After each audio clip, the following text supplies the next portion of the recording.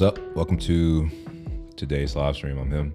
Today is Tuesday, May 20th, and I'm mostly just going to be watching videos today. Although there might be some other things that I end up doing. You never know. I may also read some articles, or an article or two. Yeah, we're going to go ahead and hop right into it.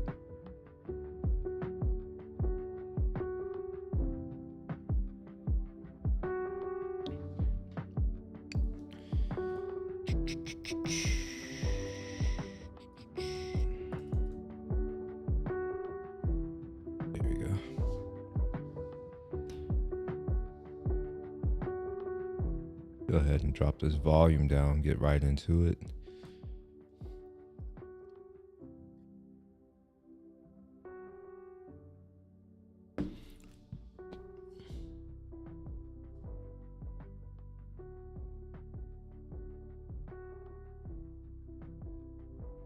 So it seems like if anyone doesn't meet your standard, do we include any black people who engage in interracial relationships?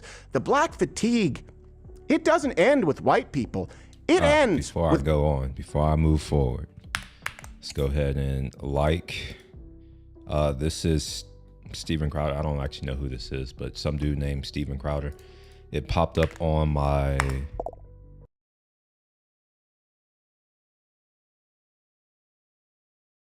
what? Oh, interesting. Oh, my bad. Yeah. So while I was out for my walk, ended up running across this, so figured I would watch it here. So that's what I'm gonna do. And I'm also gonna, you know what, before I even start, let me go ahead and get this timer on, because I have a habit of going very long on these videos. So this is a 23-minute video. I'm gonna give myself about double the amount of time. 60 minutes or an hour. It's about double. It's 50 minutes, you know, just give me an extra 10 because I already know I'm gonna go over. Okay, let's get into Steven Crowder. As I said, I don't know who this person is, so I don't know what he has to say. It could be funny, it may not be. But yeah, we're gonna get through Americans who think it's okay to date white women, even if it's a Kardashian. Ryan Clark. For what it's worth, it's okay to date a white woman. It's okay to date a Hispanic woman or Latina. It's okay to date anyone from Europe. I count all Europeans in the same bucket, but you know, I know they're different, all right? It's okay to date an African woman. It's okay to date a black woman, you know, American. It's okay to date an Asian woman. It's okay to date whoever you want. I don't understand why so many people are so concerned about who other people date. It's so weird. In fact, it's kind of crazy. I've never actually understood it. I don't really care who dates who. I only care about the person I'm interested in, which is not most people, irrespective of what my preferences are. It's like, even if I did prefer a certain group of people, I wouldn't prefer 99.99999% of them anyway. So it's like, it doesn't matter. But anyway, let's keep going. So this whole story, right, this goes to, it's not about the WNBA, and I need to be clear about that because I know you wouldn't care if it was. Nobody does. It is about that we are discussing this. There is a term now that's being thrown around, and I'll be on Piers Morgan later today. For what it's worth, I am familiar with the Caitlin Clark, I think that's her name, that situation, and I may find some videos to go over that as well. People are tripping out. It's kind of crazy because it's like they have this, they're hypocritical. I remember her first season in the league and how they treated that girl, the hard fouls, like it was bad. No calls, you know, everybody, you know, hating on her because she's a white girl who's not gay or lesbian or, you know, dudeish like most WNBA players. And people actually liked her. She's likable. And all of the black women are up in arms and pissed off that how dare people like watch the WNBA because of her and not us. It's like, well, No one cares. It's like, yeah. And now they're like, it's all, leave it to black women to blame black men for everything. Now they're looking at black men and saying, oh, y'all aren't defending us and all this kind of stuff. And I'm like, I thought y'all were strong and independent and didn't need no man. That's what I thought. When did that change? At what point did I owe you shit? I don't know. Tell me, like, give me the date where it's like, all right, on this day, William owes black women defense. Black women are owed by William, like, shielding their emotion. I don't give a fuck. And I'm not sorry, unfortunately. Saying this with Dr. Mark Lamont Hill. This term is called black fatigue, is out there right now. Let me give you the definition from Urban Dictionary. It describes deep mental exhaustion. I love how these two hosts have to go to Urban Dictionary to figure out the definition of a word. And then it's accepted as the actual definition. I'm like, since when is Urban Dictionary a definitive source of language? But I get it, you know. It's a lexicon of, you know, what people are saying. So it's just interesting to me that they had to go to Urban Dictionary. Being forced to care about black people and their actions 24/7. And you know what? This is important because everyone's going to talk about Shiloh Hendricks screaming the N-word at a 5-year-old, and I bet you that's always what they're going to try and bait you into. And you shouldn't do that any more than you should call a 5-year-old a little bastard. It's just not right. It's just not something you should do as a decent adult, okay? But that... I don't disagree. However, what I will add is that there are so many black parents that do that to their children. Call them all kinds of wild names, including that word. So I'm of the mindset of, if you're going to say that you want equality, because equality means a very specific thing. I think people don't know definitions of words. I think that's part of the problem. But it's like, if you're going to ask for equality, then that means that someone who is not black can say that word. For what it's worth, dear black people, if I have any black people watch me at any point in time in the future, did you know that you speak a language that wasn't invented by you? Just curious that you know that. Did you also know that that word was not created by you? It's created by the Spanish, the Negro, for black. Do you also know that the derogatory term that the white people took from it was also not invented by you? It's like, it's not even your word. So it's like, so what if they call you a word? Stop being so sensitive. This is coming from a black guy who's been called that word, and I don't give a shit. I don't care if a black person calls me that word, or a white person, a Asian person, a Hispanic person. And that's actually the truth, because I've had people call me that. I'm just like, I don't like it. Like, use my name if they know me. If they don't, then for the most part, I don't care. So, but yeah, I'm mostly in agreement. You know, you shouldn't be calling kids names, but to be honest, you shouldn't be calling anyone names like that. Just saying.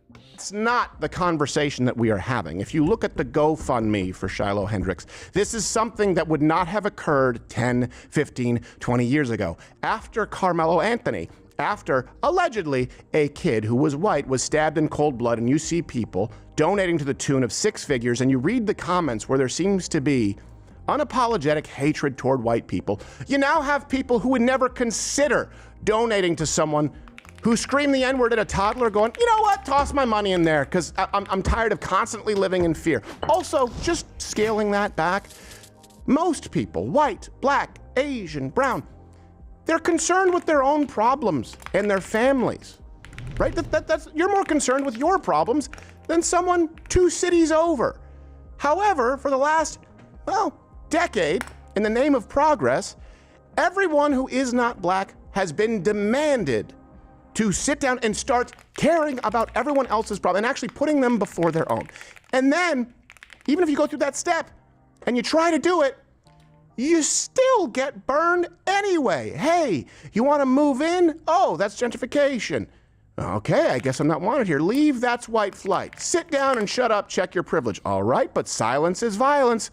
Okay, well, maybe we can look at these demographics and look at the crime that's, several times. No, he's describing what happens in countries that adopted Marxist-Leninist principles, where speech becomes weaponized and there's only one correct speech. In fact, there was a word. It's not in English. It's obviously it's Russian. I don't speak Russian, but the English translation of that word is called political correctness. That's where it came from, for what it's worth.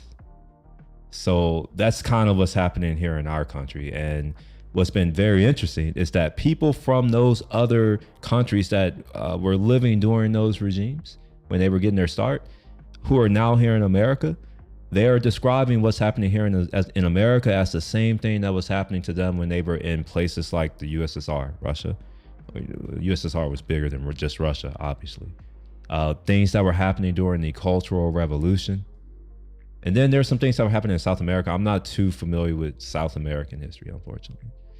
One day I may become a little bit more familiar with it.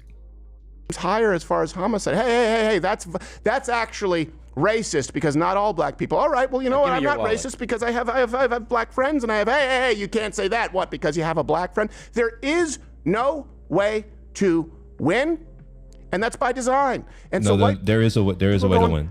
There is a way to win. I think part of the problem is that culturally, a lot of people like him of his complexion want to be accepted, and they're nice. At a certain point, you just got to not give a fuck. So the way you win is just to not play the game by their rules. That's it. The moment you play the game by their rules, you will lose because, well, it's their rules. Play the game by your own rules. They can't beat you. It's quite simple. It's not, I mean, it's easier said than done, obviously, but, you know, you got to be prepared for the, you know, consequences, but maybe they're worth it. I'm tired of having to tiptoe around land, and I walk out, there are new landmines. How do we get so many new landmines today? And then if you bring that up, they go, well, you just can't know because white privilege. You can't know what my experience is. Well, that's true, and neither can you. People are exhausted. Yeah. Gerald is the closest thing, and I say this out of love, to a Boy Scout that you actually get. And he was this close to tossing a $5 in Shiloh Hendricks's GoFundMe. Only because of the response. And listen, the response to this, she was who is doxxed, her kids were being kind of threatened and Who is harassed. Shiloh Hendricks? Did they talk about that here? Shiloh Hendricks. I don't know who that is. Let's see, I don't know. Is it Shiloh Hendricks? Maybe Google. Okay, all right. So, this right here is emotional speech. This tells me that this is likely a takedown job. Oh, Shiloh with a, okay, man, I can't spell for shit. Okay, now apparently I can't, okay, fine. So who is Shiloh who raises more than 591K after racist rant draws comparison to Carmelo Anthony? So it's this woman right here? I'm fine with that. You know what, here, so I know that a lot of people don't have like ranked order of things that are better or worse than other things. But I'm gonna go out on a limb, and if you disagree with me on this one, then fuck you. Killing someone is worse than using the racial slur. Straight up. Keep the same energy. This dude murdered someone. I'm not saying that, you know, using racial slurs or whatever. I don't know what she said. I don't know. Whatever she said, it can't be as bad as killing someone. Like, I don't care if she said like the worst, most heinous shit, because like at the end of the day, it's just words. This dude killed someone. And I assume he's in high school, so that means that whoever's he killed, his parents, all the money that, you know, they poured into their kid and all of the time that they poured into their kid, you know, this dude's legacy is gone. And I guess people are out here having a field day because she managed to raise 600K from a rant, while at the same time, this dude right here, I heard, the last time I heard, he raised over like 400K or maybe 800K. A murderer. It's despicable. She was being harassed. They've had to move around multiple times. And I don't like racism any more than anybody else does. But let's just stop acting like there is a certain word that is like unheard of to call somebody on the planet, and it inflicts some mortal wound. You know, I hate to say this because I don't want to be called that, but I think what they have to do is they have to take the word back. Just start using it. At the end of the day, they are the majority in this country. I'm aware that we as black people, and I'm not counting African, you know, people from Africa, those countries, we're a minority, and we're not even the largest minority in this country. So at a certain point, I think they should just take back the word to protect us from certain people within our community. And here's why I say that. America is a diverse country, and over time, the white people who are the current majority are going to become a minority. Maybe not, they may be the larger minority, but they're not going to be the majority. So that means that everyone else, there's going to just be more and more different people here who don't give a shit about the native inhabitants of this country, who don't give a shit about the black experience. I can't name another country that came to America and freed the slaves. I think that it was the people in this country who did that, which tells me that, maybe they need to do it for our own good. Take back the word, stop giving a shit about what we have to say about, certain types of things, not all the way not give a shit, but to a certain point, because I would hate to get into a situation in 20 or 30 years where, black people are maybe at that point, maybe we're only 9% of the population, maybe white people represent 30%, maybe Hispanics represent 30%. I'm not about to do math, so you get what I mean, right? There are going to be more people from more diverse backgrounds in our country. And if we are causing all of this issue, what happens when they start to hate us? Right? Because, we're just one group. They can all gang up on one group and say, you know what, we don't want this. And we have no say because, well, we don't have the numbers. We're not organized like that. We don't have the economic power to control things. So what then? It becomes a much worse situation for everyone in our racial group, including people like me who, for the most part, I don't do any of the shit that they're talking about, but no one knows that. On the street when I'm walking, nobody knows that what I do or who I am or what I've accomplished or any of that stuff. And for the most part, they probably don't care. They probably see this 6'4" black dude and they're just like, I'm not gonna bother this dude.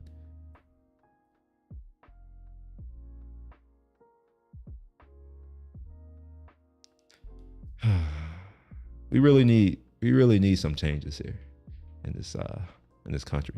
I want free speech back. True free speech.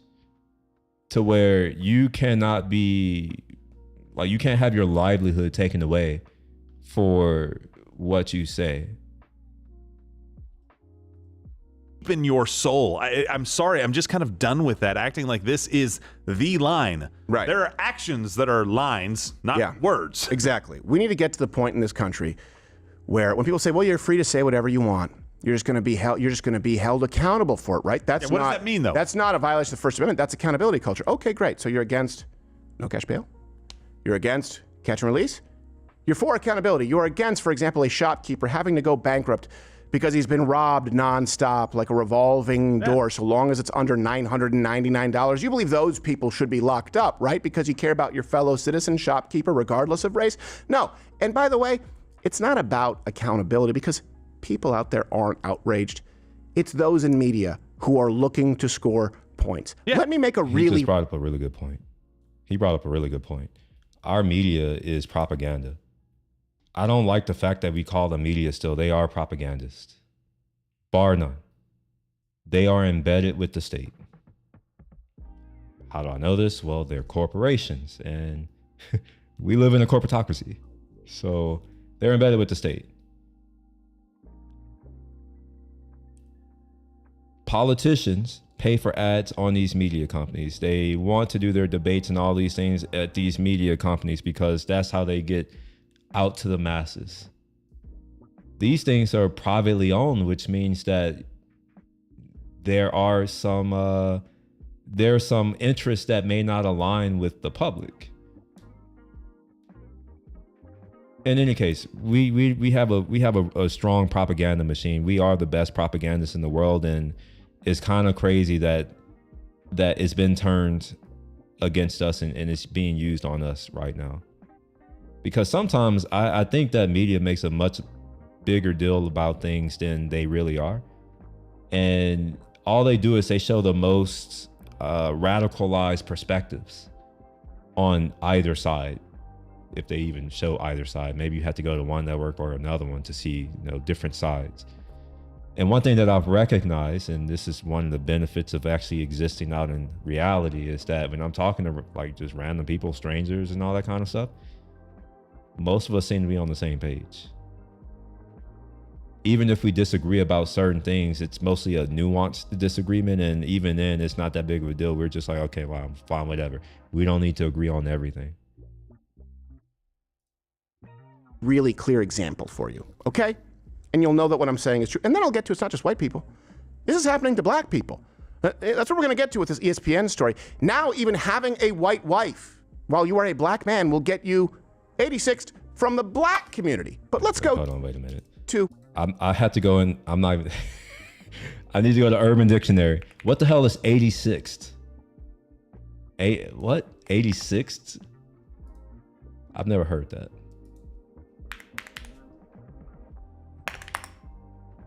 Okay, no, that doesn't. Okay. 86th.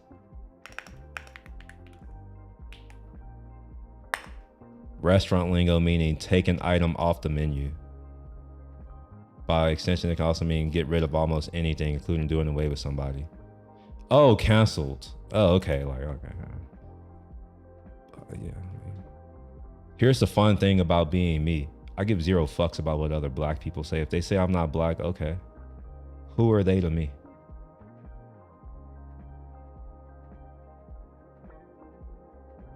Like, I'm not defined by what other people say. I think that kind of speech only works on people who have no sense of self or a low sense of self. Like I'm not one of those. I don't give a fuck if you're like, oh, you're not black enough. It's like, okay, it's fine. I'm fine with that. But yeah, it's crazy that that he's talking about like people who go who, for instance, let's say me, right? I grew up in a certain area, and as soon as I was able, I left that area, and my intention is to never go back. Why? Well, because I hate them. I hate ghetto people. I hate ratchet people. And I mean that. I'm not saying that it's like, oh, no. I very much hate it. So much so that I was willing to slave away every night after work, studying, working on craft. And when I say after work, I used to work in high school too. Like studying, practicing different skill sets, learning new things, get to college, rinse and repeat, get into the workforce, rinse and repeat. Whatever I can do to better my circumstances so I don't have to be around those trifling people. And I am very well aware that it is not all black people, but it's enough of them where I'm just like, all right, 1 in 3. It's kind of like it feels like it's 1 in 3 are like that. So for the most part, I avoid them. Nothing good can come of it. In my experience I've only been here for 36 years, but in my experience, it's been black people that have been the most detrimental to my community. It was black people who were selling drugs. That was my experience. I didn't see the white people in the hood. I only saw the black people. It was black people who shot my fucking cousin. I don't think that was white people involved. My family member is no longer here. That was black people. So it's like, of course, I have a reason to hate them. Like, why would I like them? most of the bad things that have happened to me in my life were put on by black people. Even with that said, I know that it's not all of them, obviously, because I have a black family, like we're all black. So it's like, I was smart enough to realize, it's just like certain ones, and you can tell who they are.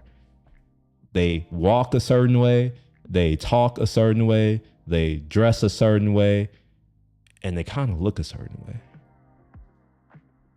Got a look about them, it's weird. Anyway, let's go on. Hey, Megyn Kelly. I think she's a covert feminist. She's been on the show. I like her in some aspects, and I disagree with her in others. Okay. She was fired from network television for asking, well, why is it racist? Is it blackface when my friends, when we were young, Halloween, they were fans of Diana Ross and wanted to go dressed as her for Halloween? I don't think that's the same thing as a minstrel show. Boom, done, gone. Justin Trudeau did blackface, black arms, and stuffed a banana down his pants. Had to be. Simply to live out his fetish at live sporting events like dozens of times. And everyone said, yeah, an apology is good enough. I have seen those pictures. I saw those pictures. He did do those things. I also saw the pictures of Drake doing the same thing. And for whatever reason, they still riding on him hard. To be clear, the banana was in the back. And Right. Oh my God. He also, The banana's in the back. He also was that blacked true? up his knees. Yes. Yo, banana in the tailpipe. He went all the way. he But said when you blacked go up his two knees. people committing the God, exact gosh. same action, using the exact same word, and for one, an apology suffices.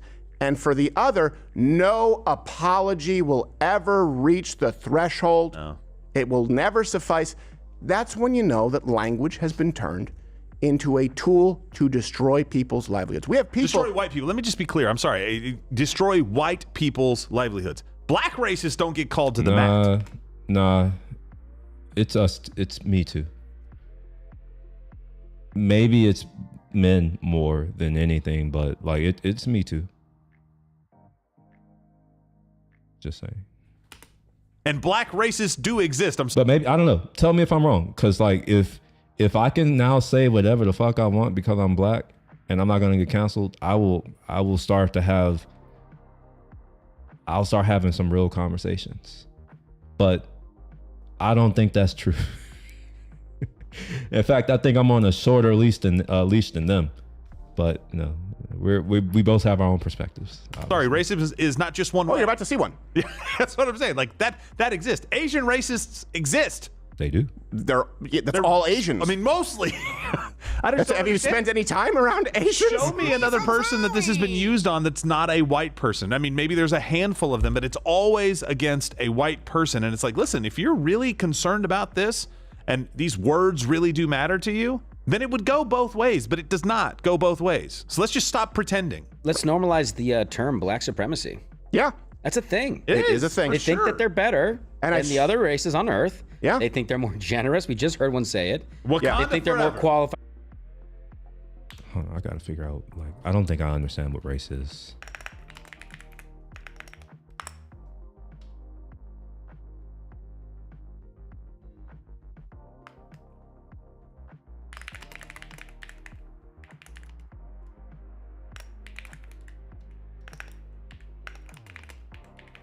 I was under the assumption that there were only 5 races and none of them are called black.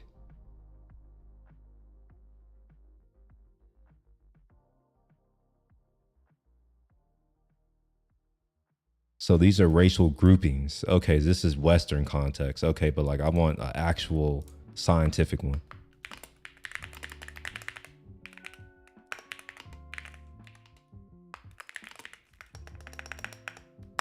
Like Mongoloid, Negroid, etc.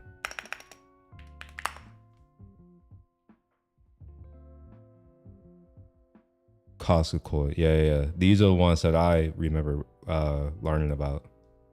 And they're saying that these are overly simplified, that annoy. Well, yeah, that's all race. I'm just like, if you come up to me and say that because I'm black, I'm like some other person that has black skin complexion, I'm gonna look at you sideways. Like, what are you talking about?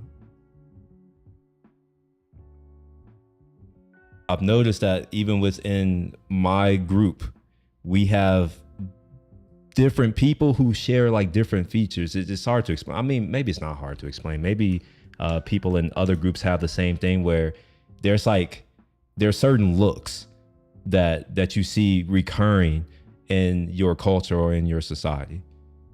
And I've noticed that within mine, like there are certain looks, there's certain characteristics that, you know, we all may share to some extent or lesser extent. Like for one, is skin complexion obviously is darker than the typical non-pigmented person. But like things like height, for instance, it's so varied in this group because, well, the slaves who were sold by the people in Africa to the Europeans who were coming to America, they were of different tribes and ethnicities. So they have, you know, different features. You know, some of them were incredibly dark, like very dark, like onyx. And honestly, if you've ever seen like an onyx black person, and they're like toned, oh my gosh, it's like, I don't know, it's like they're like a statue or something. It's actually kind of cool. Like, goddamn. And then there's you got some people who are tall and slender, who have long legs, very long legs relative to their torso, shorter torso, but that's not all of us. Some of us have curly hair, some of us have straight hair, some of us have wavy hair. Some of us can grow beards, some of us can't. I don't like this idea of race like that. Like, I know I call white people, but I just do that out of habit.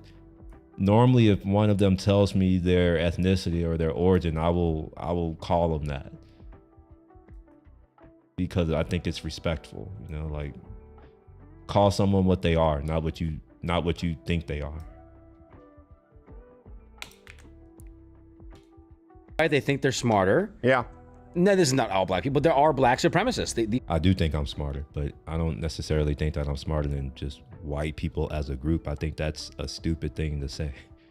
How can you be smarter than a group?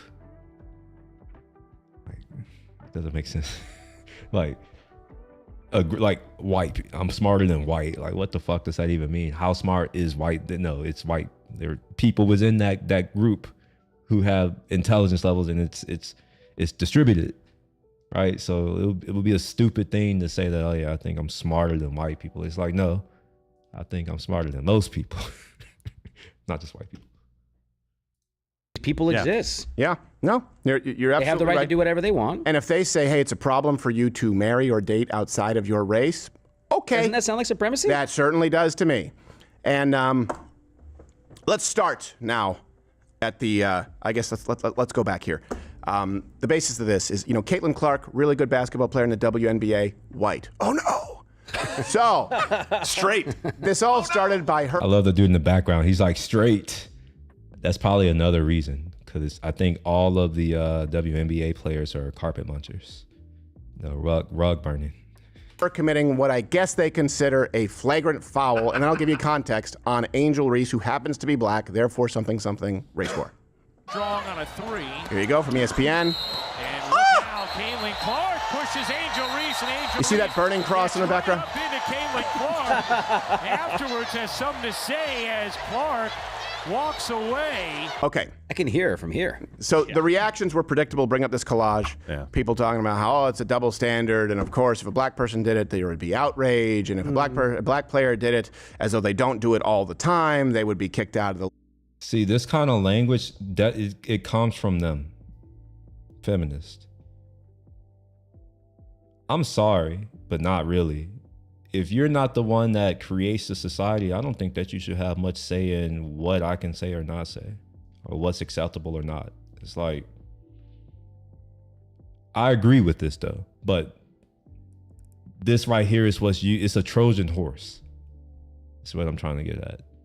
It's like, it sounds good, it appeals emotionally to you, and it's like, yeah, of course, that's reasonable, but when you follow it to its logical conclusion, which is an entity saying what kinds of behavior there like has a place in our society, well, it's like, well, who gets to decide what's an appropriate or acceptable behavior?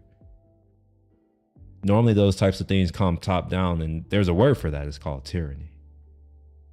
So like things like this, it's like you got to be careful. I think that speech should be fine, but when it crosses the line into behavior, that's when you should really do something, right?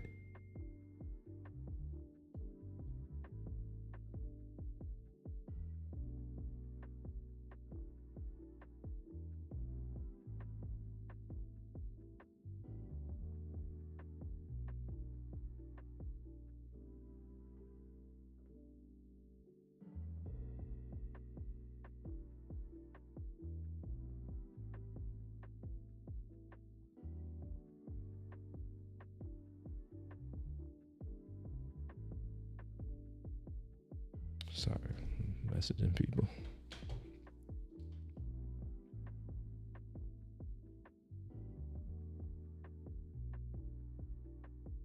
League. Here's what ESPN also left out before we get to Ryan Clark and RG3.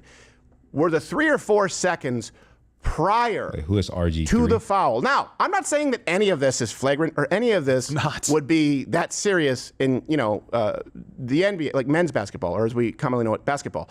But the context does matter. It doesn't exist in a vacuum. Here. There's Reese, a double palm shove. Oh, look at Caitlin that. Clark going, what? Hey, you going to call that? On a 3. And then a light tapping. Oh, she pulled the LeBron. That girl pulled the LeBron. There is no reason why you need to fall from being hit on the arm. There is no reason to fall for that. That was a LeBron flop. Now, that was a weak foul. By Yes, flop. and I will, my opinion, you can comment below. All of this is relatively normal. I've seen rougher play in basketball Same for here. a non-contact sport.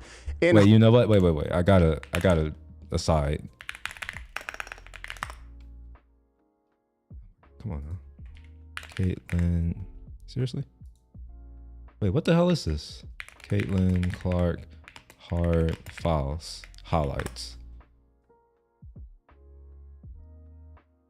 Is this gonna be a highlight or is this just gonna, I don't know, I want a highlight reel.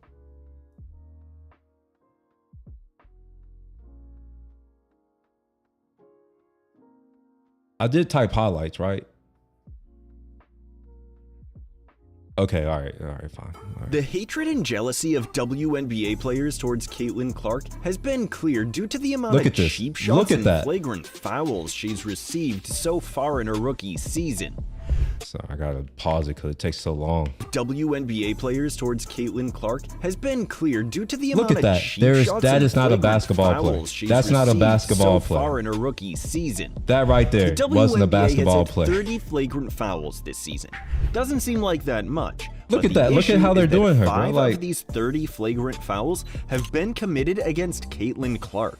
And of the 5 flagrant fouls that have been committed against Clark, 4 of them have been committed by the Chicago Sky. So yeah, 17% of all flagrant fouls in the entire WNBA. All right, let's go on so we can see some of the. All of them warranted to be a flagrant foul? What about some of the petty cheap shots that she's received that weren't called as technical fouls? Well, today we're going to look into it. Goes to contest the shot, but her feet land in Caitlin's landing zone, leading to a flagrant foul call. The landing zone by Leonard's landing zone. Clark from way. The defender landed in the landing zone, which the shooter gets. By the way, you can't do that. You can't put your foot under someone else's foot in their landing zone. We start or act not done to intent list when be cheap. This cheap shot didn't result in a flagrant foul, but it was clearly done on purpose to trigger Clark and to send a message. It wasn't danger, so on the head. All right, I can't do it. So the point being is that they're not keeping the same energy. They dogged that girl last year. And she just did that and now everyone is up in arms? Like, really? Okay, that's weird. Hockey, it wouldn't even be addressed because they're men. But what is not normal is the player Reese trying to attack, seemingly potentially sucker punch Caitlin Clark after. Always increased eyeballs, energy, and attention around the matchups between Reese and Clark, and Angel Reese is still going after Caitlin Clark in the aftermath. Everyone in the arena had to know this foul was coming. Yeah, and she got up. We didn't have the clip there, but she got up and she was going to her with her hand like this, and the one other player in the red tank top was stopping her. Yeah. So, unfortunately... Yeah, she's trying to hit her in the side of the head while she's walking away. Yeah, exactly. That's not normal. And yeah. In other words, if it's a foul and it's a slightly worse foul, you still don't get to sucker punch people. Why? Because we're adults and it's a non-contact sport. Unfortunately, in all this hubbub, it's the fans of the WNBA who really suffer.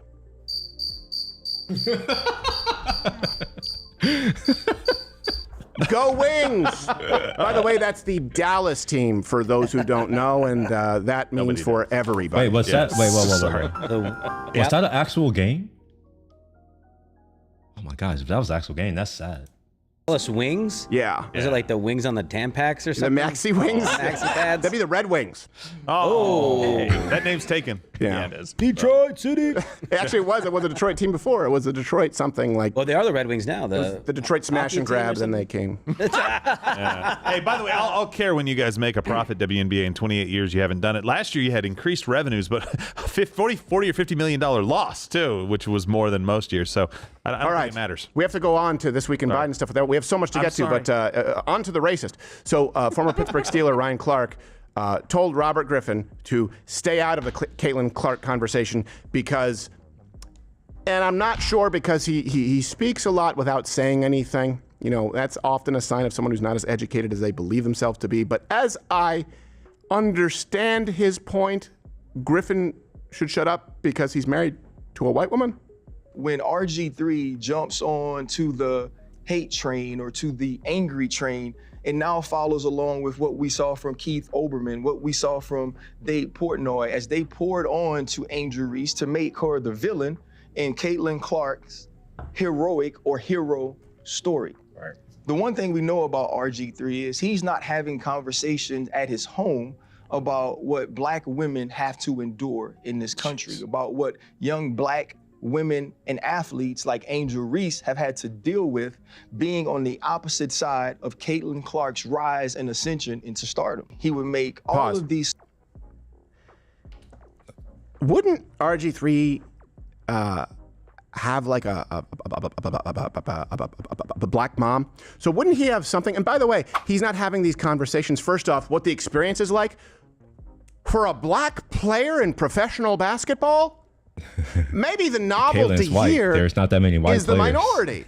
The white girl. You think that Caitlin Clark has had it easier? And I would be willing to bet that the conversations he's having with his white wife, and if he has children, would be, hey, look, these are the differences that we have. And you know what? It's very important that daddy set a good example and stay with mommy. I bet you they're actually having more productive conversations regarding race and the realistic. I agree with that take. That a multiracial couple is more likely to have much more productive conversations around race than a monoracial, like just one race couple. And I also don't agree with him that just because this man is married to a white woman means that he doesn't understand or talk about the black experience, because as he alluded to, he probably has a black mother. I have a black mother too. I'm not with any girl right now. Does that mean that I'm not aware of some of the experiences of black women? I don't know. What I will say is I like to reciprocate the energy that I receive. I've seen that they don't give a shit about my experience, so I keep it 100. I go back. I don't care about their experience. Although I know about it, I don't care about it. Goes both statistically ways. Observable differences and setting a better example for their children. But that again, that's me, Mr. Traditional, believing that two Christian parents might have more productive conversations centered around values than the color of their skin. Let's continue with this retard. I don't know if I fully agree with that. That two Christians, like, I don't think Christians, but like I'm of the opinion that two people who come together who are from different groups or from different religions or different whatever, I think that they're more likely to have productive conversations around anything, because, well, they're two different people coming from two different completely backgrounds, so they're going to have to try to, you know, seek middle ground or common ground, and, you know, try to understand for the sake of their relationship. So for the same reason why I think that you know, a one race couple is not going to have as productive conversations around race and what it entails and all that kind of stuff as a multiracial couple, I keep the same energy. I'm consistent. I think that applies to anything. So I don't think that two Christians will have as productive of a conversation on values and their implications than two different religions. You know, pick a religion. You know, just say, put them together. I think that those two people, if they're in a relationship, they will have much more productive conversation. Now, it's just my thought. I don't know if that's true or not. Sort of corny jokes about milk and how much he loved it and how important it was. And he always points out on social media the color of his wife's skin, as if the color of her skin is what makes her special, as if the color of her skin is what makes her a good wife. I don't even know who he's talking about. I've never seen these tweets, but what I will say is that I've seen that from my people. For whatever reason, we seem to make the color of our skin the basis of everything. You know how many times I've heard this phrase?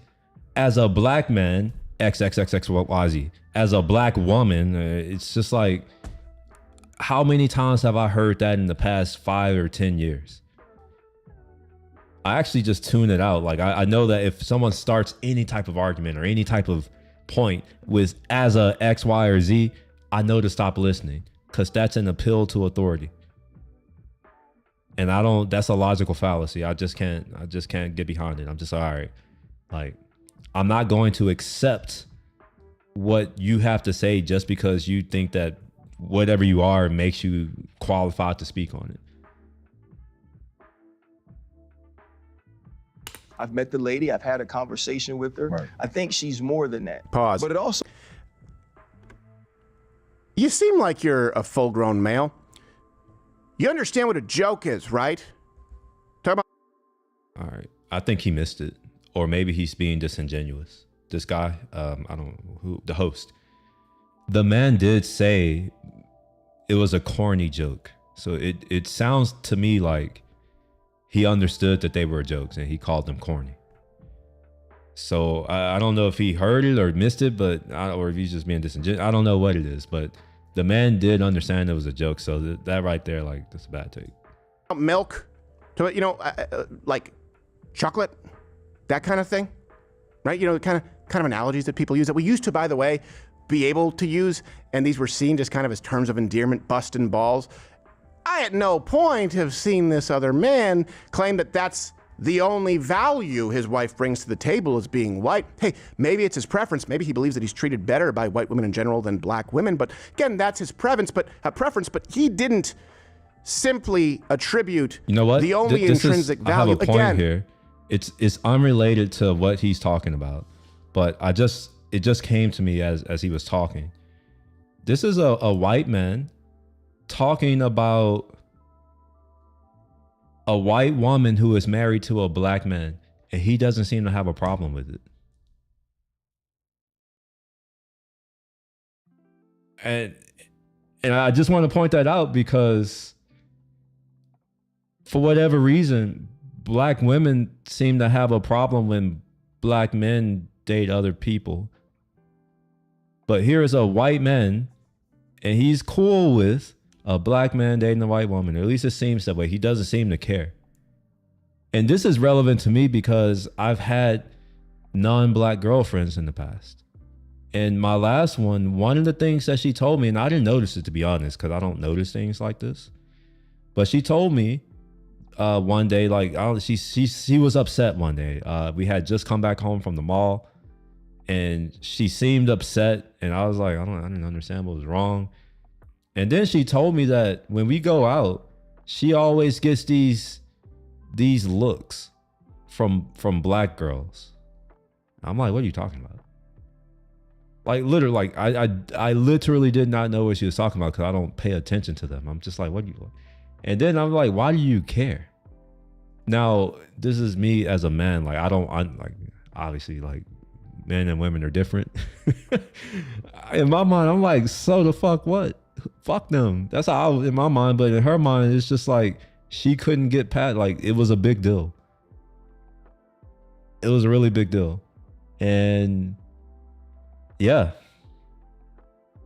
it kind of sucked. So it's interesting that to hear this man, a white man, saying, yeah, it's cool, whatever. I don't hear that from many other men from other races. I mean, other than like Hispanics and, you know, that kind of thing. But I rarely hear that from Indian. In fact, I've never heard an Indian man saying, yeah, like, you know, these Indian women, if they want to date black men, it's like, just talk about this if it's normal, they don't care. Like, I've never heard that. Same with anyone from Asia, and India is from Asia. So no one from Asia I've ever heard that from. So I just have to point that out. Like, that's, yeah, I've just now started to realize that, because I kind of would have assumed that they would hate that a black man would marry a white woman. And I'm assuming because I don't really know that many. Like, I've never dated a white girl, so I don't know. So I just assumed that they wouldn't enjoy that. But yeah, it's cool to learn. To be based on the color of her skin. Only one person here has done that. That's right, you. Yeah, he's just saying milk. Calls his wife a tall glass of milk. Yeah. But she's good for his bones. Good, exactly. Yeah. Calcium, something like that. Play. Leads to what black women deal with a lot from black men who have chose to date or marry outside of their race. They always feel like they have to go the extra mile to prop up the woman that they're married or the woman that they're with over black women by denigrating. Wait. Oh, okay. He said by denigrating black women. Okay. Yeah, I don't think that's cool. No, like, you can prop up whoever you're with without mentioning the other people. When I was in my relationship, there was at no point was I talking about black women. Like, they were non-existent to me. It was just at no point was I like, oh, that black woman. No, it was just like, I am dating you. And even though she was not the same race as me, I wasn't really concerned with her race. Like, that didn't matter to me. But we all date for different reasons. I do understand that there are men out there who only want to date a certain race. And that is kind of weird to me. I'm more of, I don't really date. It's a lie. The girlfriends that I've had have all been based off of, we're in the same environment and we have we click in some way. That's it. Being in the same environment is the most important thing. And it can't be any environment. Like, I'm not going to clubs. I have no interest in meeting people at a restaurant, like, none of that. It has to be somewhere I'm doing something, like if I'm at school, for instance, or if I am at work or at a conference, and it's something where there is some commonality. That's the only way. It's never really been based on race. I don't understand why people look at race so much in our country. I've never really understood it. Like, it doesn't make sense to me. Woman that they're married or the woman that they're with over black women by denigrating black women. Yeah, a couple of things here. Yeah, they do have to prop up their women. They do have to go to bat for the women. It's called being. And again, I think that he's this host guy, either he's missing it or he's just arguing in bad faith right now. Because what that man just said was, it's not cool to prop up a woman from another race while, and that's the key word, while denigrating black women. I agree with that 100%. I agree with that. And what this guy is saying, he's just saying, oh yeah, like, of course you should prop up the person, like your wife and all. But it's like, I agree with him too in that way, but that's not the argument. That's not the claim that the other guy made. He's not arguing. He's not attacking the point that the other guy made. He's come up with his own point and he's arguing that. This is a logical fallacy. being a husband. It's called being a man, and she should do the same thing for her man. And you know what? I'm willing to bet that that guy, that RG3 is probably having to protect his white wife from the onslaught of angry world star hip-hop battalion going after her, calling him a race traitor. Just replace what he just said right now with what black women have to deal with the black man, you know, dating or marrying outside of their race. What if we just said what white women have to deal with when they see a white man dating outside of his race? He needs to complete he needs to say the same argument, the same point that the other guy said. He said while denigrating. So I agree. If white wait, I'm trying to figure out what race. I'm a black man. So it's like, let's say that like if white men, it's hard for me. If white men decide that they want to go out and date and marry black women and they want to prop up their black women, that's cool. But what the other guy said is that you shouldn't do that while denigrating your white women. His argument is in bad faith. It's a logical fallacy, actually. If I were in a debate, I would probably win. Cause this is now the third time he's made an argument that the other guy didn't say. He's arguing a different point. Did you say the Douglas Murray Dave Smith? Wait, I don't even know who that is, bro. Douglas Murray Dave Smith. I didn't. Have you been there? Have I been where? If you saw it, you would get the reference. I'm sorry. What do you mean? Have I been where? And also, what's up, Chris? How you doing? Get fitted for a hood. Yep. It doesn't make any sense at all. Yeah. This is black fatigue. You know how many white women he just watched it. Yeah. They keep calling it attacking. It's not attacking. It's words online. Grow up. Yeah. Man. No. Listen, this guy. How many people attack white women for being with a black man? Yes. They have words for it. They have like. Oh yes, they do. I'm not going to say them. Muhammad Ali. Well, back when he was young and liberal, before he became conservative and realized the error of his ways, he thought that those in interracial relationships should be executed. Yes. That's when he was with the Nation of Islam. Yeah, that's Nation of just to be Islam, clear. Then he campaigned for Orrin Hatch and said, I was wrong about the whole race thing. Hey, that's something they don't teach you. Yes, Joe. Also, RG3 has 4 daughters. You idiot. Are they black daughters? Do you think they're white? It doesn't matter how black you are in the black experience. Like, you don't have to be Ryan Clark black to have the black experience. It doesn't matter. That is an asinine statement. His entire argument is racist against this guy and his wife. Racism. That's why I'm saying this. His entire argument. He has 4 daughters. I'm sure he is. I think he has a 9-year-old or an 8-year-old. I'm sure he's having conversations about the black experience with his daughters in America today. So he is having that conversation at home, just not with his wife. Why do you think he says stuff about that? Do you think black guys have given him a hard time? All right. Happy birthday. Let me find a sound to play for you for your birthday. Let me make sure I find one. That's good. Okay. I'm going to give you some Mario coins. Happy birthday. About having a white wife before, and he has to come up with like, I got to push a little bit more on this? Probably so. Also, Angel Reese is the villain since back at LSU. Nothing that you said in your argument makes any sense other than you're a racist. Yep. That's it. Period. Wait. No, I had to push back on this guy too, whoever he is.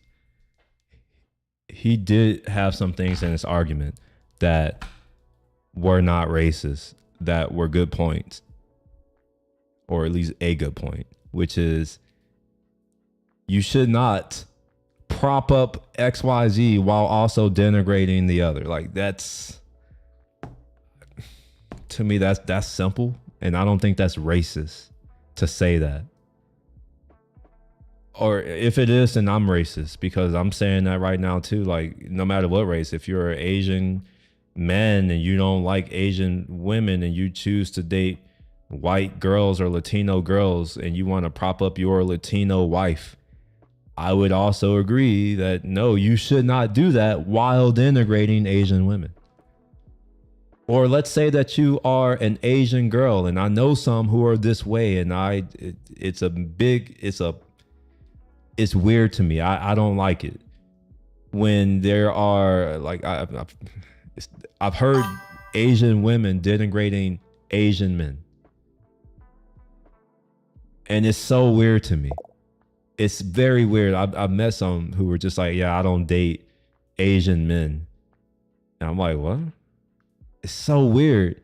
And they're like, I don't like them. I'm like, what do you mean you don't like them? No, they look like my brother or little brother. I'm like, but you don't even have, what are you talking about? I'm like, and then they'll come up with all these other excuses. And I'm just like, I don't think they realize how it makes them look to someone who, you know, outside of them. Like, I don't know. Are they telling me that because they think that I'm going to appreciate that? I think that's a pretty shitty, you have to be a pretty shitty individual to say, you know what, like I'm going to denigrate this entire group of people and then pedestalize this other group of people. If you're going to denigrate people, denigrate everyone. Like keep the same energy. If you want to denigrate people, denigrate everyone.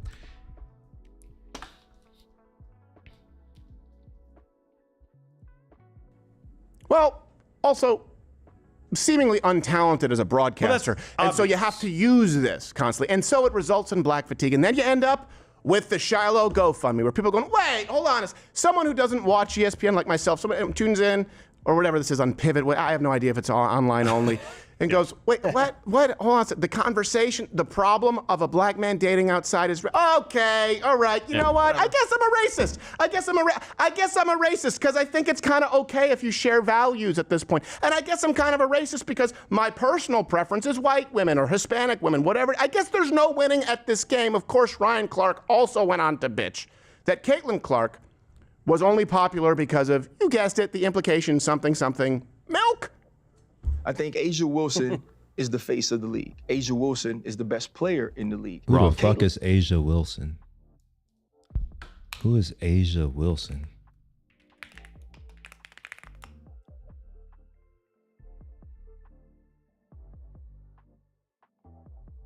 I've never heard of her.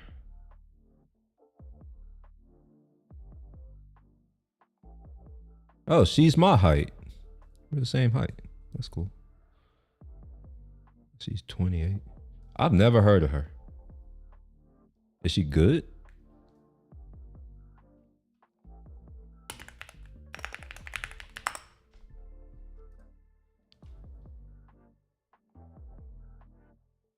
Okay, yeah, she looks like she's good. I've never seen her play. I had to see her play, but yeah, all right. I didn't know she was the face of it. I've never heard of her. I heard of Caitlin Clark though. Most important player in the WNBA. All right, that's it. I'm at an hour for a 23-minute video. Oh man, I'm gonna get better at this one day. I swear. I will not spend an hour on one video. I think it's just me and you here, Cruz. Maybe. Do you want to finish this video or should I move on to the next? Pretty soon, you're probably gonna have to become like a producer of the stream, bro. Since you're here all the time, you and Casual, and there are a few other people who are here so often where I'm just like, give y'all mod access and like y'all can produce stuff. As in like, you know, if there's certain content that I should cover, that kind of thing. All right, so while you decide, I do understand that there's a time delay, a long one. Onward, okay, all right, cool.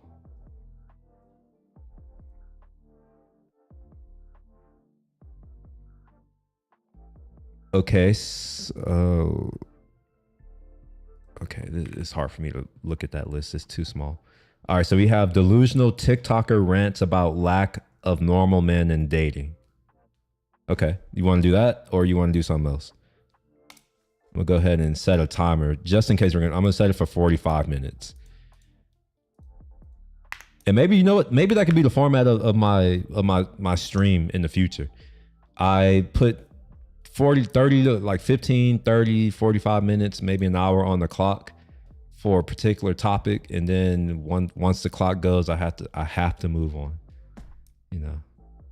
And maybe that'll force me to become a better host of sorts. All right, I'm gonna go ahead and click this. We'll go ahead. Self a 9 and act.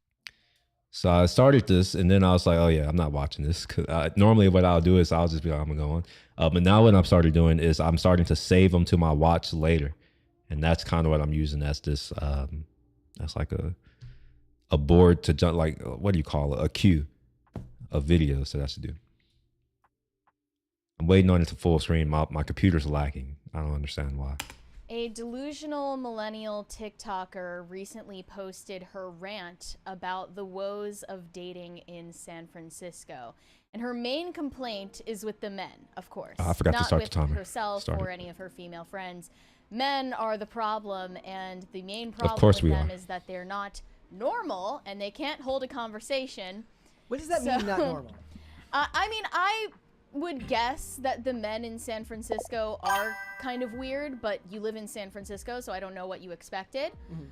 But let's hear her out and hear what she had to say. This massively blew up on X. All right, here we go.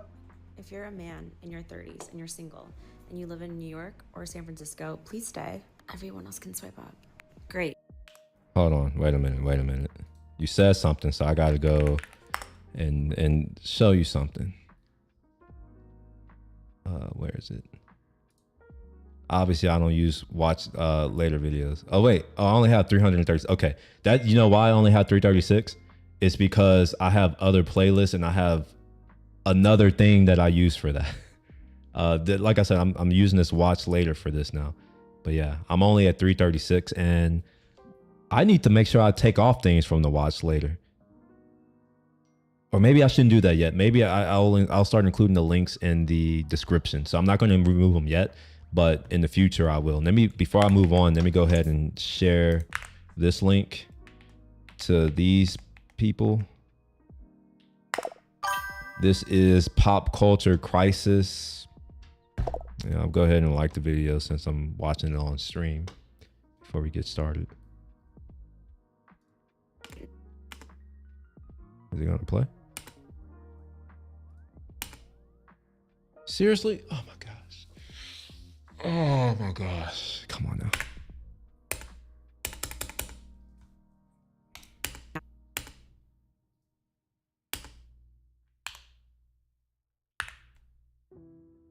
Now that I have the attention of the people that I need, I have a question for you. So we are in our 30s. See, there's a group of us. We're all single. I would say all right, define 30s. Because I'm in my 30s too, but there's a big difference between I am 30 and I'm 38 or 36 or 39. A big difference. Let's say that I were in the dating market. I'm not dating anyone who is over the age of 30. They're in their 30s, but that don't mean that I'm interested in the one who's 31 or 32 or 33. Honestly, the max age I'd ever really want to, like, that's actually the max age I want to deal with is 30. Like, there's only like 1 or 2 people who are closer in age to me who I would be willing to, you know, be with. And they're both younger than me. They're 34. Well, one is 35, 34, 35. But that's only because of prior art, you know, prior history. That's the only reason why, and I'm like a long prior history. Only reason why. Outside of that, nah, you gotta be in your 20s. Is he gonna play? Is he gonna keep doing this to me?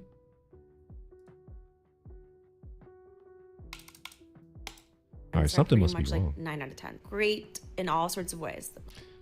Wait, what did she just say? What did she just say? 30s, have the attention of the people that I need. I have a question for you. So we are in our 30s. See, there's a group of us. We're all single. I would say all my friends are pretty much like 9 out of 10. Great in all sorts of ways.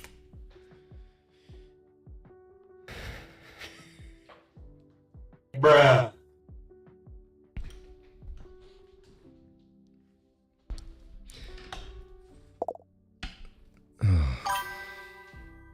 So here's the thing. This is something that I've noticed. I've had some, like, I have friends who are girls, and you know, especially when I was younger and single, which I wasn't single for most of my 20s. All right, so like, or most honestly, actually, when I think about it, I was in relationships from like 18 to the age of 28 or 29 or something like that. So for the most part, my entire 20s, I wasn't really single, but there was a 8-month period in which I was single. 8 or 9 months that I was single. And one of my friends was, talking up, bigging up some of her friends. She's like, and they're so cute and they're so great. And I'm like, and she was like, oh, like you should talk to them. And I'm like, I bump all that. I don't care about it. Show me a picture. She's like, hey, you're just going to reduce it. I'm like, yes. I don't care about all the shit that y'all care about. I don't care that they go to your school. I don't give a fuck. I'm like, what do they look like? On that day, I learned that I can't trust my female friends on who they say are good looking women or who are good women, because we don't look for the same things. Women don't get to say who looks good to us because we're not selecting for the same thing. For whatever reason, they can't get it through their thick ass skulls that we don't care about your degree. We don't care about your career. We don't care about your money. Just like y'all don't care about my car or my hobbies or any other things that I actually care. Like the things, my computer, like my electronics. When I was with my last girlfriend, like, and this is what made her great, like she did try to meet me. So like there were certain things that she started to like and enjoy because I enjoyed them, specifically cars and motorcycles, all that kind of stuff. But there were certain things that she just wasn't interested, and she never would be. And you know what? I had to accept that because we're different. Like, girls are interested in different things. She liked her true crime shows. And I'm just like, ugh, I don't like that shit. But that's kind of how I justified it. I'm like, you know what? You don't like me, and you don't like electronics and computers and all the shit that actually makes me money so I can take care of you. You don't like any of that. So that gives me the ability to not like these true crime shows. I'll sit there and watch, but I'm not about to like it. I think 30 is valid, especially if you got kids in mind. Then obviously simple biology plays a part. Even if I don't have kids in mind, I don't know. No, you're not there yet, bro. You'll understand. Give it 10 years. Think about all of the people who you went to high school with. Just think about the best looking person who you just like, you couldn't stop thinking of that person. Just wait and see what they look like in 10, 12, 15 years. Holy shit. Man, there are people who I went to college with who, when I look at them now, I'm just like, oh my God. And we're almost the same. Like some of them are younger than me, like a year or two younger than me. Some of them are a little bit older than me. But for the most part, we're all in the same age range. I'm 36 for what it's worth. So the age range that I'm talking about is 33 to 39. And from 28 to 34, bro, is rough. It's rough. So no, under no circumstance. Like if I'm gonna be with someone, unless I'm gonna just be with them for a little bit, for a year, okay, maybe. But if I'm gonna be, nah. I need to like the way you look for at least 10 years. At least 10 years. Which probably 28 is like, that's why I say 30 is even pushing it. Some people will still, but like even 30 is pushing it. I'll probably be looking for someone in like 24, 23 range. The girl I dated now sells a crypto course. No, that's not what I'm getting at, bro. I said, give it 10 years. Like, I'm not worried about what she's doing. I'm just saying, like, because you said it's biology and having a kid, and I'm saying that's not what I'm looking at. I'm looking at, do I like looking at that person? Because beauty is important. That's really that's a value. Whether they like it or not, that is a value. They seem to use it. They understand that it is, and they use it to their advantage. And then when it doesn't work out in their favor, then they want to say, oh, you shouldn't care about those things. It's a double standard. A lot of things with them, but no, it's about looks for me. So, like I said, there's very few people who I would be willing to be with past 30. And there's only two.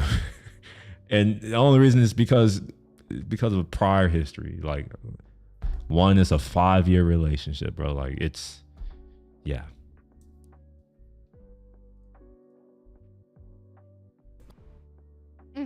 They're all of her and her friends. They're all 9 out of 10. Hot, stunning, beautiful, great. So here's the thing, though. and great Here's jobs, something. But single What as the a pre- fuck? All right, I'm sorry. My computer's lagging right now, and it's really pissing me off.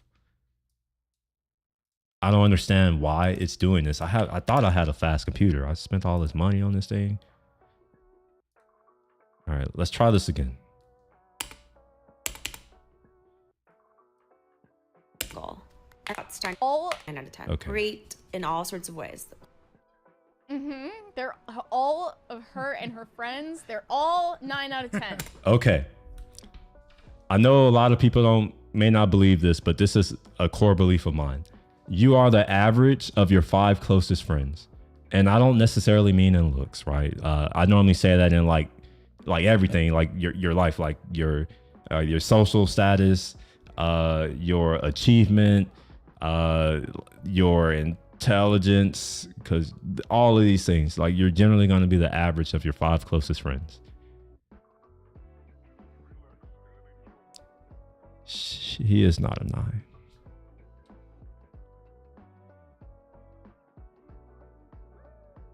She's not a 9. Now, if the ranking was out of 15, okay, yeah, she's a 9 out of 15. That's the only way that she's a 9 is if the scale is on a 15-point scale. Because honestly, I'm looking at 6 at best. Hot, stunning, beautiful, great personality, and great jobs. But single as a Pringle. And a lot of us think that 6 at best, bro. 6 at best.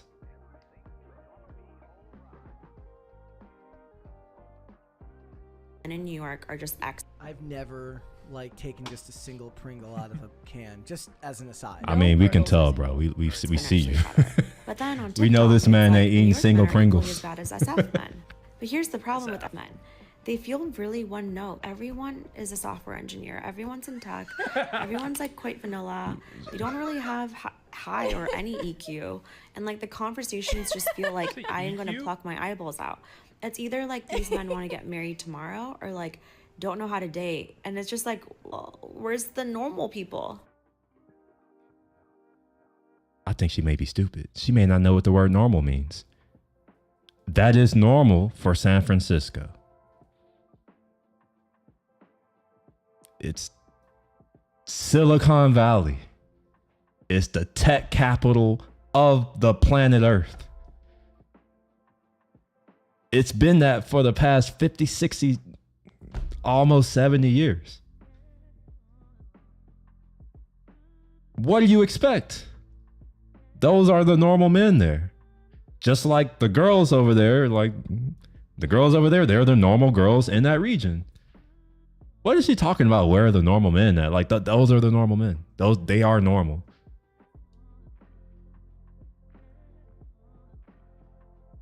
And what's wrong with being a software engineer? Yeah, I'm taking this a little personally because I am a software engineer. I'm like, what's wrong with being a software engineer? So what? That I like to work on computers and program. What the fuck? What does that mean? All right, are we really about to have these issues today? The normal men. So I know I'm gonna get a lot of hate in the comments, but I am curious. Are the men in I mean, to be honest, like, have you been to San Francisco? I'm just curious. Have you been to San Francisco?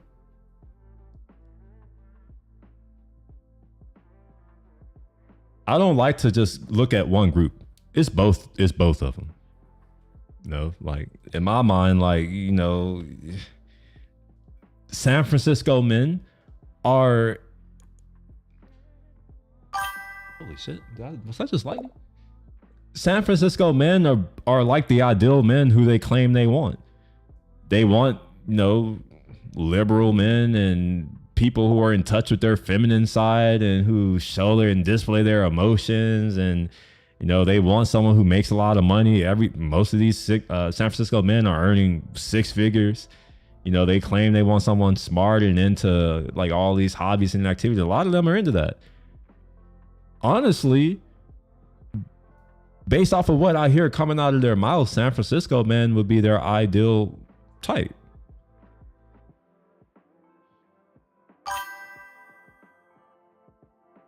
Normal in San Francisco. Did you say you date Asian men? Nah. Wait, no. Oh wait, did she say she don't date Asian men? Oh, this lady here? Oh, that is lightning. I saw it again. I don't know. I don't think she said that. I don't know. I'm saying that I have some people who I know who are Asian women who say that they don't date Asian men. And they said it with pride, almost as if I was supposed to, like, it was supposed to be attractive to me. It did the opposite. Like, I for whatever reason, it seems that some people, maybe I'm just an outlier, but race is not that important to me. So when you say I don't date Asian men, what I hear is I don't date these men over here. And at the end of the day, like, they are my brothers too, even if they racist as fuck too. Like, at the end of the day, like, men are brothers. We're the ones who have to do everything. So I'll look at that. I have more in common with men, whether they're Asian, Latino, white, African. It don't matter what. Like, I have more in common with men. So when I hear a statement like that, I'm not hearing Asian men, really. I hear that. It's disgusting in a way where you say that you're not going to do that. But I'm looking at it, it's just like, oh, it's men. Like, you think that you're too good for a certain group of men, and you think that's going to be attractive to me. Like, you're someone who's looking up to me. You're trying to you're trying to get the come up, and you're looking at me and you're and talking down on these people, and you think I'm gonna look at that favorably? It's nah, I'm not gonna look at that favorably. Go off action, not words. New York better? Is this true? And if so, agreed. What are the pros and cons of dating in either of those cities? It's just been unsuccessful, for lack of better words. It's been a minus out here. And as someone who's lived in many cities, I lived in Boston, Chicago, Kansas City, LA. I feel like she gets there around. should be like the biggest, highest percentage of success in SF. But it's been the opposite. So tell me more. Okay. So she was There's a lot to unpack. The target audience for this was those specific men in their 30s. But she told him to swipe up. No, You have everyone a flash else is supposed to thunderstorm swipe coming up. right now. So okay. she wants the men in their 30s who are single, who are in the dating pool, to explain what's wrong with them. Essentially, she's asking them, why do you suck so much? God, they're all First of all, they're all just software engineers and doctors. And they all like want to get married they all, tomorrow. And they all want to like commit and spend the rest of their lives with another person. That's what I was saying. I'm like, based off of what she just said about, I'm like, that sounds like the ideal man that a lot of women claim that they want. And what the? I was under the impression that the main complaint for women in the dating world is that men don't want to commit. So what's with this new complaint that they want to commit too hard?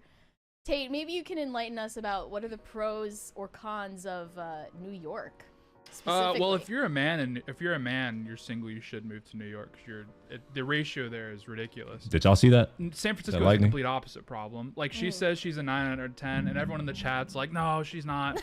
I'm like, if you know anything about San Francisco, she's probably a 9 or 10, because it's like a den of jackals over there. It's rough.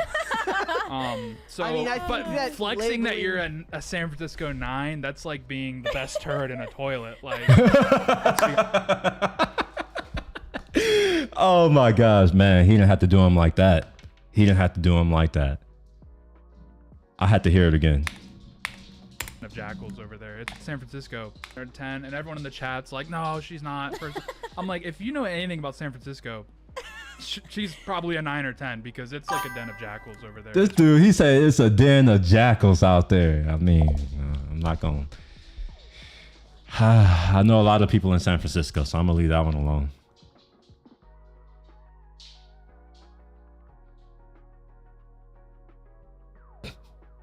I'm gonna leave that alone.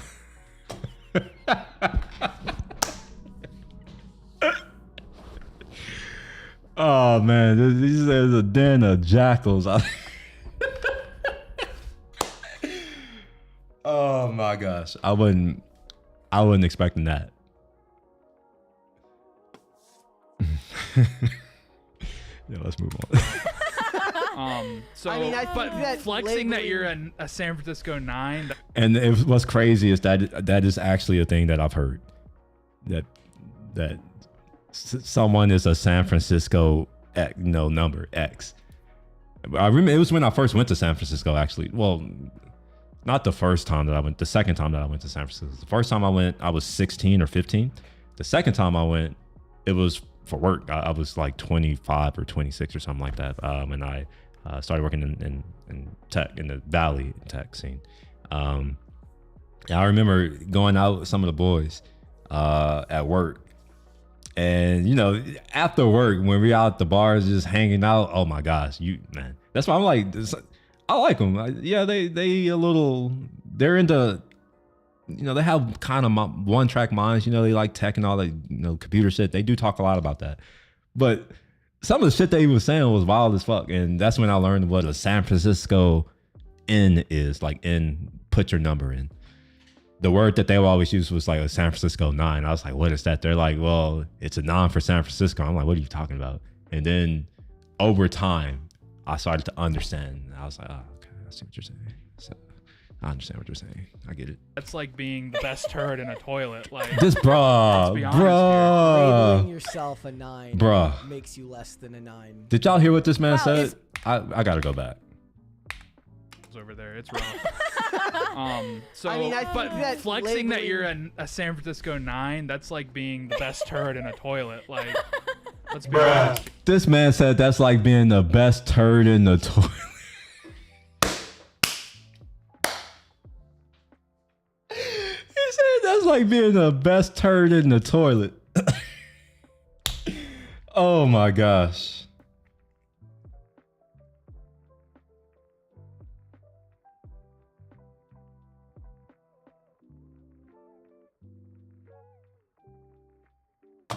Labeling yourself a 9 makes you less than a 9 inherently. Wow. If we're looking for somebody that you actually want to see, that's the thing, is that you can't rate yourself. I can't go to you. Well, actually I can. What I've found is that men are a little bit more realistic. You know, most men seem to know where they are or where they rank. Like, for instance, I know that I'm not a 9. I know that I'm not an 8. I'm a 7 at best.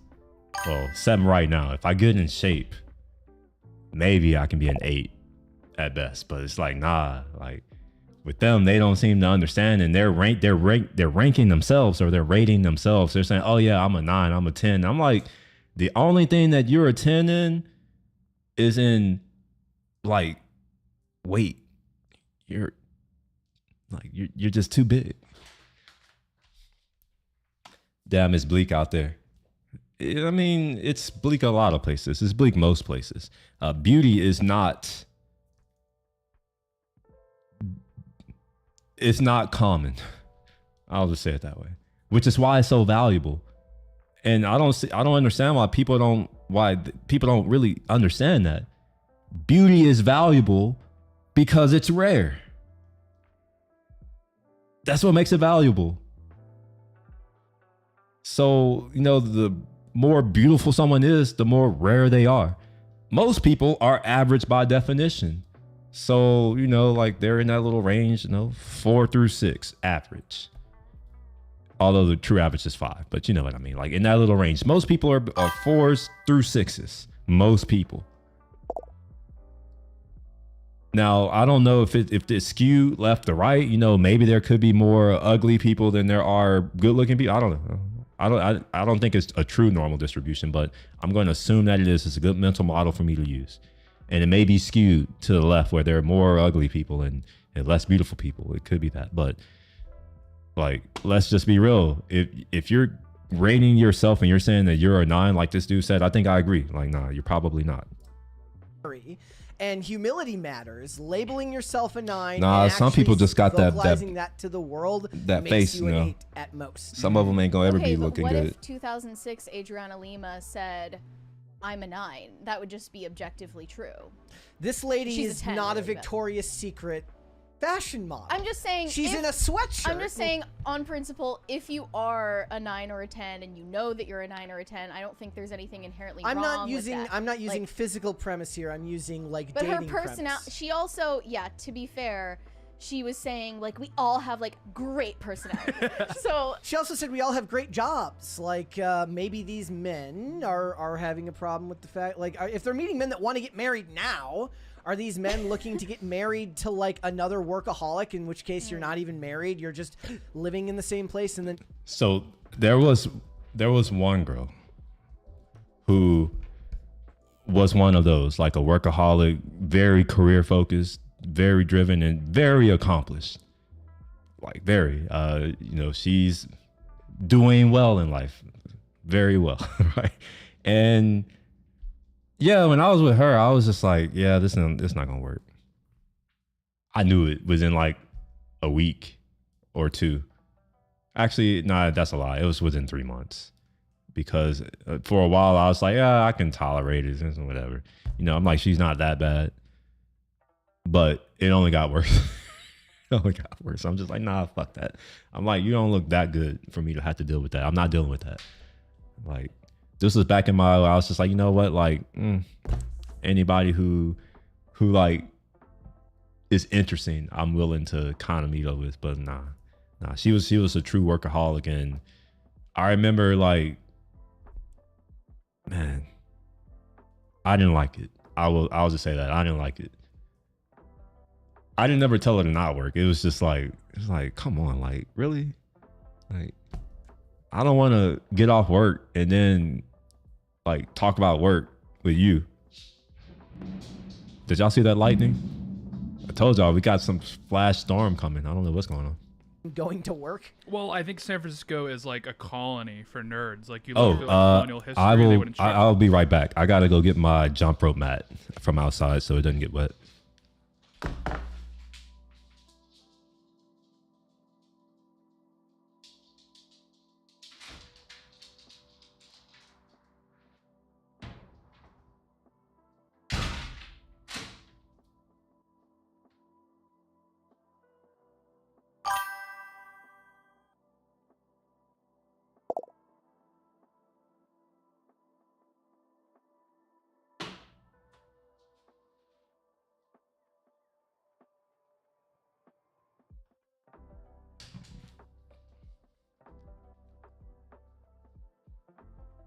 soldiers like, hey, do not take any local wives, whatever you do. For nerds, it's the same ideas. When you go to San Francisco, it's like, hey, you're a nerd, you move to San Francisco, do not take a local wife. You're in there to work, and then you're coming back home. You're coming back to St. Louis with your Stanford sweatshirt.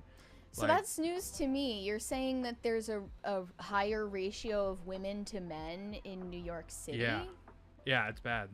Is it because they're all... So I'm surprised that she doesn't know this. There are more women than men on Earth. Bet you didn't know that. There are currently more women than men on Earth. And generally, that has always been the case. Now, what's ironic is that you're more likely to be born a male. It's not a very large, it's like, it's almost 50-50. Like, it's not 51-50, or I'm sorry, it's not 51-49. It's a little bit less than that, but you're more likely to be born a male. However, generally there are typically more females than there are males. And when you think about it just a little bit, it only takes a couple minutes of thought to understand how that could be the case. Who fights wars? Who does the dangerous jobs? Who does dangerous shit in general? Who's more violent and prone to violence? It's all of that, right? So men are more likely to be killed than women. So I assume that that's nature's way of ensuring that the human species, the race, we can continue to grow. Because that's the only way it can happen, is if there are more females than men, because if the men die out, it's like, it's kind of hard to grow the population. Just a little interesting tidbit of information no one asked for. Transplants? Like there are all these Yeah, women who moved there? They all saw Sex in the City. It's probably the highest density of laptop jobs in the world. Like New York, I see. when you watch the movies, you think it's like Patrick Bateman. It's like, the Wall Street. Wall Street's dead. You go down to Lower Manhattan, it's dead. Like even the restaurants, they've all closed down. It's a ghost town. It's mostly women in Midtown East, doing their thing. But there's not that many men that go around. They're all doing everything else. San Francisco, on the other hand, you would guess is a higher ratio of men compared to There's women probably like working 20 at all the women in tech San firms. Francisco. There's probably 20 women. Bro, under there's 30 more in than San 20 men. Francisco. 52% female. There's more than 20. Male, In 90 males. New York? But if you weighted it by income, you're going to see a huge discrepancy. They're all the high-earning software engineers, as she said. I've been looking for one of these laptop jobs for years. Nobody can point me in the direction. So, okay, they either want to get married tomorrow, which means they're too commitment-oriented, or they just don't know how to conduct themselves on a date, which means they're socially inept. I could have guessed that. What's too fast, though? Software engineering. In the past, in San people used to Francisco. get married after 3 months of dating. So I'm curious, like, what's too fast? Do you really need to be with someone for years? I mean, in my case, I was with my girlfriend for years. And my intention was to eventually get married, but it was going to be after a certain period, like after a point, like a milestone type of thing. Or socially inept. I don't know what she was expecting, but most of the responses were saying, your friends aren't nines and neither are you. That's the issue.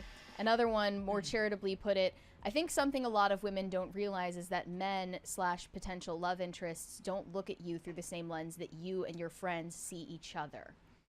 Men and women both have this problem when they're like looking at themselves. It's kind of like when we had the discussion about men working out, and men said this is what women want, and women say that's not what we want. And they're like, you're lying. Yeah, like men and women both have a divide in how they perceive themselves. I think that's just a side effect of that type of introspection. I think like growing up, you were always told like women are desperate for a ring and men. I do agree with your second statement. You either good at judging character or you aren't. But I don't think that that's relevant to this, because you're assuming that the other person is showing you who they really are and that they're not going to change. And I'm going to go out on a limb and say that you probably haven't been in many very long relationships to understand that people do change. And sometimes it could be quite drastically. Like it's actually insane how much people can change. So yeah, you can be good at judging character, but that doesn't mean that you're gonna pick right. Like I like to say that I'm good at judging character, but I couldn't have foreseen what my first ex, like how she was gonna be after 4 years of dating and then into the fifth. Like I could not have foresaw that. Like completely batshit crazy, like literally mental institution, literally mental, like that kind of shit. Like, yeah. See, 6 months. Yeah, that's not really. Yeah, you're talking to someone like on average is 5 years for me, but it's only been. I'm not going to count the other ones because they weren't really. I had no intent. I knew that I wouldn't marry the other ones, but there were two who I was just like, the first one I was just because I'm just like, whatever, like, she's here, fine. Thought that's what you're supposed to do. The second one is like, yeah, this is actually who I want to marry. Like, it's just like, yes. In my mind, I had it all planned out, all mapped out. I'm like, oh my gosh, like I'm so fortunate that I can have a girlfriend who I not only like went to school with, so I knew her. I didn't actually know her, but we had classes together my senior year, and she was a mutual friend of another friend. So I would sometimes see her. I didn't know her name at that time, but I would sometimes see her my sophomore year. So, like to be able to have someone who and then years later, y'all like 2 or 3 years later, y'all are a couple, and then 4 or 5 years later, y'all are still together. That's in my mind. I'm like, that's the ideal scenario, because like we have the school stuff in common, and we had classes, we have a similar friend group circle, lived in the same city, obviously, because we went to the same college. She actually moved with me to Houston, so that was nice. After graduation. Yeah, wait, hold on, my bad. Yeah, it's like calculating 40 moves ahead in chess pretty hard. But you said 3 months was okay. It's the pace older people married at. How does that compare with you finding stuff out year 5? Well, it is different because in my case, I want to do that. I'm just saying, like, this girl is saying it's too short. I'm like, well, in the past, it was 3 months. Now, if this girl would have said that it needs to be a year, I would still be like, nah, I'm gonna be at 5 years. And the reason for me is that I come from a single parent home, and I'm very aware of divorce statistics. So, and I'm not saying that this is gonna make it less likely or more likely to occur, but that's just how I rationalized it. And it's this idea that if I can be with someone for 5 years, which is when most marriages end in divorce, and I get married at that point, I'm much more likely to have a lasting relationship. That's kind of how I looked at it. I hope that makes sense. All right, so it's that's just me. That's how I feel. But that doesn't change the fact that in the past, people would get engaged and married within 3 months, which, I assume is enough time. But given my background and my fear of divorce, and just like my I don't want that. Like, what happens if I have a kid and we get divorced? I think, I don't know, because as far as I can remember, my dad wasn't really there. As far as I can remember, I'm sure he was when I was a baby, but I didn't have any memory of recollection of that. I don't know if my mom and my dad got divorced before I was born or after I was born. But one thing that I knew, just it was normal for me, so it's not like it was a big deal as much. But one thing that I don't want is to have children and put them through that. Because my mindset is that my children should have a better life than me, or a better upbringing than me. And that falls on me. That's my responsibility to make sure that they have a better upbringing and that they are set up for success. And I don't want that for my children. Also, I don't want that for me. Like, I don't want to get divorced. Like, oh, whatever, I can find a girl whenever I want. My experience has been the complete opposite. Is that it's the men really want to get married and settle down, and the women, for the most part, they can have it all. They know they have options, and that's just the way society. Yeah. See, that's the thing. Yeah. And I don't know. He said they know they have options. I'm gonna push back. They think they have options. They think they have options. Fun fact: all of the girls that I've been with, except one of them, I don't know. I just, like, one day I was just, it was my birthday, and I told her I didn't want to do shit, and she forced me to do shit. I'm not really good on my birthdays, especially given that most of my life bad shit happens on my birthday. So I was just like, I'm chill at home. I don't want to do anything. And she pressed the issue, and she's like, we got it. I'm like, all right. And I wasn't feeling it. And then she got upset at the fact that I wasn't happy that it was my birthday. And I was just like, the hell? I'm like, it's my birthday. And I'm like, this is my off day. And that pissed me off. So I just kind of, like, one day I was just like, you know what? You should leave.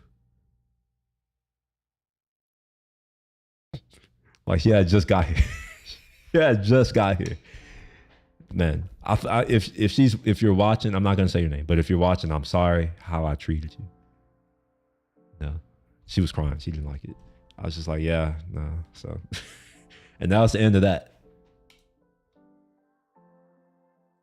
When you see videos like this, that really hits home that that thing you were told growing up is not the case anymore. I mean, obviously there's exceptions. It was at one point.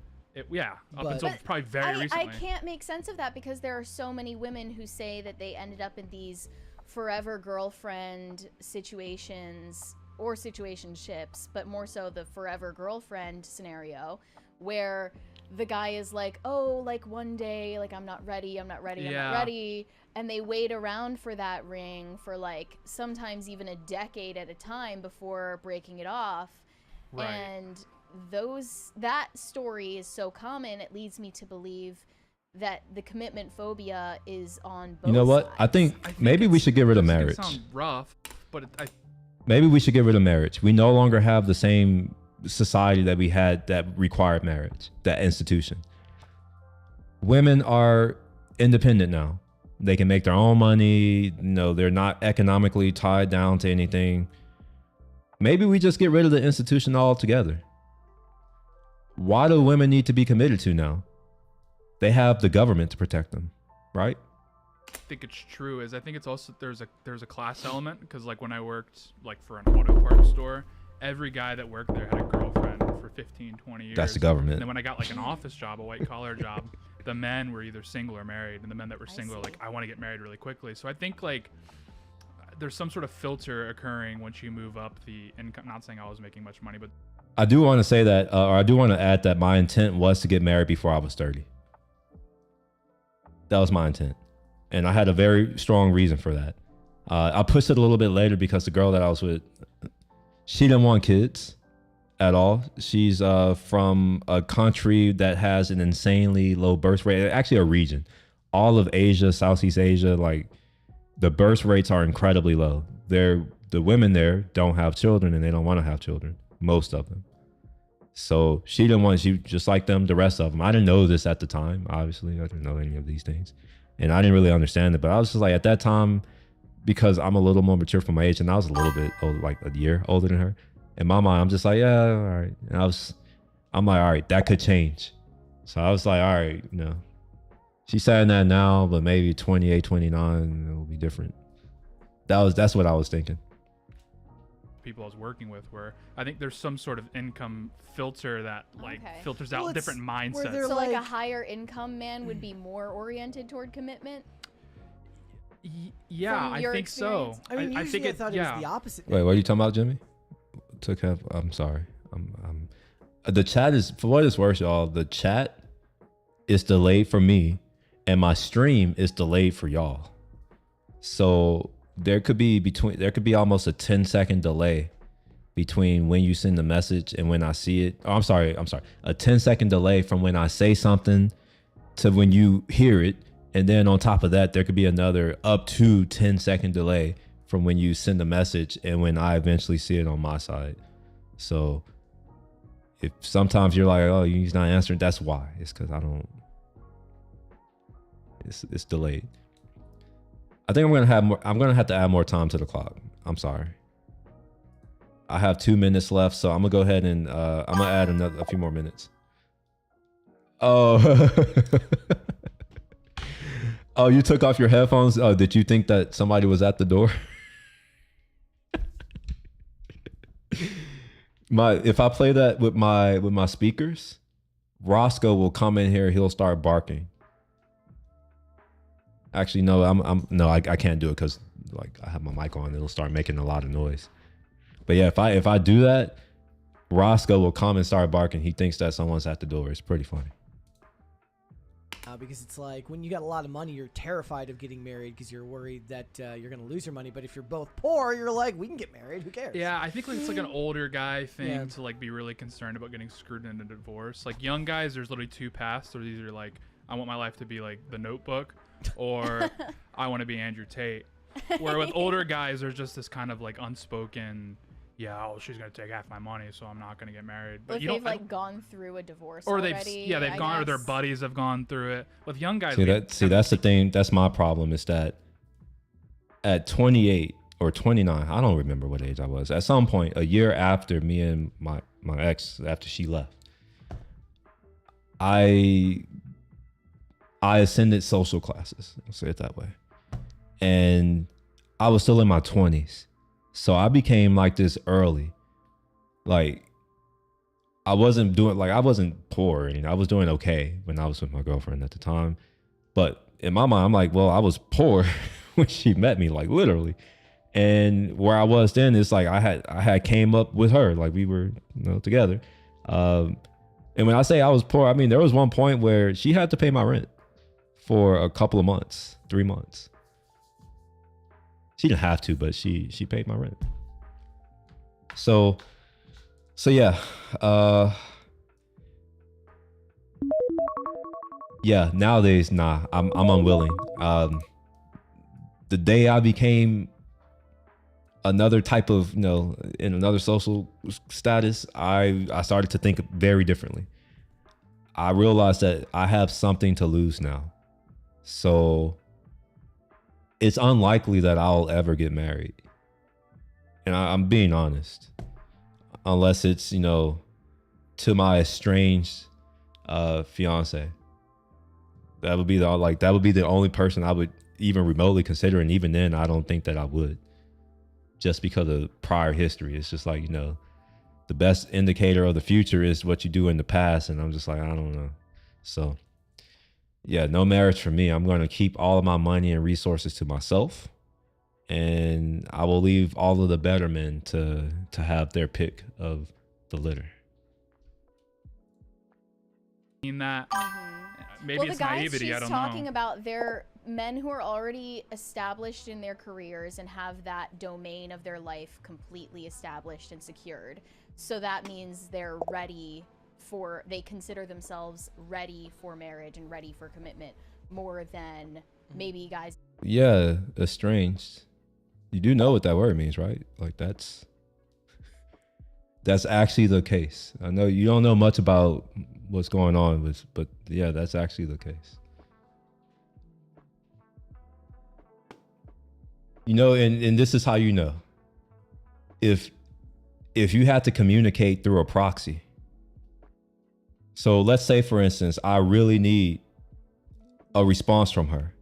I need something, whatever, right? I have to go to my mom.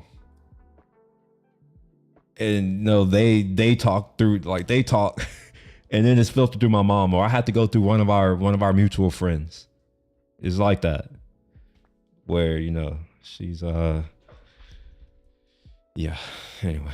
In other cities, or younger guys, or guys who are not established in their careers yet.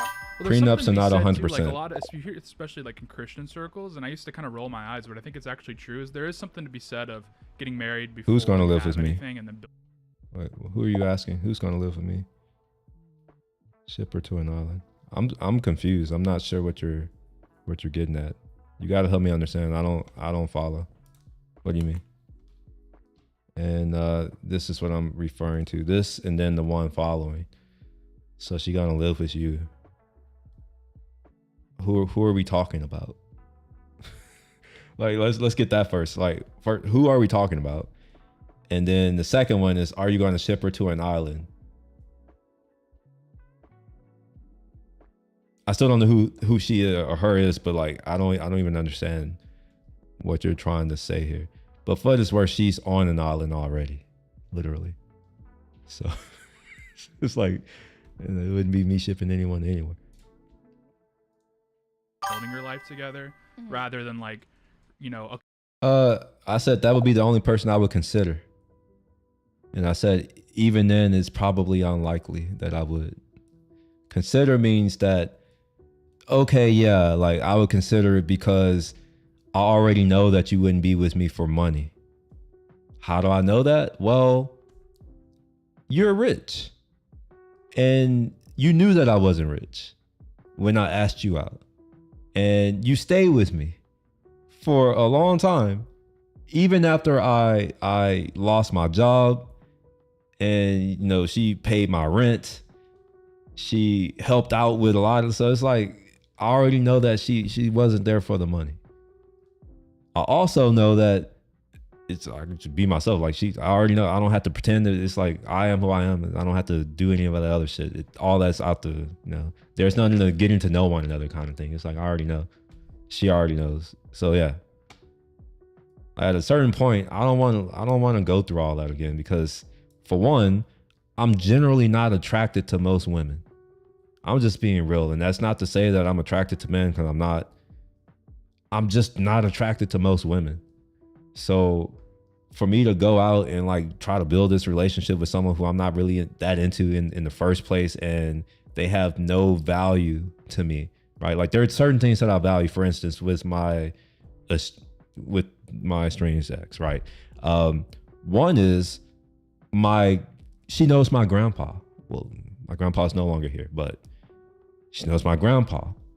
My grandmother, who are both no longer here, she was around, like sometimes we would babysit or, hang out with my siblings. I'm one of 8. Yeah, one of 8.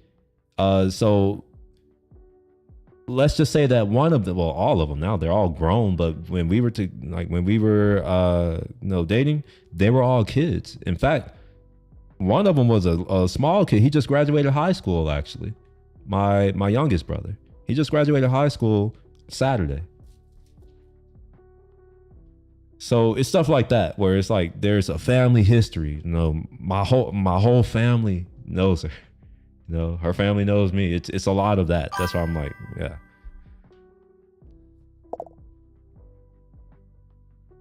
One of 4. Is it a big spread like me? Because I'm not the oldest. I have an older sister. She is 41. I'm 36. And my youngest sister is 14. The youngest one. She's 14. Well, she's not 14 yet. She'll be 14 in August, September, October, one of those months. They're all good. She's going to be 14 this year. Okay, I got my career settled. Now I'm ready to get married. I think it makes things more complicated. There's more moving parts, and yeah. So people used to always give that advice, and I would kind of roll my eyes like, yeah, sure. But then now that I'm actually seeing my generation start to find success in their careers, and they're having more trouble finding partners than my friends that are bums. So it is what it is. Damn, he's saying that his friends with careers. Why is this not pod? This is starting to annoy me. Really, it's not responsive. This man said that his friends who are bums are having better luck than his friends with careers. What does that tell you about their selection process? That they'll rather be with bombs than be with men who have the resources that they claim to want. Youngest bro is 10. Oh, that's not that big of a spread, given that you just turned 20. We preface now by first marriage. Yeah.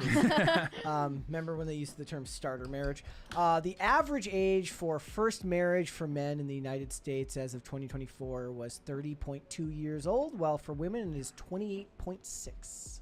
Okay. I would have guessed higher, actually. Yeah, me it's too. getting higher. I mean, sounds about right. But he just presented an average without also presenting the standard deviation, so we don't know what that variance is. We'll always talk about the extreme ends of the scale. Well, that's another thing. If you weighted it by income, I would imagine like 60K and up, they're probably like mid 30s, early to mid 30s. Yeah. See, that's why the laptop jobs. I've never I go on Indeed, I look up laptop job, nothing comes up. It's crazy. I went and looked into this girl's platform on TikTok, and she calls herself Advice Before Bed, and says that she's Gen Women are so good at branding. I'm sorry. Women are inherently on social media are so good at branding. She brands herself as Gen Z's big sister who gives advice before bed. I'm not hearing a lot of advice. I'm hearing more complaints. But she posted this girl? follow-up to what kind of advice is she giving? Why is it always the case that... Come on, fucking pause. What the fuck? How come it's always the case that single women are out here giving advice about how to find men and all that kind of stuff? I don't understand it. That would be like me giving y'all advice on how to get married. That's just stupid. And y'all would be stupid for listening to me. if you listen to that advice, if I were stupid enough to give it, it'd be like, oh yeah, I'm gonna go listen to this dude who has never been married. Well, just that's the only thing. That's the only point. A man that's never been married, I'm gonna go listen to him about marriage advice and what it takes to get. Come on, come on. Friend group, and why she rated them 9s and 10s. Nah, she's definitely not a 9, bro. She's a 6 at best, which is not bad. She's above average. I will never ever post another TikTok about dating. I think I'm learning more and more that like to put yourself out there, you really need thick skin if you're talking Is she about sitting a on the subject toilet like right dating, now? because it's so sensitive. And I just want to clarify. She's I shitting on the never toilet said right now. I was a 9 out of 10 or a 10 out of 10. Yes, you did. And my bar for Yes, my you did. friends being 9s out of 10s, sure, they personally, my opinion is that they're beautiful. I think they're beautiful in and out for a variety of reasons. And a lot of it is tied to how emotionally mature my friends are, how not toxic they are. Like, Oh man, you know what? The one thing I've never done is when I'm walking down the street and I look at a woman, I'm like, oh man, just look at that emotional maturity on her. Oh yeah. Oh man, just look at the level of purity there. There's no toxicity there. I've never done that. Like, come on, what the hell? I see you from a distance, and based on what I see, I'm going to decide whether or not it's worth my time to take a step towards you. That's how it works. No one knows what your personality is, and honestly, no one cares about what your personality is just from seeing you, right? It's you gotta have something to draw you over there, and generally, it's going to be the way that you look.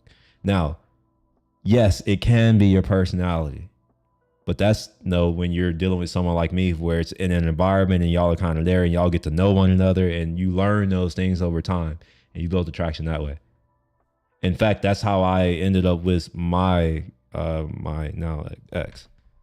There wasn't this whole like I'm gonna go be with her. No, it wasn't that. It took some time. For one, she's a different race than me, so like, you know, that also had a play in where I'm just like, I'm not really looking at other people like that. I was just like, so I had to really get to know her.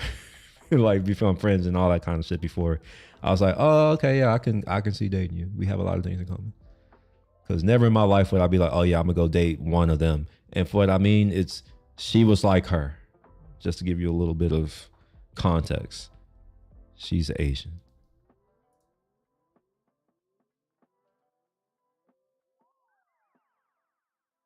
Is it not going to play now? Is it just not? The TikTok videos of women being toxic, men being toxic. I want to surround myself with people who are not that. So for people to come out here and just attack me, one, I'm human. Like you and I, we are made of the same types of fibers, ligaments, bones, muscle, and tissue. Why do you have to? No, we're not. If we were, she would have a 48-inch vertical too, and she don't. We ain't the same. Be so mean and cruel. And I get it. I posted it. So I was welcoming this type of negative feedback, but I will never be posting things like this again. Good. And two, like, they said the same thing. You're putting out there, you attract back. So like, and the other thing is, I only take criticism truthfully from people that I respect, people that I admire, people that I want to. That's not true. Otherwise, she wouldn't stop. Yeah, exactly, right? Like, man, you know what? You know what? It seems like us, man, we have a lot in common. I'm listening. I'm just like, you wouldn't be. And he comes out and says it. Yeah, 48-inch. That, I mean, it's high, but it's not that high. I know for like one of the guys on the basketball team had a 56-inch vertical. He's like 5'7", 5'8". He participated in our dunk contest in school. Bruh, holy shit, man. Dude, head is above, like at the rim, bro. Like doing 360 windmills between the legs. I'm like, what the fuck? He's a freak. And even now, like he if you saw him, I'm not going to mention his name, but I mean, if you look through you'll find him. Dude is a physical freak. Even now, he models and does shit now, and even now, he's like a physical freak.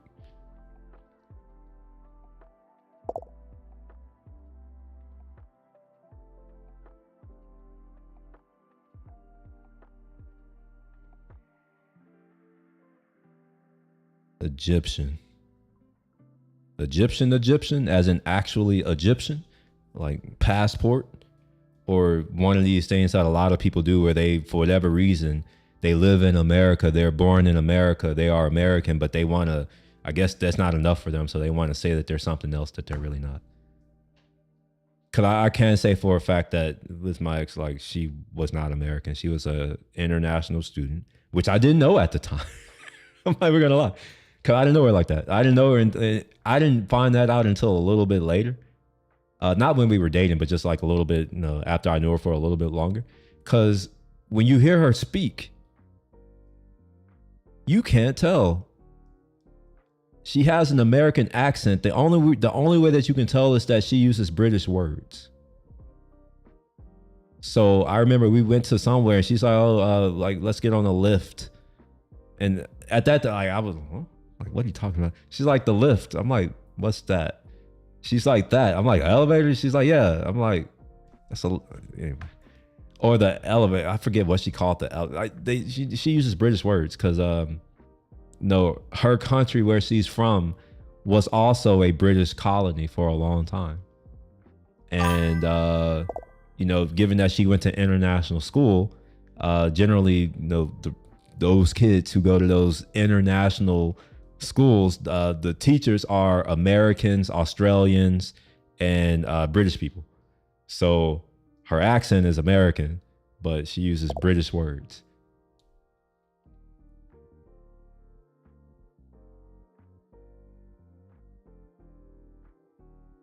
I've been to Egypt. It was pretty cool.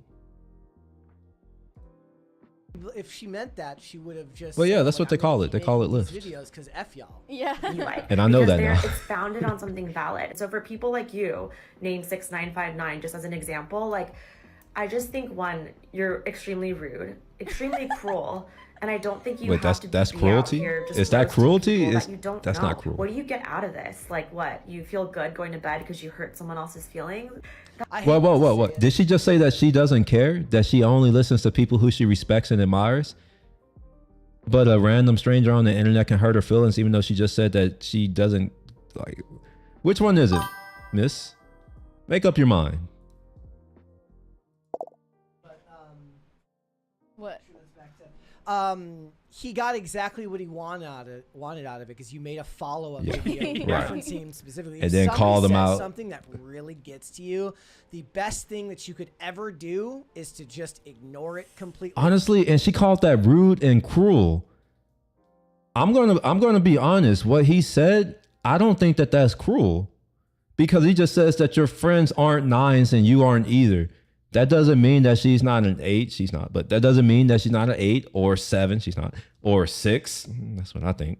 Oh, it could be anything else too. But like, it would have been worse if he's like, you and your friends aren't 9s. You're a 4 at best. All right. Yeah. Okay. Sure. But hey, you put it online. So that's what comes with putting content online. People are going to say shit about you, and they're going to have opinions about you. And if you care about what they think, then maybe this isn't for you. Because kind of paradoxically, as much as you say that the criticisms of random people don't actually matter, what matters to them more than anything is just to get any reaction out of Right. it. They don't really care whether it's a good reaction or a bad reaction. Yeah, she should have just stood on business if she really felt that strongly. Oh, they're about her saying that original now? point. They're saying that now? Stood on It's business? just funny because, this is a prime example of you can dish it out but not take it. She was providing negative feedback. She did. All of the men. I'm surprised that this woman I'm surprised that this woman noticed that, because she did talk down on all of the men in San Francisco.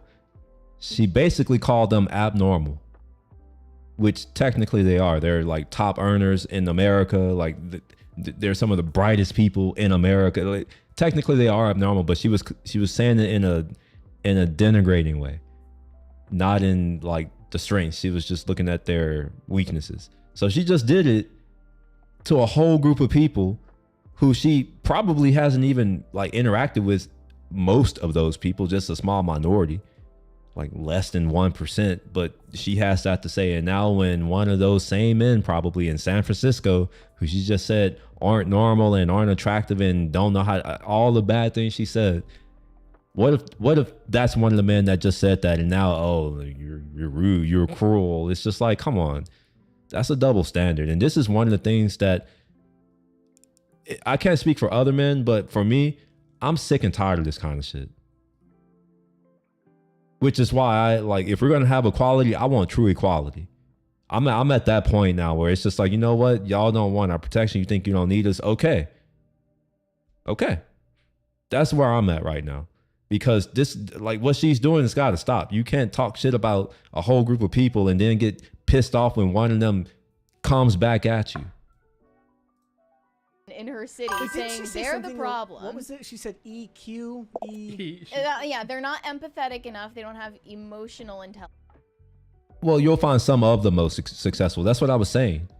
Right? You'll find some of, like, the top income earners in America are San Francisco, New York City, LA, maybe Chicago. Like, it's a few places, and San Francisco is one. Like, it's a high concentration of people who make a lot of money. And she specifically called out software engineers, and I got a little salty because I'm a software engineer.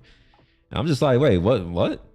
So the career that I choose is like being held against me now?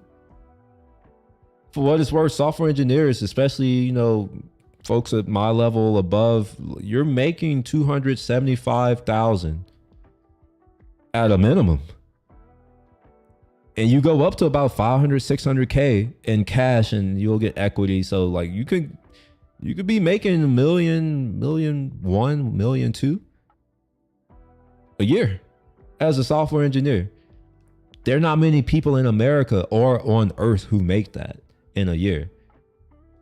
So that's why I was saying earlier, where I'm like, given what women say they want, San Francisco seems like it would be the ideal place for them, because they want men who are in touch with their feelings, and like they want a man who's a liberal, who's like a Democrat or whatever. They want these things. I'm like, well, that's the place.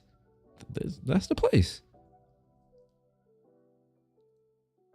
Oh, is that what it was? Yeah. Emotional? Okay. Yeah, empathy quotiont is EQ. Oh my God. Yeah. My gosh. Sorry. Gulf Streams don't land in San Francisco, do they? I thought they landed at Monterey Airport or at the Jet Center, and then they will maybe fly a smaller Cessna up to SFO. I don't know, like that. I'm just going off of what someone who I know who flies back and forth from the Carmel, Monterey area, and you can go back and forth to San Francisco to all of his different offices that he needs to go and visit.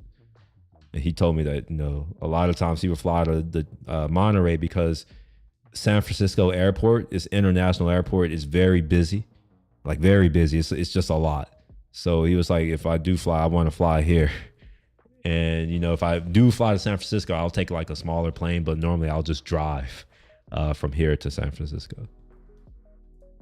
She's basically it's only an hour saying and a half that drive. It's not that long. weirdos who have no feelings, who can't hold a conversation. Oh, you said in Cali. As I see. True or false that may be, you were the one who started saying that, you know, they're the problem, and me and all my friends, we're not the problem and we're perfect. And then someone, you know, gives it back to you with the same energy, and you cannot receive the criticism, and you're saying, you're just a meanie jerk face. Look, Rick C is in the chat with us every day, roasting us, and every day I tip my cap to Rick C in the chat as he says something negative about us. You gotta just learn to deal with it, or if you can't, just don't read it. Like, literally, it costs, you know when they say it costs nothing to be kind? It costs nothing to not read the comments either. Just well, it also make your costs content. nothing to be a jerk. I know. Yeah, that's the cheat code they don't tell you. True. It's actually cheaper to be a jerk. I just see, my heart just goes out for people that are in their 30s and are still single, because it looks like Vietnam, honestly. This is bad. The last copter out of sight. Because you're in the city, you get like this, you get girl boss, like condescending, da-da-da-da. And then you go to the rural areas, and it looks like Genghis Khan ran through the place. So it's like you can't win either way. So if you're in your 30s and you're single, like, I don't know, maybe the passport. Rick, you know, you have to go play Go work for the FAA. pickleball in your Yeah. local Join a pickleball run club. Yeah, can you league. jog? Do you have any running shoes? And join a running club. Gosh. And yeah, that's Could all you empty imagine advice. your like only thing that you could carry your bloodline on depends on your like mile time? We have a 20. It's like I'm stuck back here at the 20 miles. Jose Quintana said, "Happy Wednesday, Ghost Empress. You were right regarding Keke Palmer. I believe Palmer should have taken the lead role as she is a more compelling actor. It is raining in New York City right now. I'm melting. Long live PCC. It's raining here too. Very gloomy outside. It's supposed to rain for like the next. Are they middle- off topic below now? Are we middle done? cat friend. Somewhere where a terrorist attack is. Okay, yeah, I think we're done. Like, They're moved pick a on. place where Osama bin Laden She said didn't. Kansas So we're gonna move on now too. There was one place that she lived. Every other. So yeah, let's go on to something else, I suppose. Do y'all want to stay on the same kind of general topic, or should I go to this Pope Leo thing right here?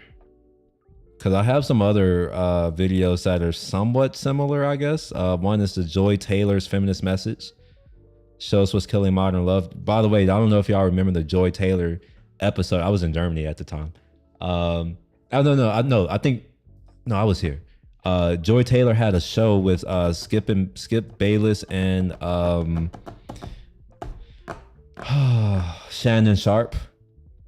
And she was like the host moderator or whatever they are. You know, they do the battle, what do you call it? The battle debate, whatever they call that thing.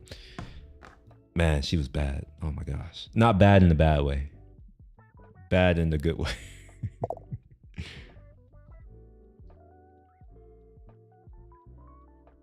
Flew from Long Beach to Hawthorne, a 5-minute flight. You know what? That's why he created his Tesla company. You know, he knew he wanted to fly around on jets. So he's like, I'll at least make this to offset all this pollution I'm putting in the air so that, you know, maybe it'll be a net. Like you just net nothing. It's like, you know, he can fly his jet around, and because everyone's driving Teslas, you know, the only pollution is his.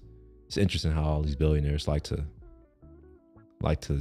fly on their planes and then tell you what you should and shouldn't do because for the environment. It's like, no, fuck you. I was in the Model Y today. It's damn roomy. I mean, you may be smaller than me. It's not roomy to me. It's very cramped. It's very uncomfortable. No lie. It's the most uncomfortable car that I've ever owned. And I've owned a lot of cars. The second most uncomfortable car that I've owned was my Audi RSQ8, believe it or not. Man, the seat, the seat, like it was too short. And the one that I got, because I didn't want to wait, I took one of the ones that they had there. It didn't have the upgraded seats that had the what do you call it, the thigh that can adjust in and out. So it basically was cutting off circulation in my thighs. So I remember when I went to Austin once to go pick up one of my to go pick up my manager at work. After I got hired, he was going out there. I was like, I'll come visit. So that ride was tough. I had to stop 2 or 3 times. And shortly after I sold it, I was just like, I can't do it. I don't like it. I barely fit in the back seat. I'm not 6 feet though. I'm taller than you, so that may explain it.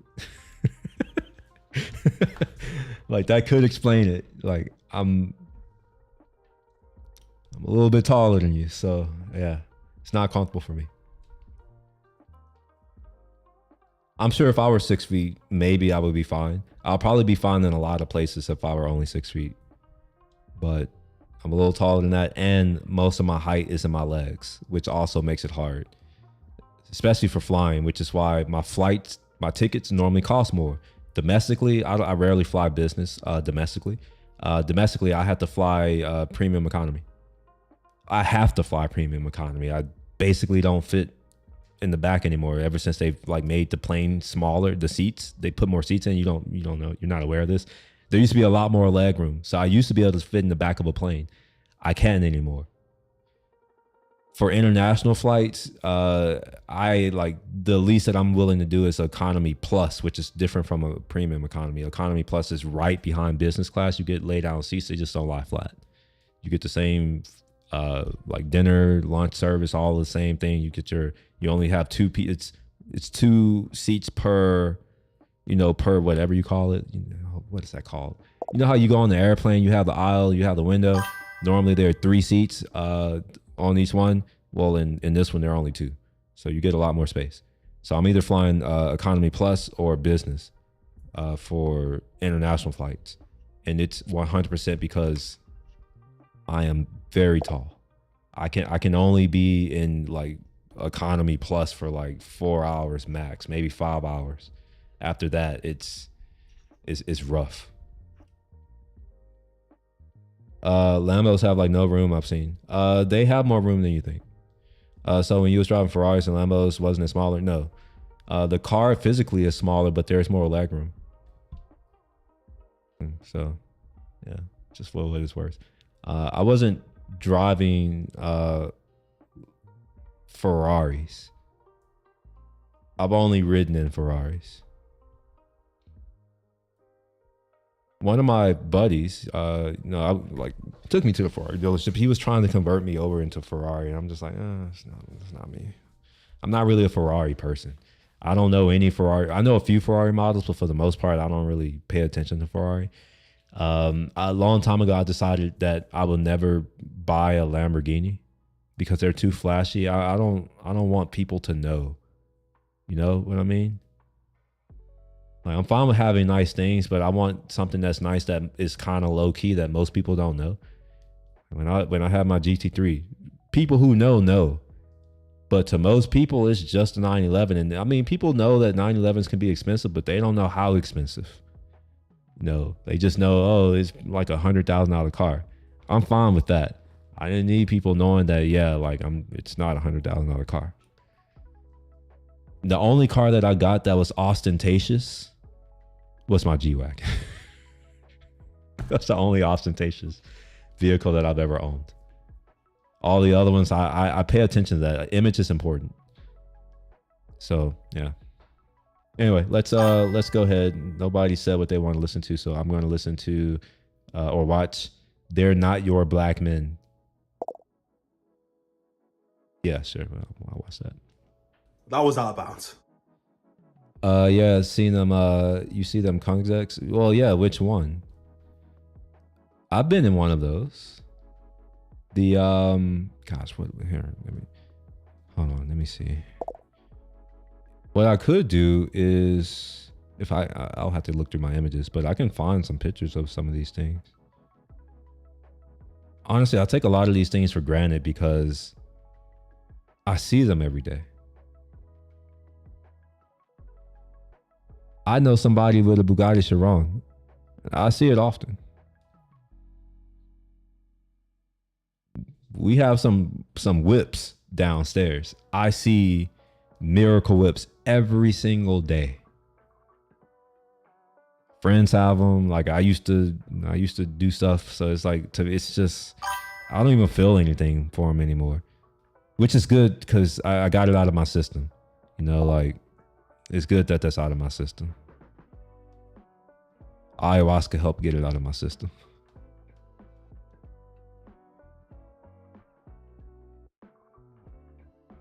Yeah, I'm not about to find this. I don't want to waste my stream looking for photos on my phone right now. Cost him like $3 mil, I think. I was watching T-Pain on Switch show his one. Oh, he got a Chiron now? I know he had a Veyron a long time ago, and he ended up, he lost a lot of money on it and had to get rid of it. He said it was too expensive. And he said that he would never buy one of those again. Now he understands the cost of having one. Honestly, though, I'm not really... So they're kind of quiet, the Bugatti. It's kind of heavy. It's a fine GT car, but I don't know. They don't do anything for me. Pagani, though. Oh my gosh, that's the one. I want a Huayra.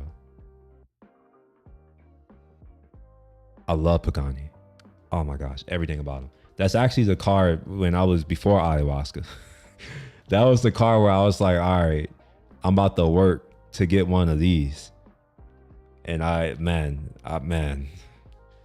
that's going. I'm not even in a position to be able to be thinking about Paganis anymore. They're probably like $5-6 million these days. And I think that the black man. Wait, hold on. You feel the ground shake when it passes you, even at 10. No, you don't. No, you don't. They're not that loud. They don't really. They're actually. A G-Wagon has a better sound. The G63, in my opinion, has a better sound than that. My Ram TRX had a better sound. Hell, my GT3 had a better sound. I might have some video clips of my GT3 sound. Let me see. You know what? Maybe hold on. Let me look. What? Hold on. Let me switch my screen right quick. Because I'm going through my actual photos, so I don't want to show y'all anyone. Y'all might see some of the people I was talking about. And that becomes a thing. And then I have to deal with shit. I hate dealing with shit, by the way. That's my worst nightmare, just having to deal with it. Just having to just do stuff. I don't want to do anything. All right, let me see if I can find a video of the GT3 exhaust.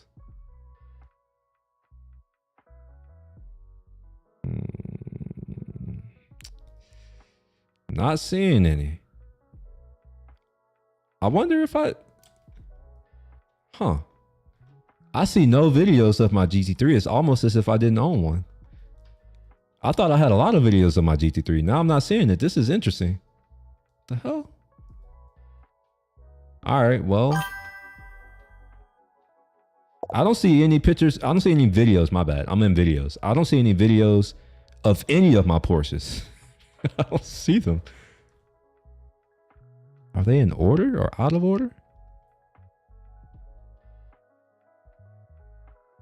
Am I just missing photos?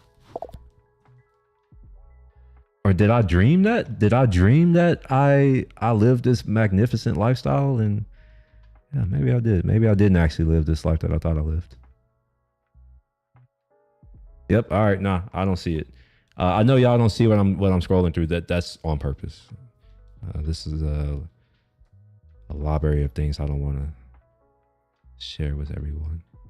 Okay. Nah, I don't see a single photo. Not photo. I'm sorry. A single video in my photos library. So I wonder if I deleted them. Now that's what I'm wondering. Now I wonder if I accidentally deleted them from my photos index and they're somewhere on my hard drive. And if they're on my hard drive, it's damn near impossible. Oh no, that's a lie. It's not impossible to find it. Hold on, wait. I have another idea. Okay.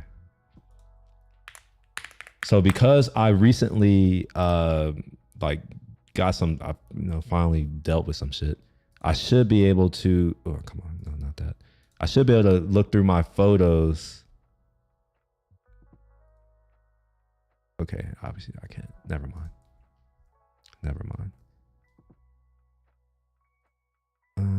We can go to my Plex server. Let's see here. Yeah, Paganis are elite. Yeah, I agree. When you did ayahuasca, did you see demons? I didn't have any visions. Everyone else did. I did double the dose as my friend. We went to Peru together. He did a larger dose than all the girls. Me and him were the only two guys there, for what it was worth. And I did double the dose as him.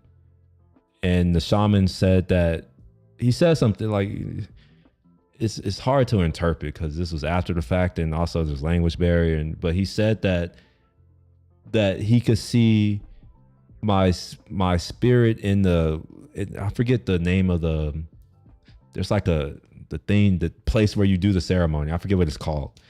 But he said that he saw that my spirit was incredibly strong and that there were things like vines that were surrounding me that were holding me down. And he said that these are some things, basically there's some that I need to do. And that was confirmed with the thing that I spoke with. I spoke with something. It didn't say anything about a demon. In fact, I think demons are just archetypes. Carl Jung, he describes demons as your shadow. They're the things that you don't see within yourself. I don't really think it wasn't that. I asked it some questions and it gave me some interesting answers. And I do remember, that's the interesting thing, is that I remember the conversation, and sometimes that voice, and I know it's not me because it's different. I have my own inner voice. It's not that one. Sometimes it comes back, which is, it's, yeah. You've never done it, so I can't help you understand. It's one of those things where it's like trying to explain colors to someone who's blind. It's like, how do you do that? So I don't know how I would be able to explain it to you.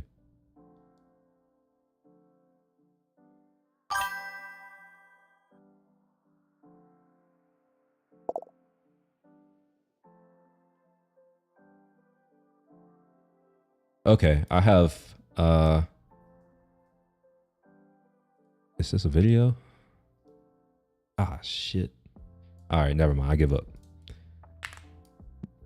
I only get one mistake. So, nah, I can't do it. I slipped up. Let's move on. And the white woman just like. Yeah, I was in London Christmas 24. This Bugatti was cruising down the busy street, and you could feel that power. I don't know, maybe this is in London. May not be the ground shaking, but it's the way different than the Lambo or Ferrari. ACC no Christmas. I don't know what ACC. So what was the? So what? Who? What? So who was you? It wasn't a who. It wasn't a who.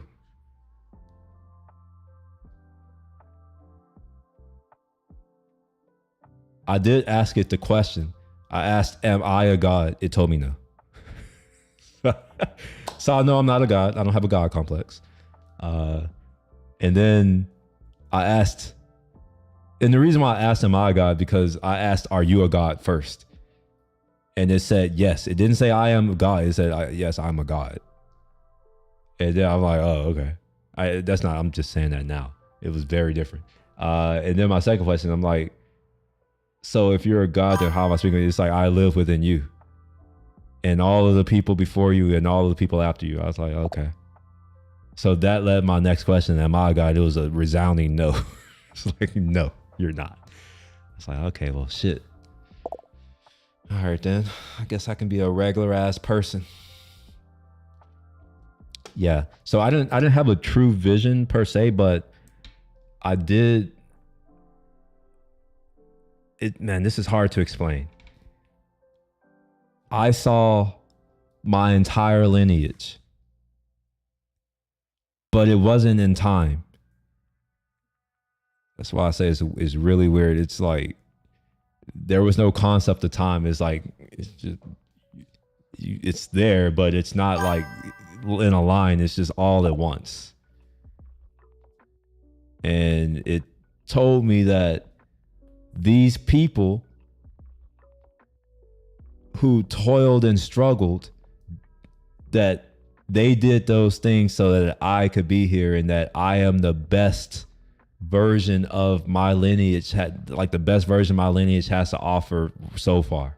And that's through, all of the years, because, not everyone reproduces, not everyone makes it. So there's by definition, every generation is the best generation that humankind can produce.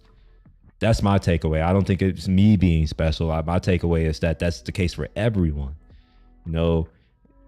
Every current, all the humans today are the best that our species has to offer, because we're all descended from the survivors. So we're all the strongest. Anyways, it told me that, I had a duty to them. So I came away with duty as purpose. It's it's my duty to not let all of their work and all of the pain and all of the things that they went through go in vain. So, yeah.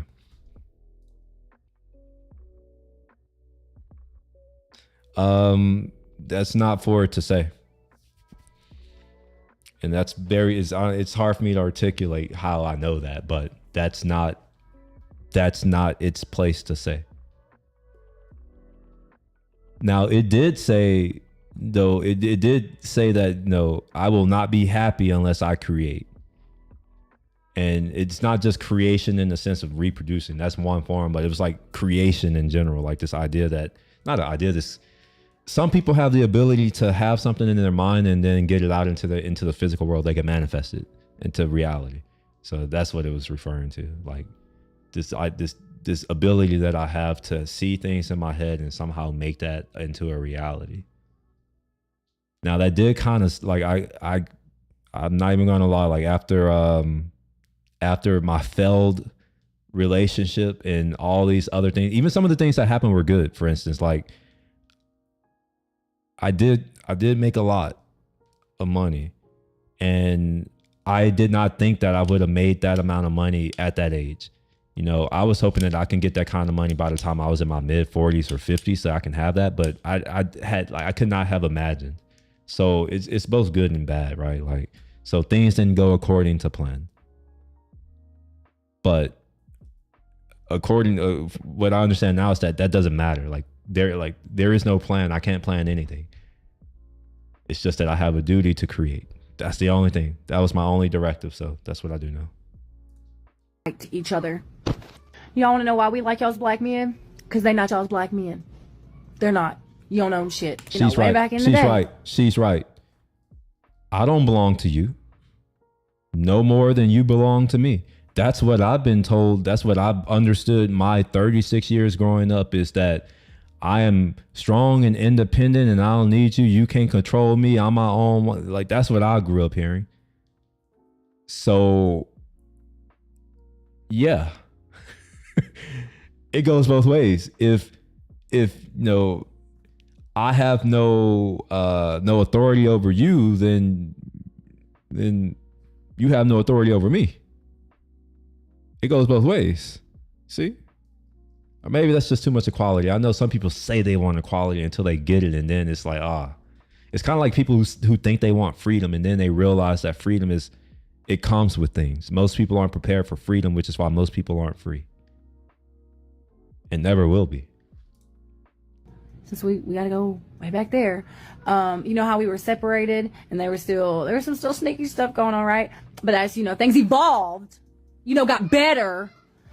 We started to mingle together, and that made a lot of us white and black folk happy. It did. And then we got to mingle together even more. And I think that the black man and the white woman just liked each other. I just think they liked each other. And you're mad about it? Man, these white women are becoming audacious. I like it. I'm here for it. I'm here for it. Sit it straight to your face. She's not lying though. She's right. You don't own black men. Y'all you don't. said back in the days, None of y'all own me. White women, black men doing a little bit of sneaking around. It was sneaking until it wasn't, and then what I'm saying, niggas died. A lot of these white women get a lot of abuse for dating black men, and you have some of them who I believe bring it on themselves a little bit. They make it their entire personality. But when you push someone into a corner, sometimes you just snap. As a woman, you need to go where your image is put on a First of all, who the hell is going to put this image on a pedestal? You look like a clown. What the hell is this?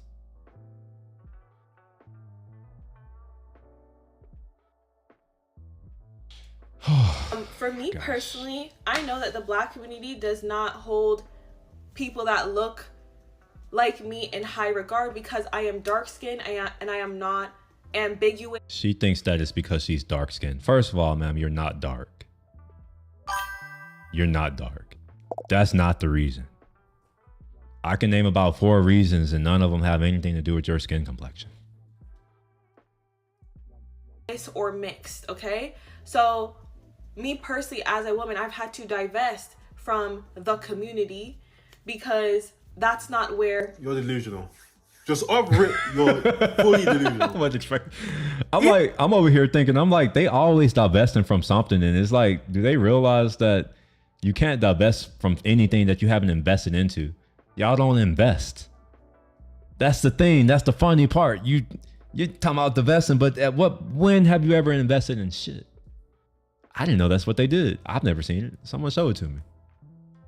You're going to divest, but you have no investor. Like, what are you talking about? Go sit down. Black men don't like dark-skinned women. What race does? I'm so confused. Listen, no problem with you dating out. I'm not a hypocrite, okay? The black community doesn't like dark-skinned women, so I had to divest.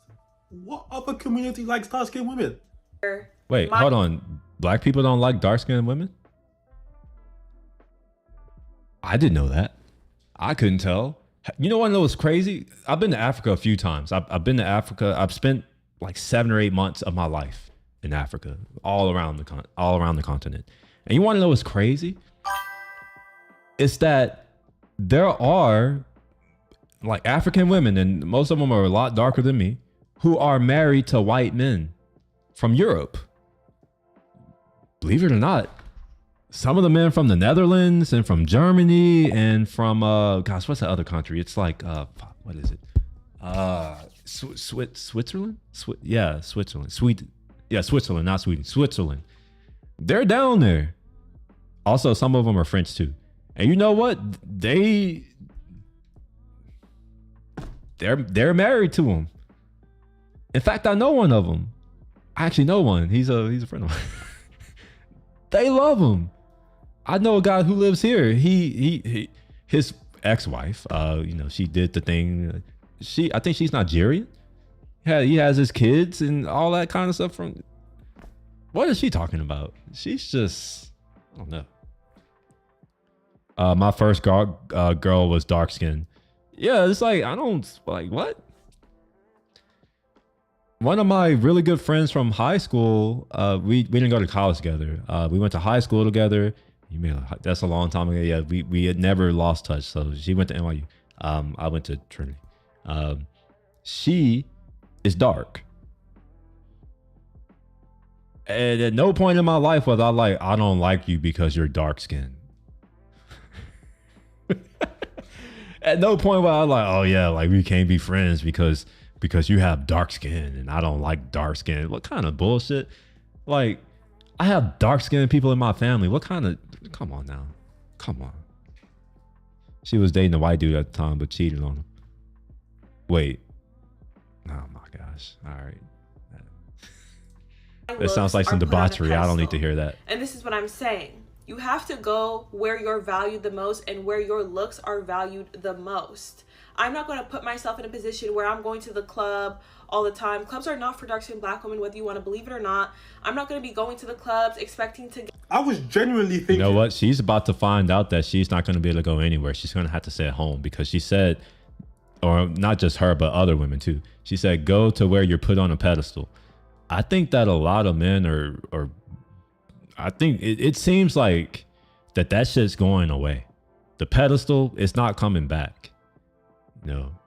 For the men who've said, you know what, I'm going to retire this pedestal. I'm not putting anyone else on it. I don't think they're going to go and pull them back out. Now, there still are some men out there who haven't put their pedestals away, but it's only a matter of time before, they keep doing their bullshit and they have the same wake up call that the rest of us had. Which is they just realized, okay, never satisfied. Let me just say fuck it. And I'm gonna focus on myself. That she was gonna say, that's why I'm going to Africa, or I date Caribbean men, because in those places the beauty standard is black women. That's where my brain was going. It's not divested. Oh man. Get let in with my friends and she's all that not stuff, dark though. What the treatment. hell? I'm not she's gonna not go dark. to Miami trying to go to all the popular places expecting to be the exception as a black woman. I likely won't be the exception. And she's not dark, but what I can say is just follow my mouse. Do y'all see my mouse? I think that has a bigger play right there. And there's a band here, so it's probably behind that. So it's probably way back there. So that's one issue. Here's the other issue.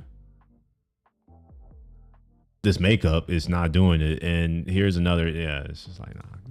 I will not be standing out of any club or in any restaurant where people are trying to spit in my food or trying to ignore me when I'm trying to order my food. Wait, people are trying to spit in her food? Outside of the club because I'm too dark. That's something I'm never going to experience. I'm never going to go to a section where certain types of celebrities are just for me to be rejected. Don't set yourself up. What I've noticed with a lot of dark-skinned women, and this woman is attractive. I can't watch that on stream. They can't just be ugly. Whatever you just put, I can't watch that on stream. But I will also add that I see the artist is Travis Scott, which is a rapper, and I don't really listen to rap. So, yeah, I'm dead ass. I don't listen to rap. You gotta, some things you just gotta put aside. I do listen to some rap, but they're older rappers. Like I was talking to someone. Maybe was that on this stream? Like Will Smith, or what's that yesterday? I like Will Smith. Talib Kweli, although I haven't listened to him in like 15 years. Who's another rapper? Other than J. Cole and Kendrick Lamar, even then, I don't really just listen like that. It's just, I won't turn off the music. How about that? I'm one of those types of people. If there's anything playing that I don't want to hear, I will leave the room. If I can't turn it off, I'll switch it, or I'll turn it off, or I don't really do things I don't want to do. Nobody knows about it. Most underrated. Has to be because they're dark skinned. And it's like, no. It's not. You can be ugly just because you're ugly. Nothing to do with you being wait. Is he trying to say that she's ugly?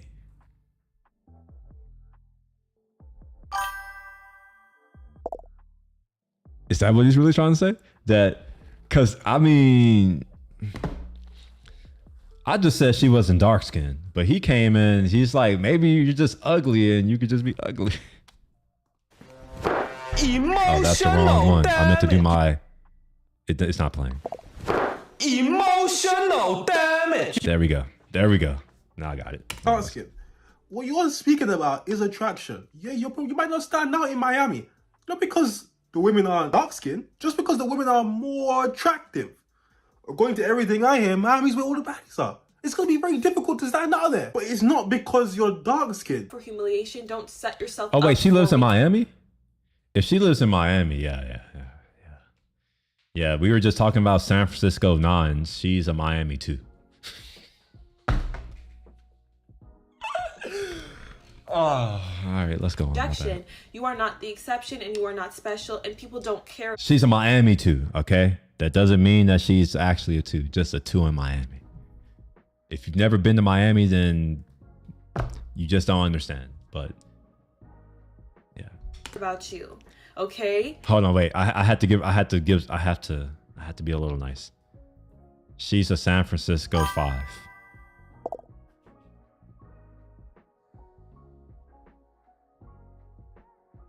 It's what you have to understand. Whoever approaches me, whoever thinks I'm pretty and compliments me is who I like. Okay? And that just is what it is. Because I'm not going to set myself up to be disrespected or rejected. It's a form of self-preservation that more women need to understand and exercise. Stop thinking that you're going to be the exception. You likely won't. Look at all the women who stand by certain abusers' sides. And they stand by these abusers' sides because they know for certain types of men. When are we going to have the conversation that females are abusers too?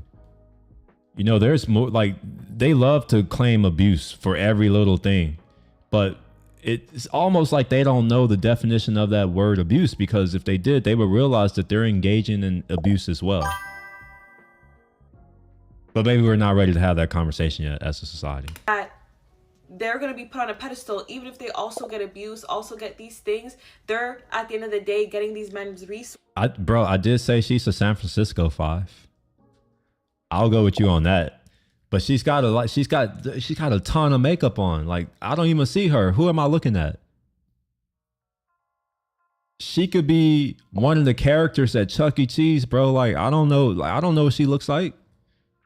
So yeah, I had to call her a San Francisco 5. Maybe you're right. She could be a 5 without the makeup. I don't know. But if she has to put that much on and her face looks like plastic, I'm going to go out on a limb and say that maybe there's a reason why she's putting on so much. Sources. You just don't like Kanye West. Okay. Firstly, let me say this. There's nothing wrong with liking who likes you. I respect it. It's what most men do. Yeah. You're talking about abusers. You're on a Kanye West thing. Kanye West will say some deep shit. Some real deep shit. And then he'll just go completely left. That's why I don't put milk in my cereal. Because at the end of the day, the white man... What are you talking about, abusers? Right? These are the women that are getting men's resources, which is why you always see abusers with a flock of women still around them, or certain races of women still around them, because certain races are put on a pedestal by certain types of men. And certain women are smart enough to understand that, you know, at the end of the day, these men may be ignorant, they may be whatever, abusive, they may be highly flawed, but at the end of the day, they... It's interesting, her word choice right there. The adjective she chose to use. All negative.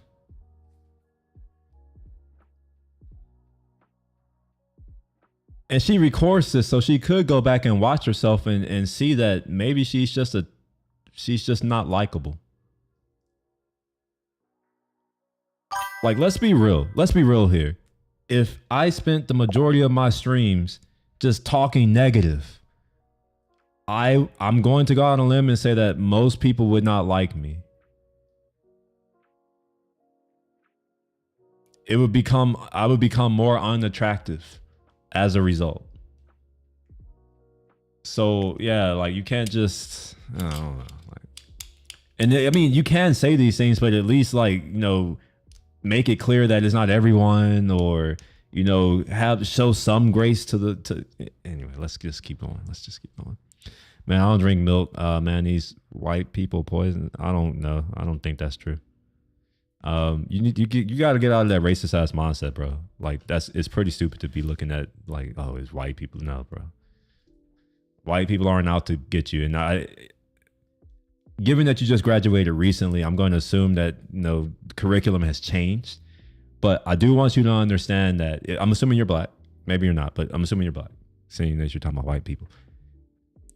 I just want you to understand that the slaves, you know, the Americas, you know, our very bad past, the slaves were not caught or kidnapped. They were sold. They were purchased by white people. Who do you think sold them? Just think about it. I don't think Kanye West is a good person to act like. That dude's a fucking idiot. I'm just being honest right now. The dude is a fucking idiot. The only reason he's tolerated is because he makes good music. If he didn't have the music, he would be a bum living under the bridge. Nobody would give a fuck about him. The thing that makes him likable is his music. Without his music, Kanye West is nothing. He's not that smart. He says some of the dumbest shit. He's weirdly emotional in like a weird way. I don't understand. He's a man. Like, why are you so emotional? You know what it is? It's because it's probably he has short king energy. That's what it is. I think I put an L on it. Short king energy. Kanye West is not a good person to model your life after. I mean, just like, look at his life. The man married a fucking whore. Like, you really want to model your life after somebody who married a whore, who did porn with Ray J, like, and was known for being like a calm dumpster for black men? Like, really? He wifed that up. So you're gonna get, like, you know, I know you like his music, but, like, as a man, like, I don't really have that much respect for him. It's just like, you married a whore, bro. I can't have that much respect for you after that. See me as the prize, so this is where I'm gonna stay. You know, you see it right now with certain abusers that are being, you know, revealed in the media. They still have certain races of women still hanging around them, still advocating for them, fighting for them, defending them. You know what I mean? Because at the end of the day, non-black women especially, they understand that as long as you're put on a pedestal in the eyes of a man, you're gonna have access to those funds, okay? And you're gonna be able to gas yourself up and keep your self-esteem high because you're all. What she's describing is called abuse. That is abuse that she's describing, but it's only abuse if it happens to them. Double standard. Always around men that see you as the prize. And that's how you need to be as a woman to maintain your self-esteem. Ma'am, I'm pretty sure on TikTok you get paid after a minute. Okay, you should just stop. I don't know what... I have no commentary on the last part of what you said. I don't know what you were talking about. Honestly, I was trying to keep track, but I couldn't. But this is what I'm going to say. If I'm not mistaken, 15% of black men date out. Around there. That would mean 85% of black men. No, it's more than that. It's 1 in 5. It's about 1 in 5. Last numbers I saw, which was maybe yesterday, I think I looked at it on the stream yesterday. It was between 18 and 20%. I forgot the exact number, but it's about 1 in 5 now. And that's black men who date. Because remember, if you're not a certain level, you're not a person to them. So you're just forgotten. And because men, nobody gives a shit about men, like they're just not seen. So of the men who are dating, who are, who are doing that kind of thing, yeah, 1 in 5 go outside the race.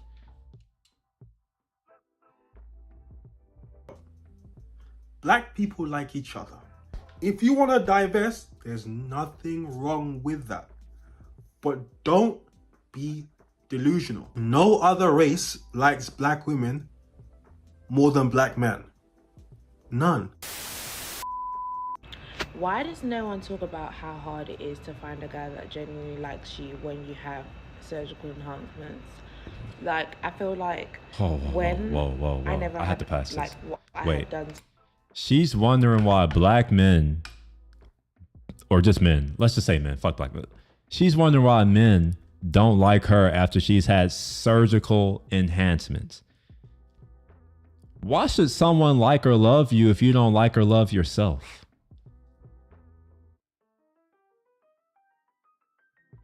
Or is that just like, I don't know, is that just like, you don't even like yourself. Why would I like you? The hell? What is she on? I need some. To my body, it was easier to find men that genuinely like me. Now I just feel like everyone sees me as an object, and like men just literally lust over you. Well, it is objects that get enhanced, right? It's like you objectified yourself. What are you talking about? Yes, I'm going to look at you as an object. If that's how you've treated yourself, yes, you are an object now. Should have thought of that before you objectified yourself. Like, what are you talking about?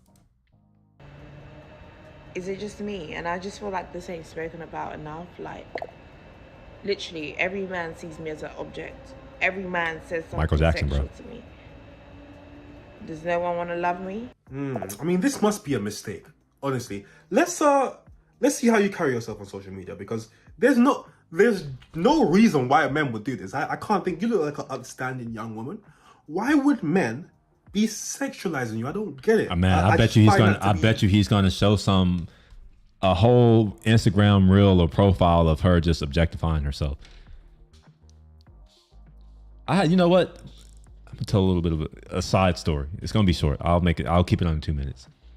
I once had a girl try to convince me to date her, like that we should be a couple. And yeah, I was just like, nah, I'm good.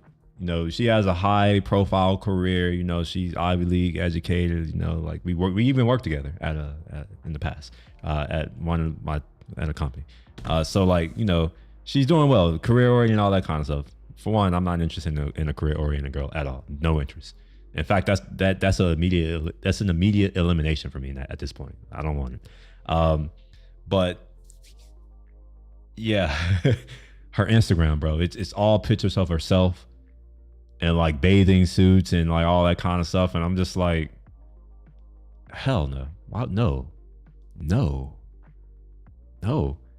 And I've noticed that a lot of my friends who are girls, not all of them, but a lot of them, most of their Instagram pictures or their posts are just pictures of themselves doing the same look or pose, wearing different clothes just in different environments. And it's just like, always just like, why are you in the way of the thing that matters? Like you went to this place, you're in Seychelles. I don't want to look at you. Show me the fucking rocks behind you. Why are you blocking the view? Like, anyway, I said I would keep it short. Horrible.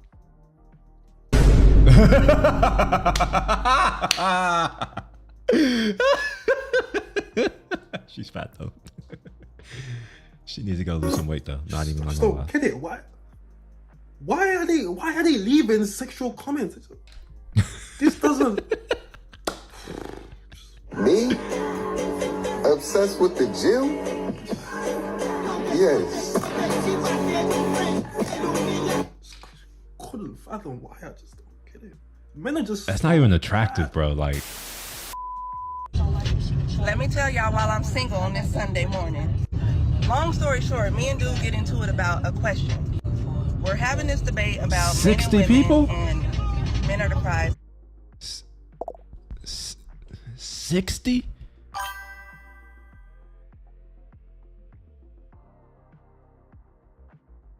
I've only had 6 partners in my life.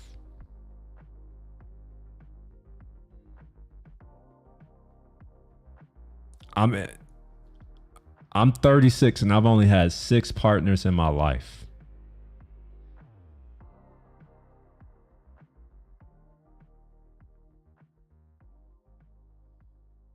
Oh, that honestly, that's just disgusting, actually. That is disgusting. She's another whore. Blah, blah, blah. So then he asked, I agree, she is. How many bodies you got? Mind you, we already had this conversation at least 3 times. How is she? She has. That's 10x. She's probably younger than. She looks like she's like 30. That's what they started with. She's younger than me, most likely, and she's been with 60 people.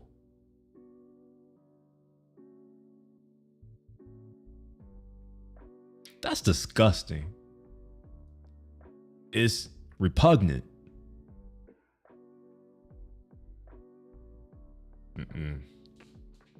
Nah, no way. That is disgusting. Problem being open and transparent. So I'm like, what's the question? Because now I'm irritated because why are you asking this question again? So I would ask that again too, because 60?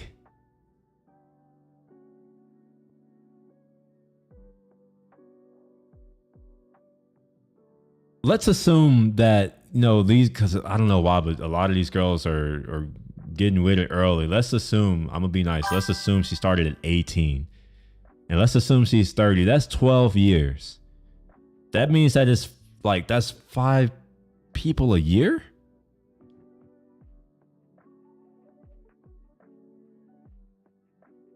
I don't know. How would I know where she's from? I've never seen or heard of this person. the number 60, like, what's the follow-up question? How's your family? They good? We go back and forth about the number of bodies. Mind y'all, I got 4 kids. 4 kids? 3 baby daddies. 1.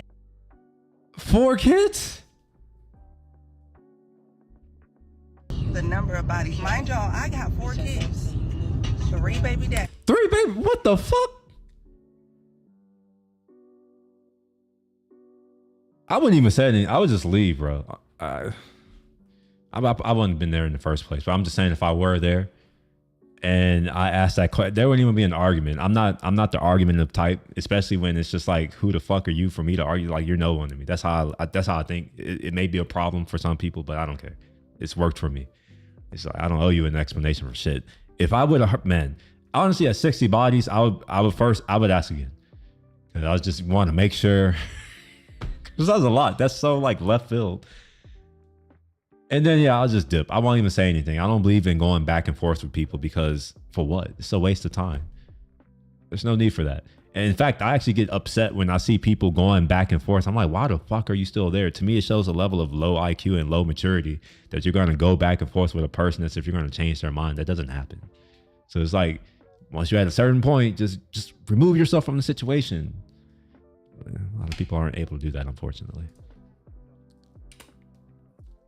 God dang. 60 bodies, partners, 60 partners, which means that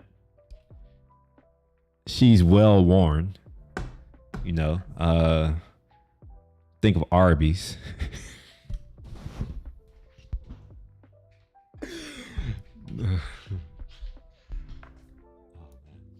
That roast beef. All right, 60 bodies, 3 children. Yeah, it's definitely that roast beef sandwich, bro.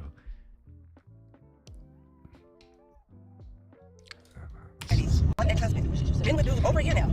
You knew this when you got so you at least know I got 3 confirmed bodies. If that was such an issue, why would you even move? Like 3 and 57, because there'll be 57 more. I feel like, you know what I'm saying, that's a big 3. Okay, I know there's 3, but then there's 57. I feel like that, you know what I'm saying, it's not really Or in a relationship. You asking this question a year later for like the 5th time already? So now we get into it because I said 60. I'm like, okay, but what's the follow-up question? Does the number really affect the question that you're gonna ask? What's the question? Now there's no question and we're arguing about bodies. Mind you, I'm 35 years old. He's 4 years older than me. 5 years Oh, old. she's 35. She's a year younger than me. That's still a lot though. I'm 36 and I've had 6 partners.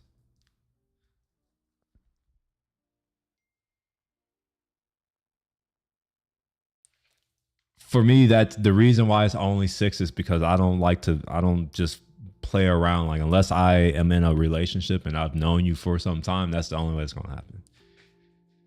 Like, even if like I've never, honestly, all of my girlfriends, there's none of them have I ever, like, within the first month or 2 or even 3, have I was like, oh, yeah, nah.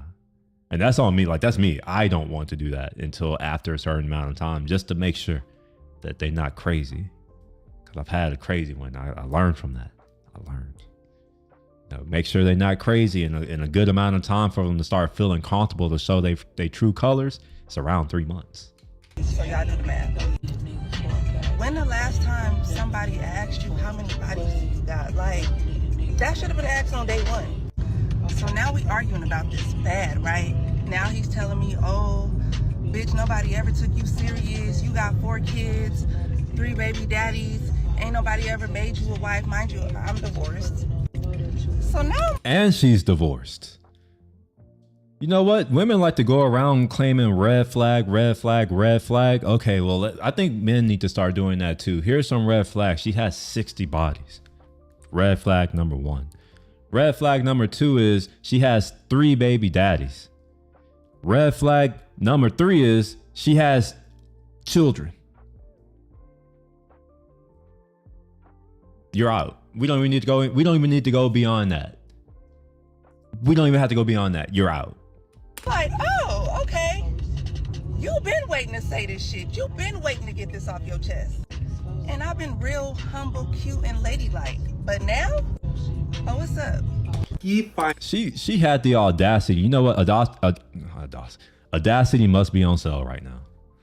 Cause she has a lot of it to say that she's ladylike. If that's ladylike, I think that I don't like ladies anymore.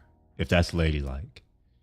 And maybe that's what's happening in our societies around the globe, is that men all over are like, you know what? We don't like y'all, so we'll just pull back. You know? The problem will correct itself over time. There will just be a generation of women who just go out alone.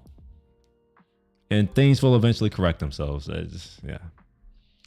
Certain generation of them are just cooked. Fortunately, there are some who are fine, but like, man, yeah, we're cooked. Finds it difficult. He was insecure firstly about the 60 bodies, as I want to say any man would, because I feel like, okay, let me just say, a man like myself would never date you, so I wouldn't be insecure about your body. Yeah, same like, here. You Yeah, got 60 bodies, ew, not interested, right? But he dated you and he's insecure about your 60 bodies. He's trying to fathom the fact that you have 60 bodies. He can't grasp it. I can't either. What's trippy to me is that you are married and you have 60 bodies. That's where it becomes difficult, because you see, when you've been in long-term relationships, it's very difficult to run up your body. Right. That's why I like I said, I'm like, I have 6. And honestly, I think I think that 6 is quite a lot, considering that I've only had 2 long-term, well, only 2. It took up 10, 11 years, or like, it was like 10 or 11 years total between my 2 long-term relationships. So that's why I'm like, in my mind, 6 is still quite high. Ideally it should be 2. Ideally, maybe I get 1 extra for a slip up, every night. Like some people, I am disciplined, but sometimes, everyone, we can make a mistake. So yeah, like 3 at most is where I should be. So I'm double what I should be. So I'm just like, yeah, this 60. Oh my gosh, that's disgusting. That's really disgusting. I wouldn't even want her mouth around me. Ugh. Count. Very, very difficult, because you're with one person for an extended period of time. So let me give you guys personal experience. I was in a relationship from 19 to about 23, and that was the first woman I was with. So when I was 23, when that relationship ended, I was only with... That was like me. I was in my relationship from 18 to 23, my first one. And yeah, now looking back, I'm like, man, I probably should have just kicked her to the curb, like, junior year or something, because I gave up, man. I had so many opportunities, but I like to fashion myself a good person. And I can't, man, there was one, I'm not gonna say her name, but I did make it to someone's room, and I did make it into the bed, and I was about to do something, and I was like, you know what? No. And then I had to leave. And then I heard after the fact that like she thought something was wrong because I didn't want it. But I was just like, nah, I can't do that. Because what I thought about was my mother, my black mom, and what my dad did to her. And I was just like, yeah, I don't want to be like that. So I'm not gonna do that. So I came close. And then, yeah, it didn't end. Obviously we ended when I was 23. So after the fact, I was like, man, fuck, I missed out on my whole college experience with this batshit crazy ass. She's not even that fine, honestly. She's 6 at best. It's probably, yeah, man. One woman. You see how it works? So if you're 35 with a 60 piece, but you've been married, how long were you in a relationship? Because that period of time, that means you were only with one person.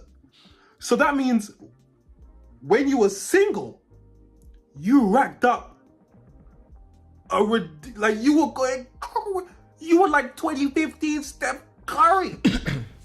That's crazy. Okay, but look, you said he knew this before you guys got together or at the beginning. So I'm on your side. If he knew it and he accepted it, he should just accept it. Like why is he being a bitch now all of a sudden?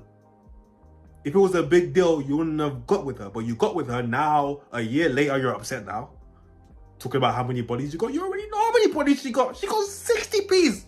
Michael Jordan numbers. You knew that. But you still got with her. Now you're bringing it up in an argument. That's lame, bro. That's lame. Am I crazy for saying I will not date a black man that dates white women? And I'm not saying... She's not crazy for saying that, and here's why. Of course you're not going to date a black man who's dating a white woman because he's dating a white woman. Of course. What are you saying? That man is taken. Like you can have never dated a white Next. woman. I'm just saying if you continuously date white women more than you date black women, I don't want to date you. Okay, fine. Cool. And I feel like I've run into this issue my entire life. Like I went to a PWI. I grew up in like a white suburban. It looks like she's single, so that's cool. That's fine. I don't think most of the men care. And I really wish that they understood that. It seems like they think we care. Oh, I'm going to go and take my ball and go, okay. Bye. Why are you announcing? Just do it. Nobody gives a shit. area. Like, I am very familiar with Black men that want to date white women, but through my experiences and seeing the patterns that I see from Black men that date white women, I just know that that's not for me. Like, the characteristics of that type of man is not the man that I see being my partner. And I like try not to stereotype people or like put them in a box, because I truly don't think that all Black men that date white women or like have a preference of white women are this way. I'm just saying I've noticed it enough for it to be an issue with me. And like, I don't like stereotyping people, but I'm gonna do it. I just have noticed that those men tend to be uncomfortable in their Blackness. They tend to be a little bit more insecure. Man, if she met me, I would blow her mind. The fuck, you think I'm uncomfortable with my Blackness? Do I seem insecure to any of y'all? For what it's worse, I've never dated a white woman. I've never had an interest in dating white women. I'm not really attracted to them like that, so it's not really never been a thing.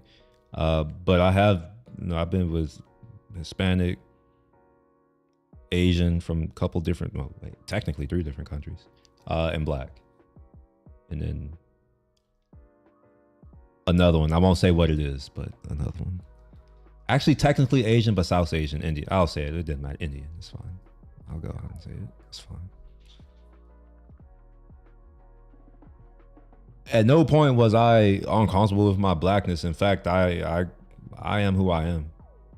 I'm the way, like how y'all are seeing me is how I am in general. Except I'm cursing a little bit more. I will curse with with some of my work buddies when we're shooting the shit. But for the most part, I am who I am. I'm pretty much the same way around everyone. I don't think I'm uncomfortable with anything about myself. typically intimidate them, which man, why do all these women think that they're intimidating to us? That's such a cope. Man, you are not intimidating. You're just not likable. You're just not attractive. And that's okay, right? Like, we all can't be likable and attractive. You're not intimidating. No man is intimidated by you. Like, I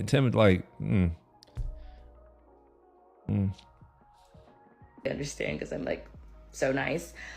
And I also just noticed that like they don't really respect women, not even just black women. They specifically disrespect black women more, but like they don't typically respect women at all. And that's definitely not the kind of person I'm interested in dating. You have to give respect to get black it. Women, is this That's crazy the thing. to say? Like, She's right. She's right. The majority of men don't respect the majority of women, and that's because the majority of women don't respect men. I come from a background where you have to give respect to get it. Respect is earned. It's not just given. I think this is a symptom of this princess. Like, our fathers raise these princesses and tell them that they shit gold and that they're the best thing ever, and like sugar spice ever. They're raised like that, and then when they get out into the real world, nobody's gonna value you like your father. Like, your father loves you, but the rest of us, we don't give a shit about you. Maybe it sounds rude, maybe it sounds cruel, but sometimes the truth, as they used to say back in the day, sometimes the truth hurts.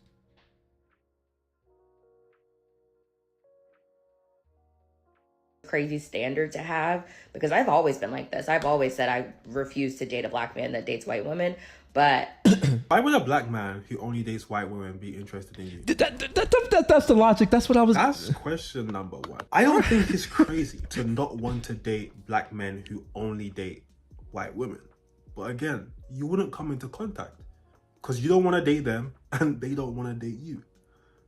But if I had to guess, you don't like black men who have dated white women in general. That would upset you. If I had to guess. If he's dated 5 people and 2 of them were white, I think that would upset you. Now, the reason why I say I don't think it's a problem in relation to black women who don't want to date black men who only date white women, it's the same logic I have for black men, right? I wouldn't date a white woman, for example, who only dates black men. That is weird. That is very odd behavior. And oftentimes, not only do they only date black men, but they really hate white men. They hate their own men. Yeah. That right there, that's weird to me. That's what I was saying, that I know some Asian girls who they say that's very weird to me. And I don't think that's like, in their mind, they may think that makes them more attractive to me and I'm just like, it does the exact opposite. It's off-putting. I don't, oh my gosh. Like for me, for instance, like I don't really truly care what race you are. I do have a preference, but I mean, like, even though I'm not really attracted to white people, if I like a white girl, if I happen to come across one and she's nice and she's pretty or whatever, and like maybe I wouldn't be like, oh, I don't date white girls. It's like, all right, well, here's a girl, a human who I like. After that, like after I like her, if she's white, black, Hispanic, like all that stuff that goes out the window. It stops being relevant at that point. I don't understand that. So if that's how these black women are seeing it, I don't have a problem with it. The problem comes again with a lot of these women who will look at a man's past. He's dated 3 black women, 3 white women, 4 black women. Wait. I'm surprised that he didn't pick up on so the past matters. Because you know how a lot of them get defensive about their body count and then say, oh, the past shouldn't matter. Like, why should a man care about a woman's past? But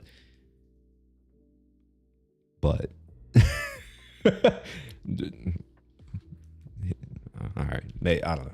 Let's just keep going. 2 white women, that's a problem for them. That doesn't make sense to me. So one of my main problems with hoes or people who push the hoe agenda is that they never tell you the side effects of being a hoe. They never brag about their STDs. They brag about how much fun they had when they went to Jamaica.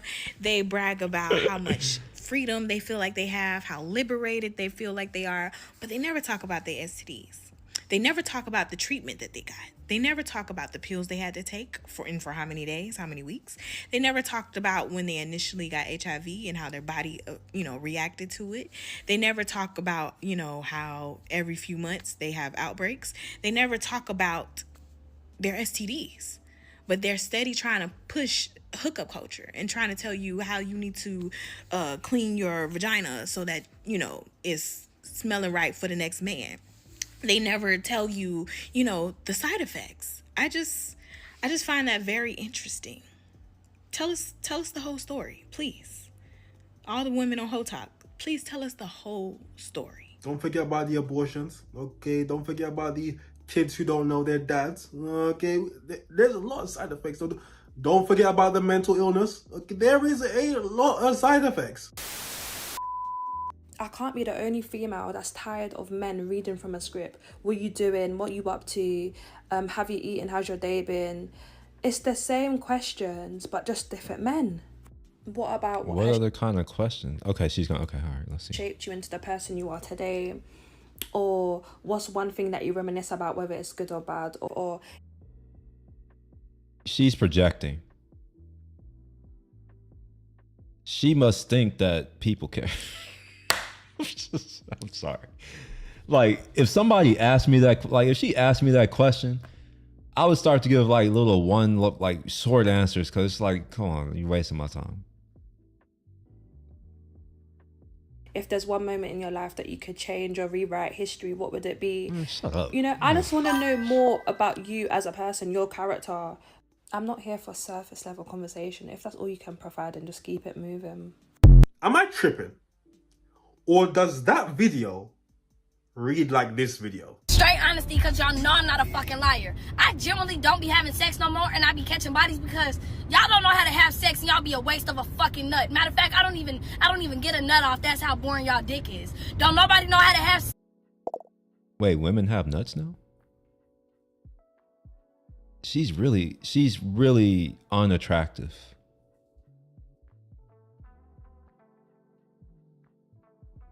This is why men care about body counts. It's because if I know that you've been with 60 men, the only thing that's running through my mind is You've had 60 lesser men. I'm not going where lesser men have gone. What the fuck? This is why these women, like, they want a certain type of caliber of men, but they don't realize that the type of man that they want is on some other shit. I'm not dating a girl who's been with a bunch of low end men. It's just not going to happen. You've taken yourself out of the pool for me. It's just like, all right, nah, I'm good. You know, it's kind of like with my truck. It was recently found. Police, they found it like 7 months ago. And one of my buddies was asking, this is a buddy who doesn't really understand. He's young. He was asking, are you going to get your truck back? And I was like, fuck no. I'm like, why would I want a truck where some poor, dirty individual has been sitting in my seat? Hell no. Hell no. No. Just nah. Mm-mm. I'm good. It's the same thing. If I'm not about to take a truck that lesser men have driven, why the hell would I want a woman where lesser men have gone? Nah, I'm good. I'll pass on that one. Sex and that shit is boring as fuck. We all grown as fuck, bitch. I don't want to sit here and just give you head and fuck. Bitch, I'm grown. Why is bitch. she cursing so much? I didn't have too much sex in my life for you to do. What? Bitch, you're boring. You're boring. Oh God, niggas don't even play with the pussy anymore. Like, what? My nigga, what? Talking about some play with yourself. Head You don't and need sex, no man. nigga, 5 minutes. Fuck I'ma do with that, bitch? I thought we were supposed to be fucking. Whole time it was a quickie. I mean, give myself a pat on the back for keeping them walls intact, but hello. I would like some more. Y'all are boring me. Y'all bore my soul out. The fuck, my pussy is bored. The fuck? My rose done did more than the last 5 niggas. That is embarrassing. How y'all gonna let a toy beat y'all up? I don't want a freak, I want a slut. Tongue and all. This butthole nigga, what the fuck wrong with y'all? One thing I would never do. She's disgusting. She's not attractive at all.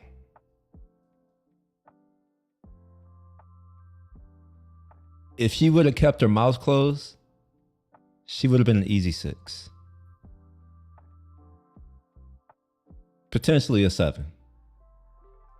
But with the mouth and all that, she's a San Francisco 2. When I'm dating, is entertain a woman who has dating fatigue. Because why are we the same age and you're burnt out already? What have you been doing? You know everything everyone's gonna say. That you just been She's been doing here. butt stuff. Okay. She's been doing butt stuff.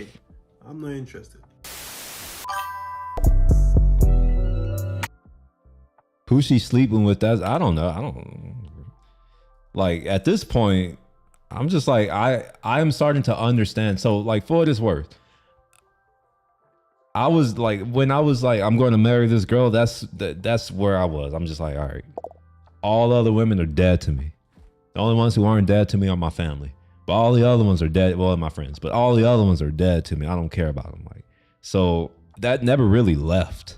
Even though I've had, some things after, but it's like I never really felt anything for him. So, wait, hold on, my bad. What was that Will Smith zombie movie? I don't know. Zombie movie? Oh. But what about it? Why are you trying to chill? You trying to censor yourself? You too afraid to say what you really feel? Jimmy? You don't want to say what's on your mind? All right, where are we going now?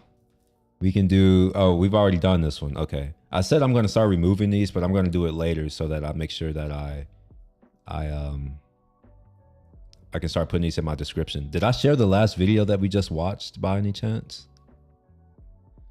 If I'm going to share it again just in case. That's one of the things that I want to make sure I do, seeing as I am reacting to their content. I think it's only fair that I like all of the videos, subscribe to their channels, tell y'all to subscribe to the channel if you like the video, as well as put it here so that I amplify it. Oh my bad, let me pull that off. Okay, so we're going to do, I kind of want to do this one as a, I'm gonna wait. We're doing, I'm gonna try to stick to a theme. And look at this, I managed to finish before the timer ran out. Yeah, I'm doing better. That's an improvement. Okay. We're gonna do this one right here, which is 23 minutes. So I'm gonna put an hour on the clock. Ooh, like that. We'll put an hour, get that started, and let's go. Do you think that America is trying to be better? Of course not. No. I gotta read. I don't like just list. I like to read. Joy Taylor says femininity is under attack in America because women got too close to power.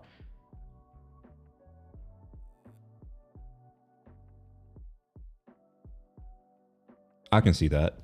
And reveals she believes prostitution should be legal, claiming non-pussy men getting lonely men are deteriorating society. Wait, claiming non-pussy getting lonely men are deteriorating. Oh, she thinks it's those men who are deteriorating society, and not these people who are making our society degenerate with 60 bodies and 3 baby daddies and STDs, and saying, "Oh, my pee hole is bored." That, yeah, right, okay, yeah, okay. I just make sure I understand. But this first thing, I agree to some extent, actually to a lot of extent. Reveals she believes prostitution should be legal. I disagree. I don't think it should be legal. However, if the country wanted to legalize it, okay. It's just another milestone for me that this country is going to hell. And it's just another reason that I will eventually leave. I know. Yeah, I don't either. I think there's also there's a massive attack on femininity. Like the idea is that No, I don't think there's an attack on femininity. I think there's an attack on feminism, which is, most of them are not very feminine. Well, I mean, they are, but not in the classical sense. that masculinity is actually what's being attacked. Oh, I came across this. Wait. Did she correct herself? Attack on femininity. Like the idea is that masculinity is actually what's being attacked. Oh, I came across this video this morning. Came across my feed and I was a bit shocked that this woman. Wait, which YouTuber? Oh, this guy? I think, yeah. For what it's worse, if any of y'all want to, like, if you're bored and you want to help me get some shit on TikTok, you know, if there's anything that you're like, yeah, this should be on TikTok, let me know. I will ask someone if she would do it for me, post it. If you're here, you know who you are. Say something. If you're here watching, you're supposed to be handling the TikTok. You know I don't want to do that. Joy Taylor came up with such a bizarre way of speaking about gender dynamics in America at this time. And this is coming from a channel called The Art of Dialogue. Joy Taylor says femininity is under attack in America because women got too close to power, and reveals she believes prostitution should be legal, claiming non-punani getting lonely men are deteriorating society. Wow. Well, she really thinks this is why. It's fine. I guess I'm just going to have to be a misogynist. This is why women should not lead or control anything. She's literally saying we should have prostitution.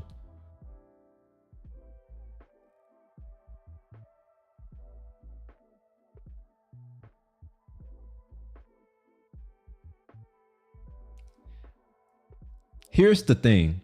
so many women are upset when about men objectifying them, but for whatever reason, they can't seem to understand that a lot of times they objectify themselves.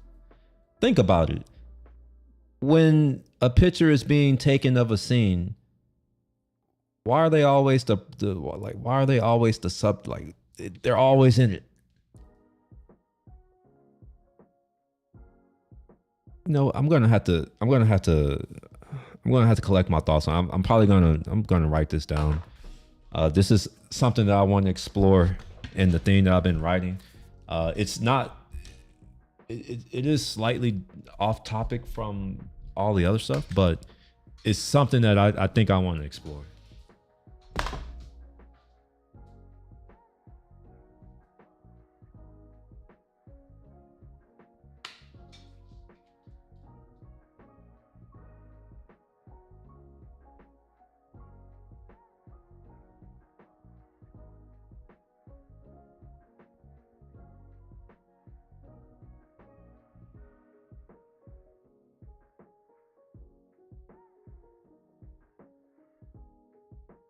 And just to expand before I move on is it seems like gosh, like, how do I say it? I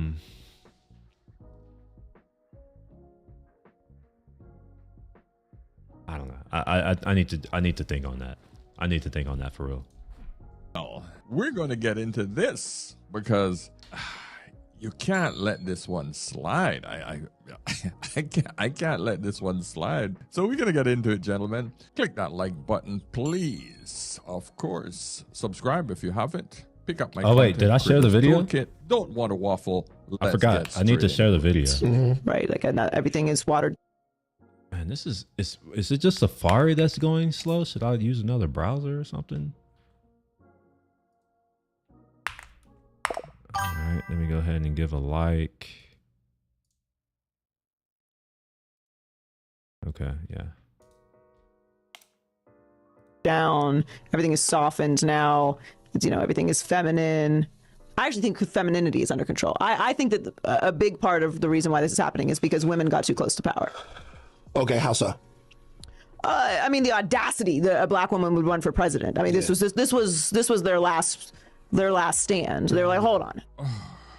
Okay. Is it that femininity is under attack or masculinity is under attack?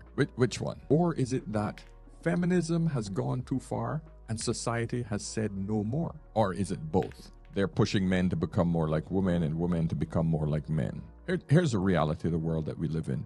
Men have always been in charge. That's it. And there's a specific reason for that. Because we have the benefit of being able to enforce. We will always power. be in charge. Women can't enforce whatever power. There will never be a day and listen, that humans exist that men aren't the ones on top. The only way that you can enforce your power is if you can actually control it with force. That's it. Because it doesn't matter how much you try to push an individual to do something and force him to do something. If you cannot back it up by enforcing it with aggressive enough power. Basically with violence. You don't you have need the power. violence. So power is only reinforced by who has the ultimate strength to enforce that power. So the only reason that women are in the position they are currently in the West is because men allowed them to have this power. Now, they are being backed by corporations, which runs governments. Corporations know that women spend more than men. Women have the spending power.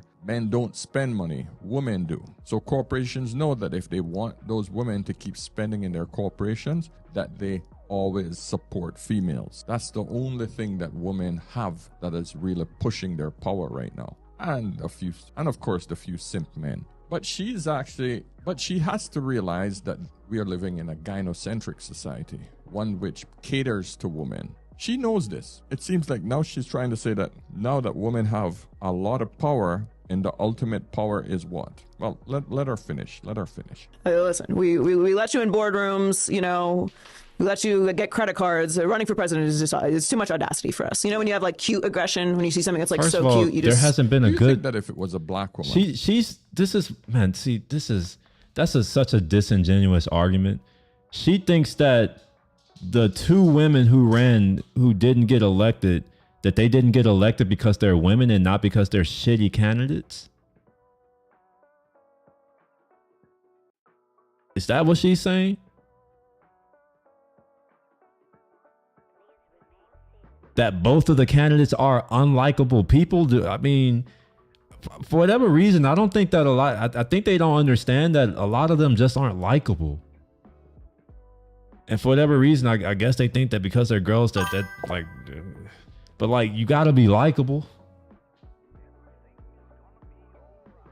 Well, you gotta share it in like common wherever. sense. You know, the problem with women who don't understand how Yeah, politics after work hours. is that it's hard for a woman, any woman, to actually portray leadership and come out on the winning side, especially in America, because we still admire a woman to be feminine. However, we insist that she has the tenacity and the balls and the grit and the I didn't watch it, but like, you gotta give us like, can't be here's one thing and that I would lead. want you to do. If you do share stuff, this goes for everyone. If you share links, put a little blurb in there of like a summary, like what it is, like, you know, why I should watch it, that kind of thing.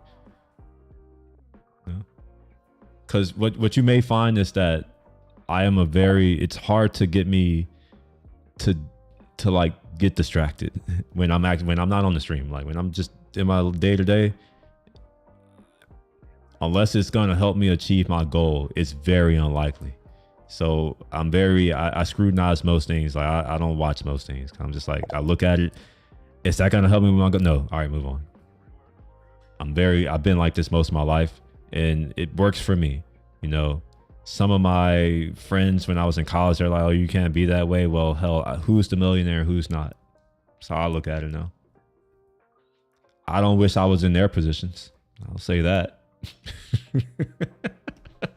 I will say that. I don't wish I was in their positions. It's actually the opposite. So this ability to hyper focus, yes, it is. It's something that a lot of people in San Francisco have, actually, a lot of engineers. And it could be like some of those people are on the spectrum, I guess, where like they just have these one-track minds. I have this uncanny ability to have a one-track mind, but also pull myself out of it, which is something that I think a lot of other people who I've come across, they don't have that part, you know.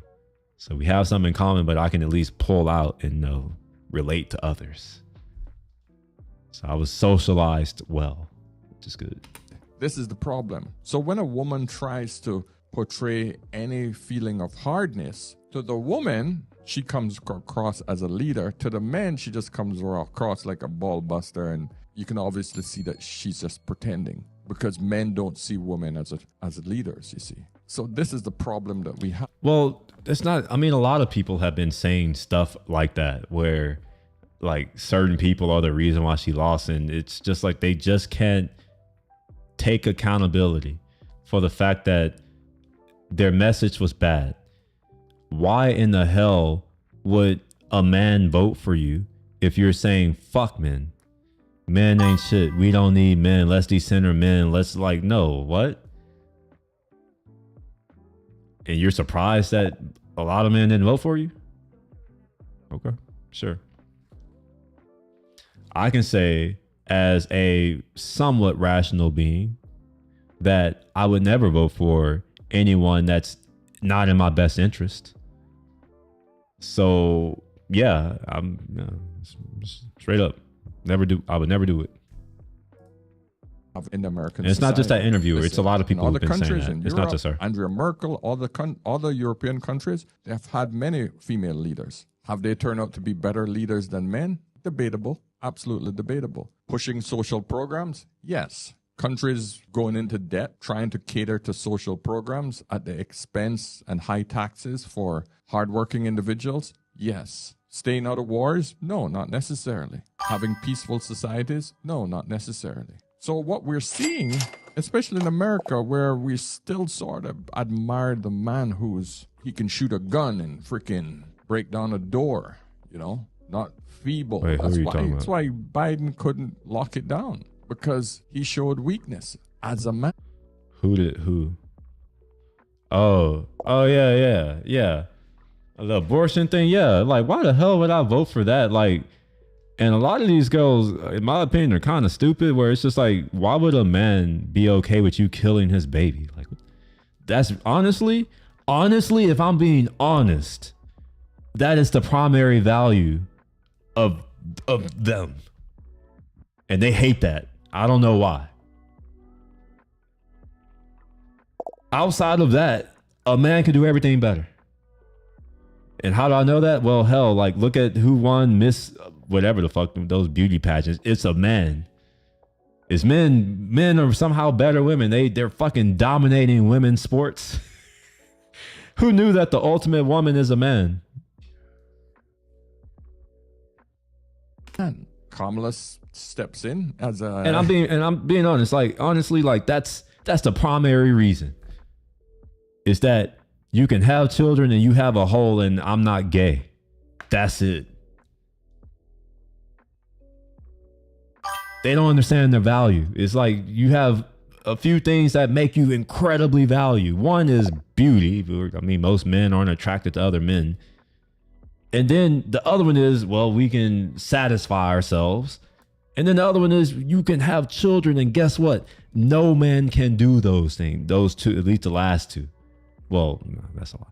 No man can do the last one. I absolutely need a female to do that, and I understand that. And that's what makes them incredibly valuable. That's why we die for them. It's because for whatever reason, men seem to understand inherently that the human race depends on us being able to reproduce. And guess what? The only people we can reproduce with are women, so they're valuable.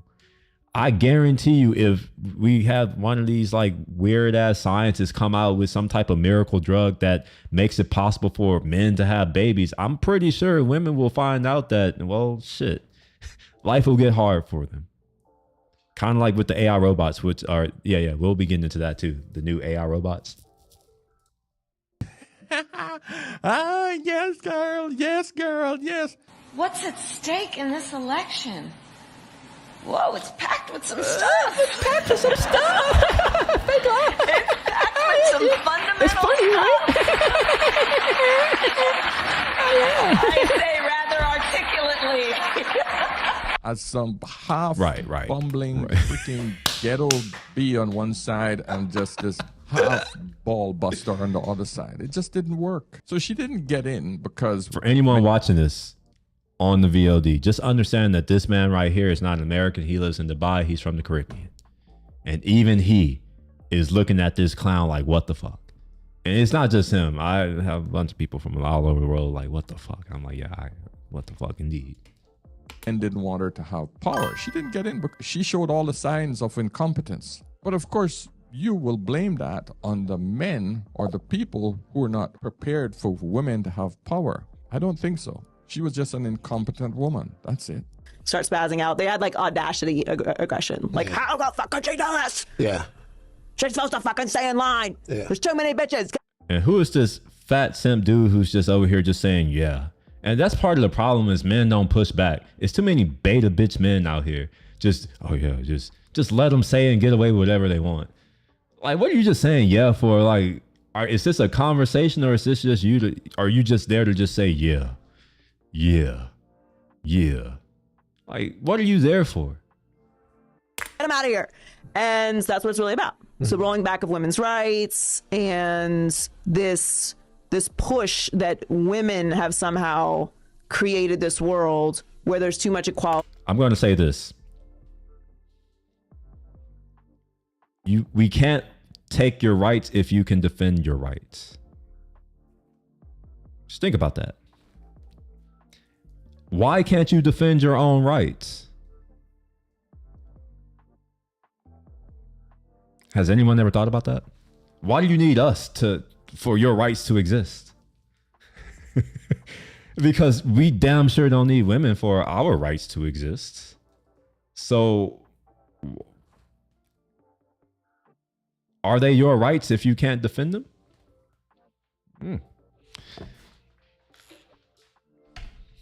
You know, the people who are given everything, they don't value the things that they're given. And I'm not saying this for all women. I think that some of them, they understand, but these new modern ones, a lot of them, they seem to not understand that they have it incredibly good here.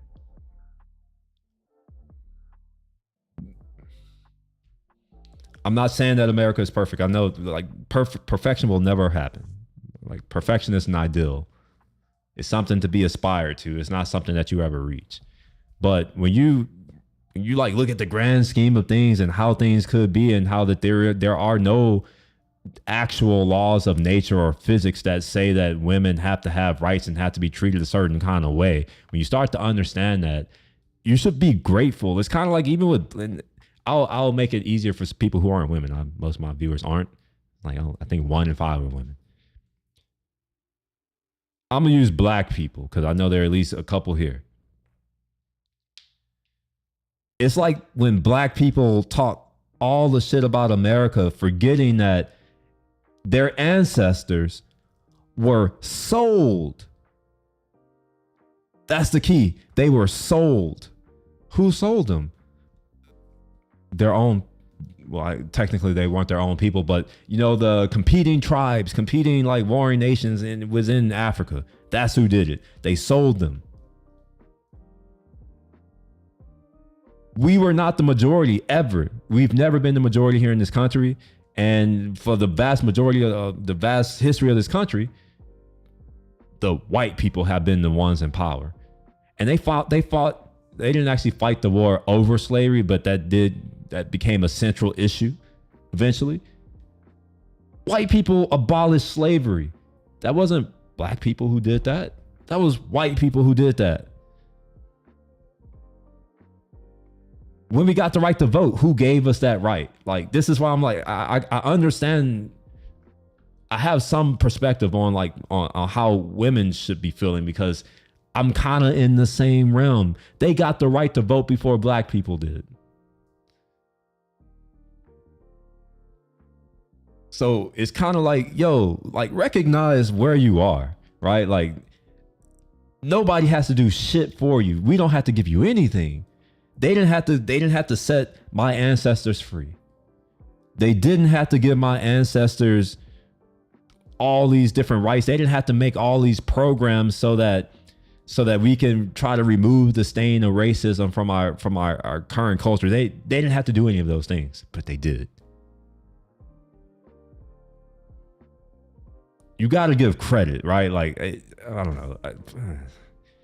Sometimes it pisses me off, some of the things that people say, when it's just like, come on, just think for a second. Yo, just use that thing that's between your ears if you have it, and just think for a minute. And you may realize that, yo, like, we have it really good here. It's so good, in fact, that the descendants of the people who sold black people to this country now want to come here. It turns out that, well, it worked out well for us for at least our ancestors to be shipped over here. Because, hell, like, look at us. We're a mostly integrated society now. There's no laws, or there's nothing preventing me from doing anything that anyone else is able to do, for the most part. And that doesn't exist everywhere on Earth. In fact, that doesn't exist in most places. So I really wish that, anyway, my rant is over. I'm sorry. Where the rolling back of women's rights? There was no rolling back of women's rights. They're rolling back of social programs where women were abusive to the program, but not only women, able-bodied people who took advantage of the social system. They literally. Look at her eyes. You know she crazy. You know, when you can see the whites of their eyes in at least 3 different places, that's how you know they're crazy. And if you see white in 4 parts of their eyes, top, bottom, left, and right, yeah, you need to just go, bro. Like, you about to get cut. My EBT card was just declined. They took it all.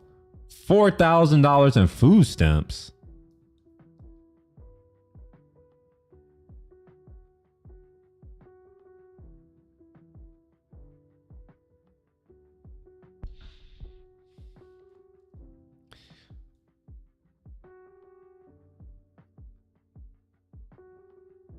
So I don't have a job right now.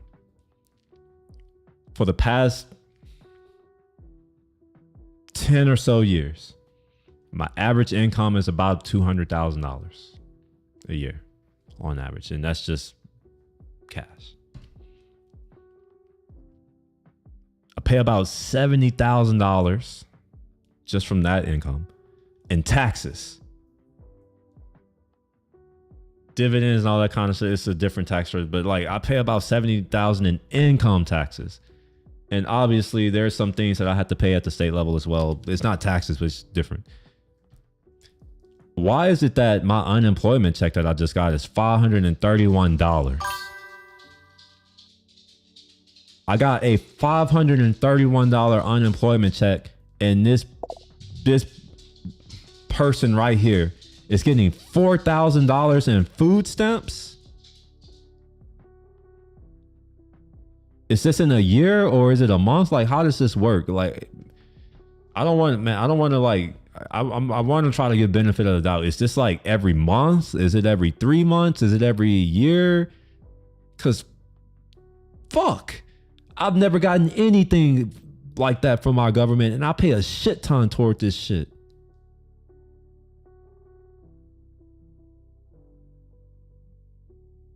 Yeah, fuck her and her kids. She could be homeless. The hell? I know. These people are not entitled to this shit. I'm fine with them being homeless. I don't care. I'm at this point where it's like, yo, y'all want equality? Okay, let's have equality. You can go sit on the fucking bridge with all the other men. Why do we have women-only shelters, but there are no men-only shelters? We want equality, right? My food stamp card completely off. Everything Good. is gone. Good. Over Get a fucking job. $10,000 in food stamps I had. My balance is zero. Good. It should be negative 10,000. Pay that shit back, Just bitch. at Myers, $600 worth of groceries.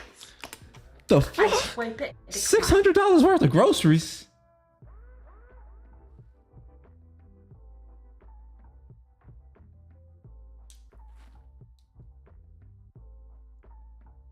How many kids does she have? $600. That's a lot. Or is it a lot? Is that a lot? That's a lot. I shop at the most expensive grocery store in Texas. I have never spent more than $200 for groceries. And this is with me. Well, actually, no, that's a lot. That's a lot. I've spent $300 once. But that's because I bought a $120 steak. But it was with my money. She's over here paying $600 for groceries with our money? The fuck? Nah, get out of here. You can, it looks like she can go a few weeks without eating. She'll be okay. I swipe it 2 more freaking times. Declined.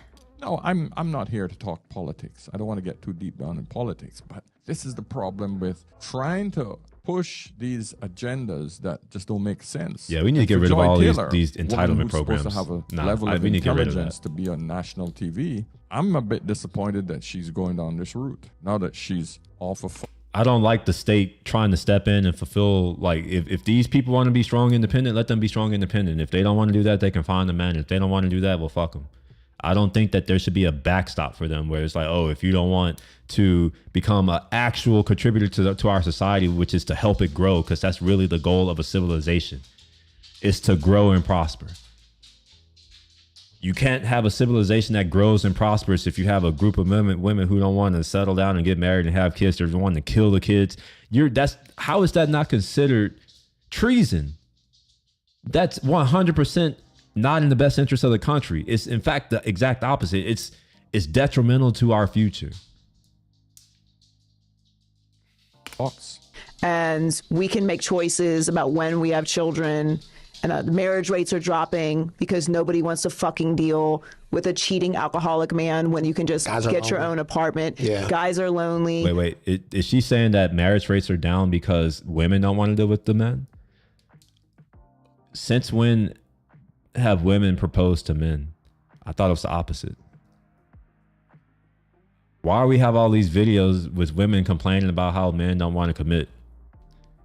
Is it really because of that, or are you just just stupid. She probably just stupid. Obviously, she's attractive. She probably got her job because she's attractive. Honestly, if she weren't attractive, we wouldn't even be talking about her. We wouldn't even know who Joy Taylor is. People. Honestly, in 5 years, nobody's gonna care who Joy Taylor is. She will be irrelevant. You can already kind of see the irrelevancy right now. Just look. Just look. You can already see the irrelevancy coming. It's gonna accelerate.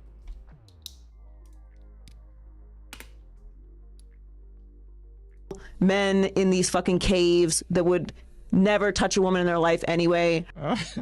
That's just amazing. Birth rates are down because women not prepared to deal with a cheating husband. But the woman can cheat. Women cheat more than men. They do. I clearly displayed this yesterday. So I don't understand why she coming up with this crap. I don't think she's suited for the internet, to be honest, man. She should have stayed in mainstream news. She couldn't. Don't know shit. She was fucking base. She was fucking she was fucking Skip Bayless. She was fucking all of the higher ups. That's how she got there. She was after they went on to commercial break, they need a little quickie. Skip and Shannon were tag teaming.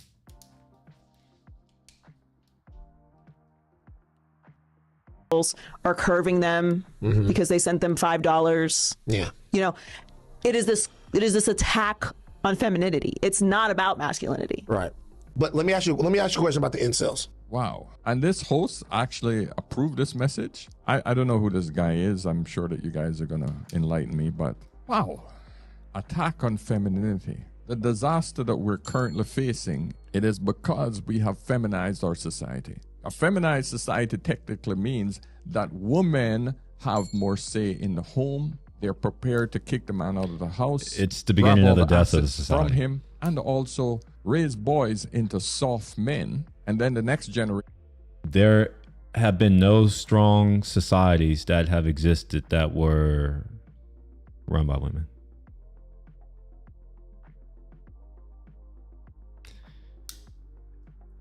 There's this thing with civilizations, right? Like survival of the fittest, just like with anything else. A feminized society will be outcompeted by a masculine one because other societies and civilizations exist. The only way that you can get a feminine society or feminized society is if you start out with a masculine one and then turn it into a feminized society. And then once that happens, well, there's history that shows us what happens when that happens.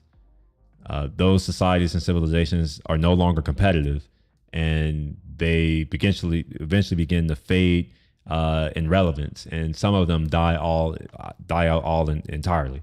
Now we do have some matriarchal, feminist societies. Some, they're very small, they're very poor. Nobody knows about them because there's one that exists in Mongolia. I'm sure none of y'all have heard about. Not in Mongolia. It's near Mongolia in China. It's a specific tribe of people within China. That's their custom. Nobody here would be lining up to go live there if you saw how it looked.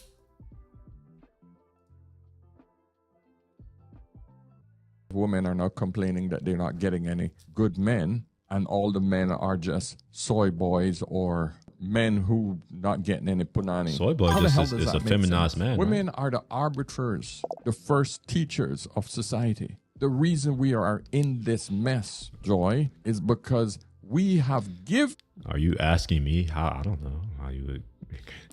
But there are other people here. For what it's worth, y'all do know that, it's a chat. Y'all can talk amongst yourselves and have arguments. Don't have arguments, but y'all can chime in. I don't know. How do you increase critical thinking? I don't know. Think. I don't know. Like a muscle to turn it on. And to increase effectiveness. I don't know. Are you implying that everyone has the capacity to do that? Because I don't think everyone has the capacity to do that. So just based on that, I would reject the premise of how do you increase it. I can't reject it actually, because just like with jumping, right? Like some people don't have the capability to jump 48 inches. Just straight up. and I'm using 48 because that's not that high. It's like most people on a basketball team are going to be in the 40 to 48 range. It's not abnormal, right? So most people don't have the capability to jump that high. So no matter what they do, they're never going to get that high. Now, people who do have that capability, yes, you can train and you can increase it a little bit more and all that kind of stuff. But, you know, if you were asking that, I can tell you that because I know what you could do to increase it. But for critical thinking, no idea. Like even with that, what you just said, you can think right, but you can also be wrong in your thinking. How do you mitigate that? When you say you could be wrong in your thinking, what do you mean by wrong in your thinking?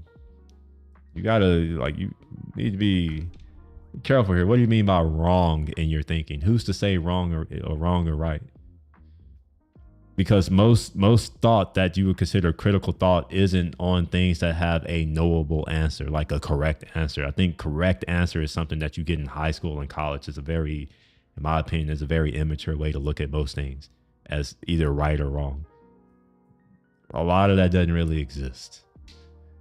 Like, it's just you pick an option and you see what happens and you kind of go from there. It's just like you can have a better option, but I don't believe in this thing of like right or wrong. And this has been how I've thought for a long time. Like even, oh wait, hold on, my bad. Oh, my bad. This is another message. How do you mitigate that? And then, yeah, with the thinking, it's like, how do you know that what you think is right is actually right? Are you basing it off of what other people tell you? Oh, well, if I tell you, oh yeah, that's right. Does that make it right? Or let's say that 1,000 people or 1,000,000 people, or let's say that everyone on earth says, oh yeah, that's right. Does that mean that it's right or correct? Or let's say 1,000,000 people say that it's wrong. Does that mean that your thinking is actually wrong or incorrect just because everyone on earth says it? So I can think of a time in our history, not that long ago, where everyone on earth thought that the earth was the center of the universe. And at one point in time, everyone on earth thought the earth was flat. There's a lot of things, right? Like, I'm sure at some point in time of civilization, the people thought that the entire earth was their civilization and they didn't, anything outside, they didn't even know. Like, if you live in a mountainous valley, there's nothing beyond that. And they all may believe it, but does that make it right? That's why it's like, you got to be careful. Like, you got to, like, what do you mean by right or wrong? Who says what's right or wrong? And what gives them the authority to say it's right or wrong?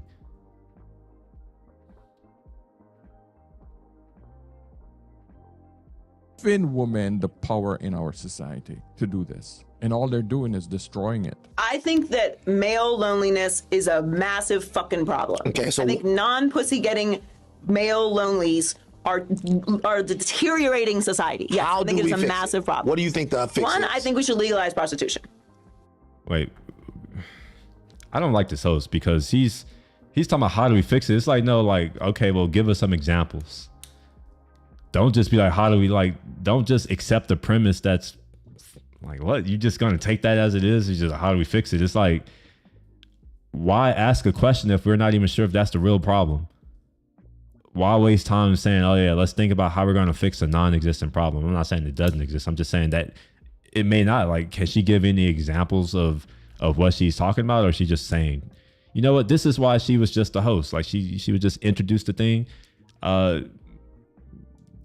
She excels at that. She excels at looking pretty.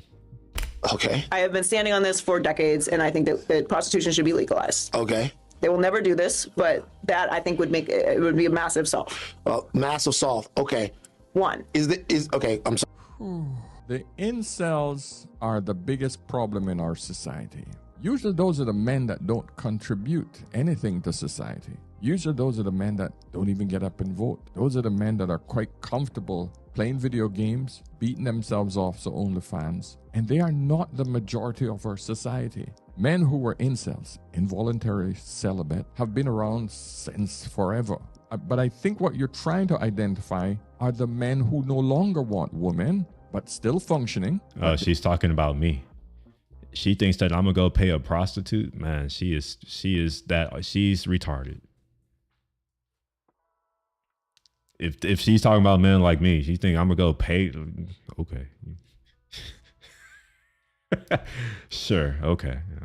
They don't mind going out and I don't buy a care if kiss it's for legal. them. It's like, that's okay. how they satisfy themselves. They're not involuntarily celibate. They're basically saying, I don't give a shit about securing a woman to suck my resources. I'll just go and buy it. You know what? I am what he's describing. I am not involuntarily. I decided, fuck them all. That was my decision a few years ago. Since then, I have had people try, a few of them, including some of the ones who are like, oh, I don't like dating Asian guys, like some of them too, try to convince me that I should be in a relationship with them. You know what? I told them I'm good.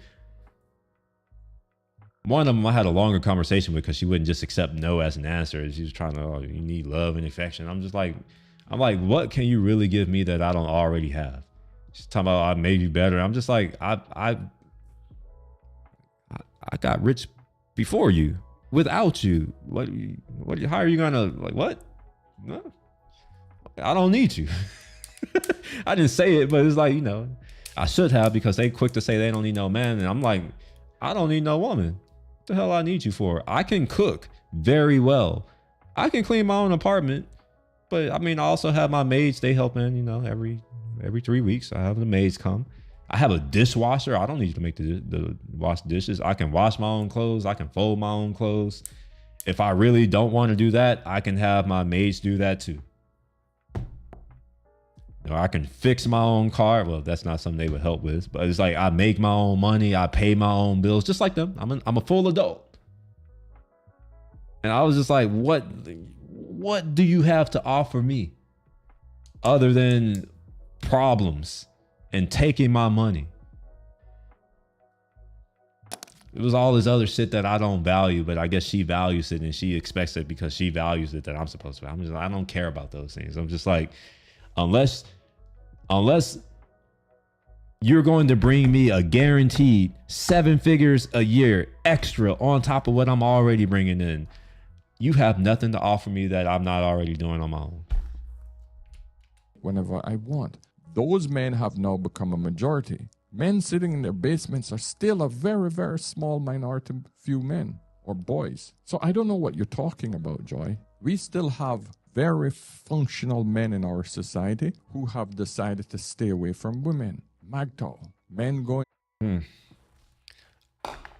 But they'll say that I'm intimidated by them. I'm insecure. I'm not comfortable in my masculinity and all these other. Oh, I'm a brokey. I can't afford it. Okay. I had one female in a stream not that long ago try to say something like that, and like you see this thing behind me, this right here, that.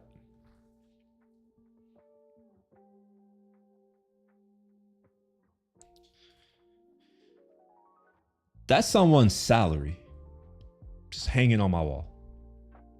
I have others. I don't think I'm broke. So, yeah, that woman who was like, oh, you must be broke because it's like, no.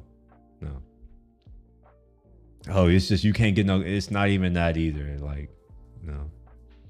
I have standards for myself. Even earlier, I was saying that my body count is 6, and I'm like, that's more than double what it should be, because I've only been in 2 long-term relationships. So ideally my body count should be 2, but it's not. So it's not because it's like I have a standard for myself. I carry myself a certain kind of way. I wish more women would do that. And a lot of them do. And that's something that I think that's important to recognize and to say, is that what we see on the internet are the worst of the worst. The internet seems to amplify the worst of the worst. There are a lot of people who don't even engage on the internet. You don't see them. So the internet, it distorts. It's kind of like with TV and media. It selects for certain things and it distorts reality.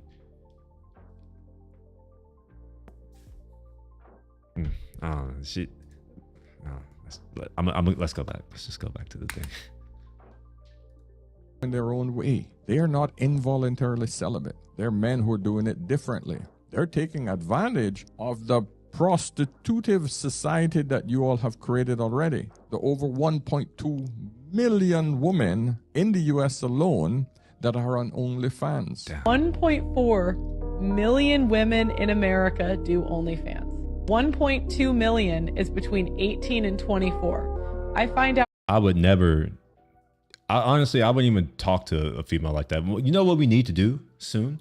We need to start building apps that can, or services that can help men figure these things out. Because a lot of women like to lie and hide these things. We need something for men to be able to make sure that they're dealing with decent people. Same way that they like to do the same thing where they have their little groups like, are we dating the same guy? Or like, do you know anything? We need to have that for women too. Because yeah, like I can see that being a catalyst for a lot of destruction in our society. You know, if some of these people hide the fact that they were OnlyFans and somehow it comes out, like it's likely going to break up that family, which is going to create more and more pain and chaos in future generations. Oh, they have them? Well, good. I don't care if they're happy. Fuck their happiness. The hell? Do I look like someone who cares about other people's happiness? Maybe I do. I don't. So, in case I do look like that, I don't. They have the lookup tables for people. Yeah, yeah, that's good. It needs to. It's probably going to get better and better and more thorough. But yeah, this kind of stuff we need it at this point, because I think that I have the right to know who I'm dealing with. We have this thing here in America, and this by law that certain organizations have to do it. It's called KYC. Know your customer. I want to know everything about the product that I'm about to purchase, or that I'm about to invest my energy, my time, my money, like my life. I need to know about that at this point. Now that we have all these temptations, is like, yeah, we need it now. All right, let's keep roughly going. 10 million women. So just on OnlyFans alone, 10% of women in that age group are on OnlyFans. Yeah, the numbers were calculated. You don't have to legalize prostitution. Prostitution is pretty much overlooked in America already. OnlyFans is the biggest prostitution ring that have ever existed. Second that to Instagram. Well, actually, number one is Instagram. Number two is OnlyFans. More women cheat off of Instagram and advertise themselves up there like anything else. There's men over here in Dubai who freaking scroll Instagram looking for idiots who just want to be flued out. I shouldn't, man. I didn't give any. I stayed out. But what I will say is that when I was in the region,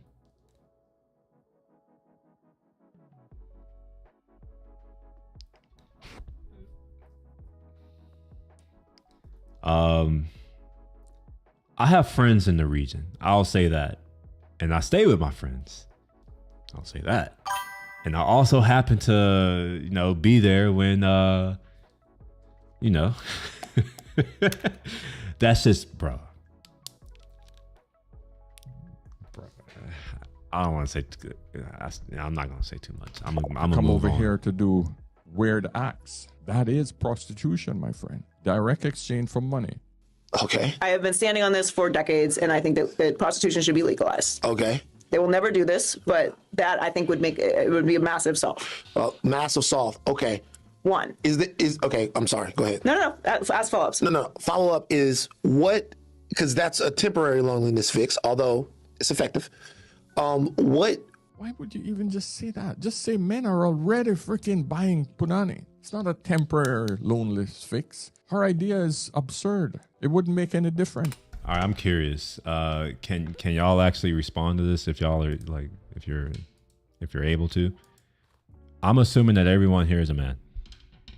If you're a man, put a 1 in the chat. If you are a female, please put a 2 in the chat. And I'm curious here. And the question that I'm going to ask, and I want to know the answer to that too. Are you lonely?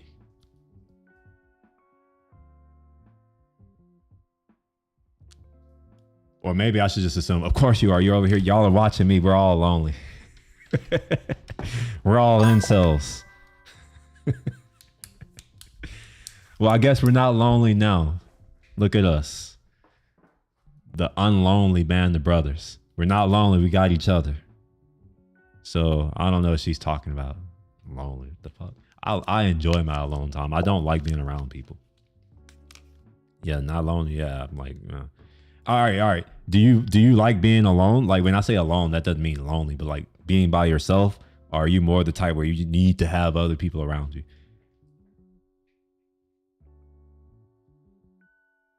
I'm gonna stand up. I'm a little tired of sitting.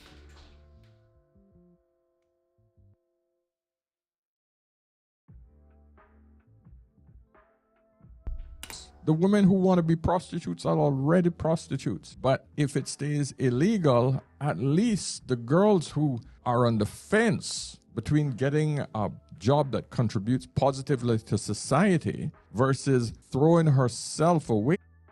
Here's my hypothesis. If we legalize prostitution, marriage rates will drop precipitously. It will be even worse for women. Because, well, at that point, like so many of them are probably going to go do prostitution for money, and then they're going to get tired, like, and want to try to settle down and think that they can have it both ways, and it ain't going to happen. So I would actually expect to see marriage rates drop. I would expect to see divorces increase, because that also means that it's easier for men who, you know, probably are only being held in line due to laws. Well, now they can just go pay what, I don't know what they cost. Whatever they cost. I would also expect to see prices go down. So the current women who are prostitutes will make less money. I would also expect to see regulation, so an industry will crop up around it that exists to siphon money out of the main actors, the ones who are performing the service, just like any other industry. I also think that these people who are currently making money illicitly, you know, they're under the table, they're not paying taxes. Well, now they're going to be paying taxes, so they're going to have less take-home money. So no, I don't think it'll work out the way that she's thinking, but I don't think she's thinking. She's just saying things emotionally. Where she's no longer desired by any man. Hey, let's keep that guardrail in place. Keep it illegal. Because if you give women freedom, she will make the wrong decision. I said this last night. You give women the freedom to do whatever they want. And that's what you're asking America to now do. Give women ultimate freedom. They're already free. You know what? You know what? Here I am. I'm gonna take back. We should give them. Let's just give them 100% freedom. Like, let's just remove all restrictions, and let's just see how it goes. Because there exists a subset of people, and I'm starting to become one of those people. My cousin's one of those hardcore ones. My friend, the one I was talking about, from high school, she's one of these people.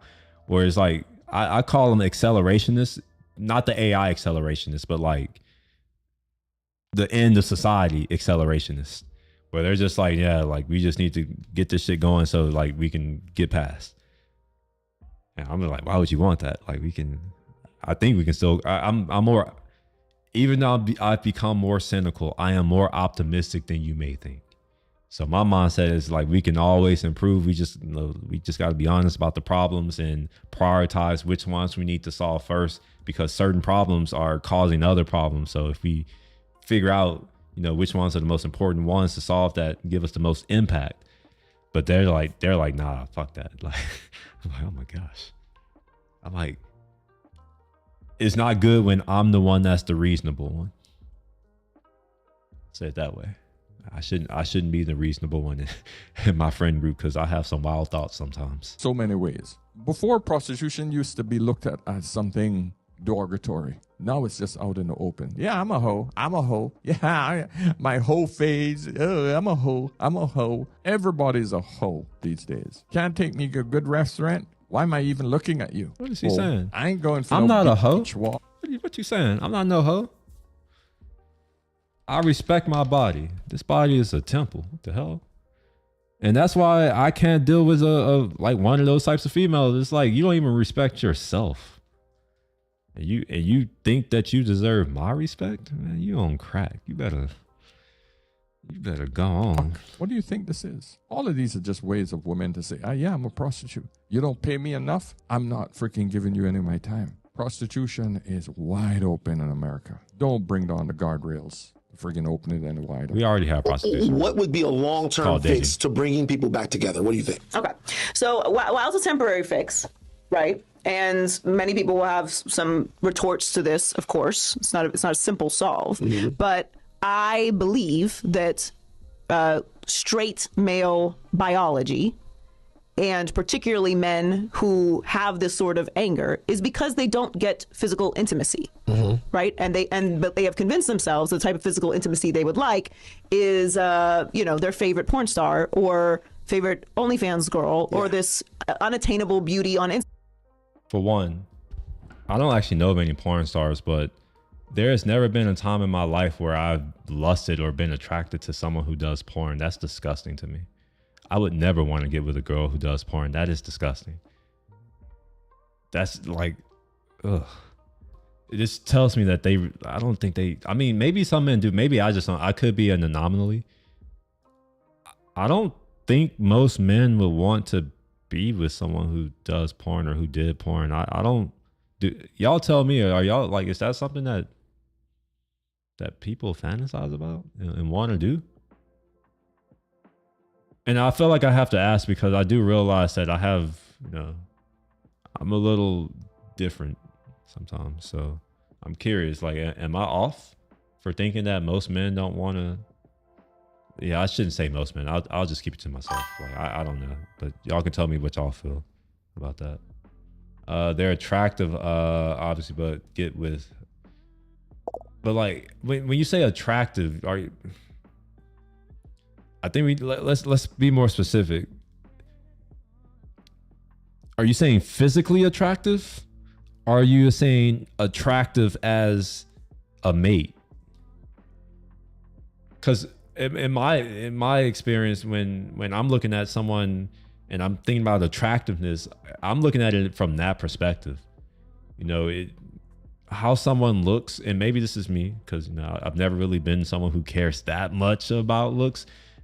I care about looks. I want to be clear. I care about looks, but in relativity to other men, I don't care about looks as much as other men. Oh, physically. Okay. See, yeah. So if I had like a scale, then maybe I can draw out one of these things. So how I like the traits or characteristics that I care about. Looks is not number one, believe it or not. It's maybe 2 or 3 for me of things that are most important. It's not the looks. Instagram, who is never, ever, ever, ever going to fuck you or meet you or talk to you ever. Mm-hmm. That is the biggest pile of shit I've ever heard. Average women think also, she's also assuming that all men all they want to do is just have sex.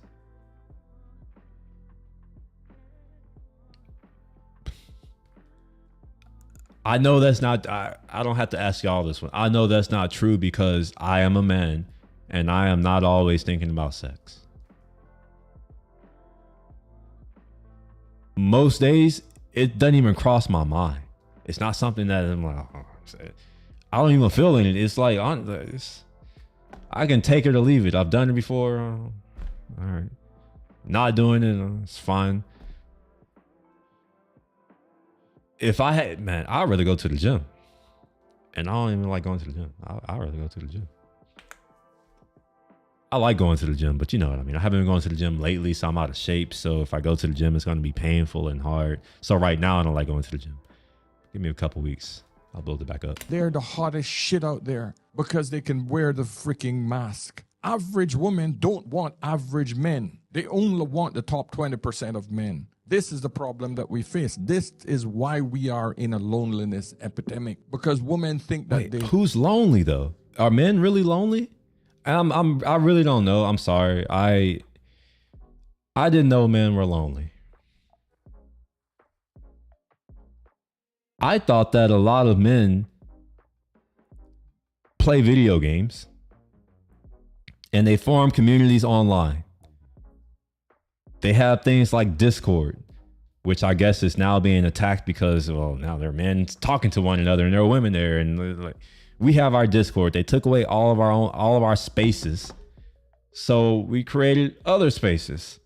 I don't know if men are truly lonely. I mean, I see when I go, their basketball courts and tennis, I see men playing game, tennis and basketball, like golf. None of these men seem lonely to me. They're car clubs. They're like these bike nights. I'm part of a few automotive clubs. It's like, it is mostly men. I don't think none of us.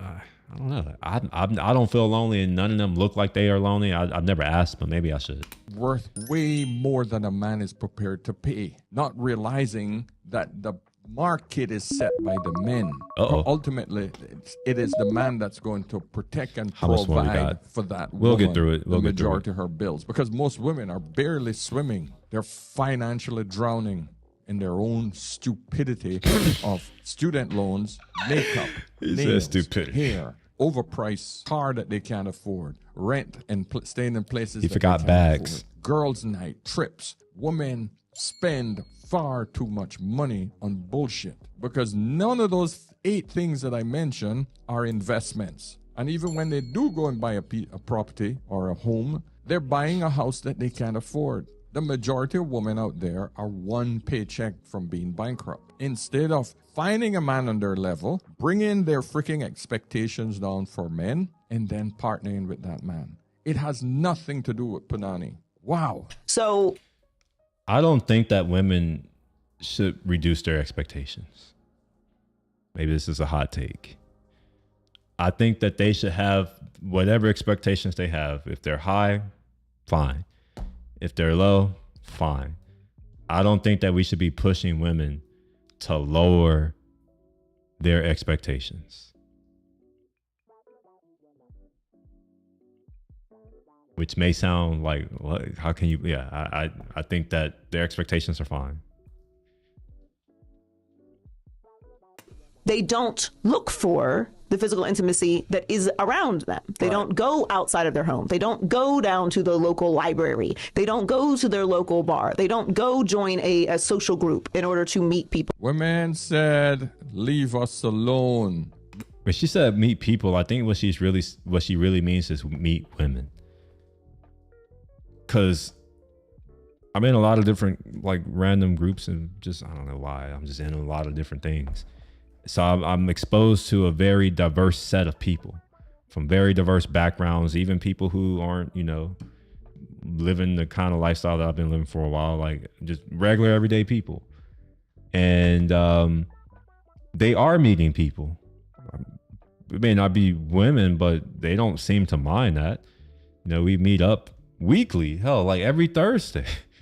We got the Ducati owners group every I think every first Saturday or something like that. We got cars and coffee. We also have Team Savage, if you know, do that. Some of my friends, they like doing that. So we have all these things that exist and people are doing stuff, and it seems like they're meeting people. You know, they have these leagues for soccer, like they're every day in the evening when I'm going to get tea sometimes. There are these soccer fields. There's like 3 or 4 big ones, and they're just full of people. Every time I go to the gym is full of people. Maybe she's just concerned that men don't seem to care about meeting women, which begs the question why earlier was she saying that the reason why marriage rates and birth rates are down is because women don't want to deal with these men. It's like, is that really the case? Because now she's contradicting herself. Men do not approach women like they used to. The average woman curves average men in public. They even insults him. They are on Instagram waiting for that Michael B. Jordan man to DM them. Has nothing. You know, if I were with a girl and she did this, it would be an immediate breakup. I wouldn't even say anything. I would just be like, if I'm at my place, I'll just be like, you need to leave. If I'm at a place that I pay for, like, you know, I normally say nicer hotels like this, I'd be like, nah, you need to leave. You can get your own room. You're not with me anymore. Cause like, why are you doing that? You don't need your phone. If you're with me, you talk to me. The hell you on your phone for? If you want to show your body off, I'm here. What the hell are you doing? Trying to flex on other people as if you're the reason why you're in this dope ass hotel. I've had someone do that before, and I was just like, nah, and I don't like being on other people's camera. I don't really like being, you know. So I'm like, you're not gonna show me either. She understood, and it was fixed. Are on Instagram waiting for that Michael B. Jordan man to DM them. Has nothing to do with the incels. You're talking about the average guy. The incels are a very, very, very, very small minority group of men. The average guy just do not approach women anymore because women demanded it. And now they're complaining. I remember that. Men have done what they freaking was told to do. Don't talk to us. Don't because touch they us. feel Leave us alone. I that remember this fucking that. beautiful 10, whatever, is going to walk through their fucking front door and suck their dick. And that's never going to happen. But they sit there scrolling like, hey, in the DMs. And they believe then that the women are not responding to them because of feminism. Wait a minute. So are you telling me that when the pizza guy shows up to the door? Yeah, I don't suck his dick, actually. I mean, but that's not real. That doesn't happen. I know. The setups in porns are insane. But and you buffer past. But I don't. You buffer pass or not? Well, I buy porn, so I don't. She honestly think that the average man out there just sitting there thinking that the women that are in porn are the women that he's going to meet up and marry. She honestly think that just the average man wants to marry an online whore. That's what she honestly. that was my mindset. I'm like, I can tell she don't really understand men. They don't even try to understand us. It's almost like they're just projecting. And this is what I've learned is that listen to what they say and understand what they're saying is just a description of themselves. Who buys most romantic novels? Have you ever read a romantic novel? Those romance novels or those romance movies are all about the same thing.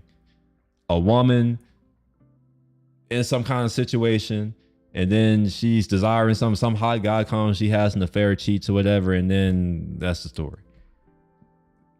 That's projection that she's doing. That social media posting is how Patel Durov got detained in France. They tracked him through his lady. You got to give me some context. I don't know. I don't know what you're talking about. The thing, the audacity of this woman. I'm sitting here thinking she must be freaking drunk or high or something because she can't be this stupid. I really thought she was a much smarter woman than this. That's because she didn't talk. She just did the intro. And he thought that because she's attractive. I thought it too. It's one of the weaknesses of us men is that we'll look at someone and as long as they don't say anything and they're really pretty, we'll just assume, we'll like, I think the word is pedestalize, right? We'll project what we think they are. And then it's like when they start talking, it's like, oh gosh, shut up. Shut up. Oh gosh, man. Well, anyway, we have derailed. The point is, I think intimacy is a big problem. I think men not having sex is a big problem. But this is my and the confidence that comes from not having physical intimacy, not having the ability to have sex, turns them into these raging psychopaths that then blame feminism and women running for presidents as the reason why society is deteriorating. And then they go out and vote as such in favor of trillionaires who wouldn't give a fuck if they had their last breath halfway through this podcast. Wow. Joy, I'm very disappointed that I had to listen to that and bring it to my listeners. I'm also disappointed in the older man she's listened to for making me listen through it. I can see some of the Kamala Harris voters are still a bit pissed off. Oh man, Joy, the average guy isn't sitting in his mama's basement. The average guy has a job. He's doing shit. Whatever image you have in your mind as far as the incel sort of sitting behind a computer all day, swiping left. Hey, bro. Hey, now. There's nothing wrong with me sitting in front of my computer all day. I enjoy sitting in front of my computers all day. The hell are you talking about? I'm a productive member of society in front of my computer all day. Of course, you'll run that narrative because it fits the feminist playbook. And what you have to understand is the reason why I'm always concerned about the U.S. and what people say in America is because America literally transforms the rest of the world, especially people in the black community. I was trying to explain this to a caller yesterday, an African-American caller yesterday. And he said, you talk about the U.S. a lot. And I said, yeah, because whatever happens in the U.S., my friends, literally transforms itself throughout the rest of the world, whether it's through music, movies, or the internet, social media. And you can start to see the influence in so many other places. Of course, it hits the Caribbean first. That's where I'm from, so I know the influence it has. Because, black people in the Caribbean and African-American people, we come from the same stem. It's the same ships that came over. The slave trade. This is probably going to be fucked. I don't know. It's just a hot take. I think if you take African Americans, like black people in America, and you take all of our worst traits, I think that's what you get in Jamaica. Jamaica's just imagine all of the worst of us is there with their jacket culture. That shit's crazy. Encompasses the Caribbean. 1 in 3. So we 1 in 3 men are raising children that aren't their own. We come off the same tree, my friend. And because of our proximity and the only freaking television station that was available in the Caribbean, STDs are running rampant too. America, we have a hell of a lot of American influence. The sitcoms, the shows, the TV, everything is transmitted around the world from America. So Americans, you guys have to understand why it's so concerning for other people to be very, very cognizant of what's happening in your country, because once it takes root there, it's not long before it's transmitted around the world. That's why I'm so concerned. Listen, I got 2 daughters of color, okay? Yeah, their mama's white, but that blackness shines through. Guys, let me know what you think, because look at that. We made it. We made it. Oh, wait, no, never mind. I want to read a few comments. Oh, yeah, we made it. Oh, my gosh. All right. The joy made it long. It didn't bring me any joy to listen to her. Okay, what have we got next? I've already done the black fatigue one, delusional, that. Oh, this is a good one, but it's a 50-minute video. We're not doing that right now, but it's something that I want to do. The myth of the girl in sisterhood. They're not your friends. Oh, this is Aquarius wave. I think Casual, you're going to be disappointed. Wait, somebody who didn't like Aquarius wave? This is another one. We got to give them another chance. We got to give them another chance, because I am subscribed. I subscribed because I'm doing these. So. One of the most valuable lessons I've learned. Give it a like. I'm going to share it with y'all. If y'all like it, go give them a thumbs up. If you don't like it, just don't do anything. You don't need to do anything. Just, yeah, let's hope get Aquarius wave to wherever he's trying to go. He's got what, 30,000 to go before he's at 100K. All right, let's at least do 3 minutes just to see. Let's just dip our toes in the water. Just dip. Because I did watch the first 30 seconds or a minute or so, which is why I you'll thank me. Don't worry. There's something in here that you will like. He's not saying it. It's just something in here you'll like. Let's just. In my entire life, you'll find it funny. Is to be very cautious and discerning about the people who I give access to. And by access, I mean access to my time, my energy, and my attention. Because whoever I give that to is going to determine the trajectory and the direction of my life. And it's been proven time and time again that the people you surround yourself with will indeed determine where you go in life, whether it's financially or even relationally, right? If you have got some very single-minded individuals, those who like to go out and party, who like to hook up, who like to do things that are not conducive to so far he's not saying anything, or a healthy relationship, like, you are more likely to find yourself in the very same place, even if you have a different desire. In the same way, it's been proven that if you have just one friend who is overweight, your likelihood of being overweight yourself go up more than 25, almost 50%. some wild statistics out there. But anyway, the reason I kind of give this preface is essentially to prepare us for this little moment here. Now, it's only about a 15-second clip, but it says everything. And though it says everything, you know what we do here. We're about to break it down to a cellular level. So let's get into this video right here. And if you're here for the first time, welcome. I appreciate you. And if you are here for the second, third, 100th time, appreciate you, love you. Thank you for being here. Let's get into it. Excuse me. Listen, I have a question. I think you're beautiful. Thank you. What's your name? I'm sorry, now it's just not that time. Okay. I appreciate it. Have a good one. First of all, that wasn't a question, but first gotta. What was that?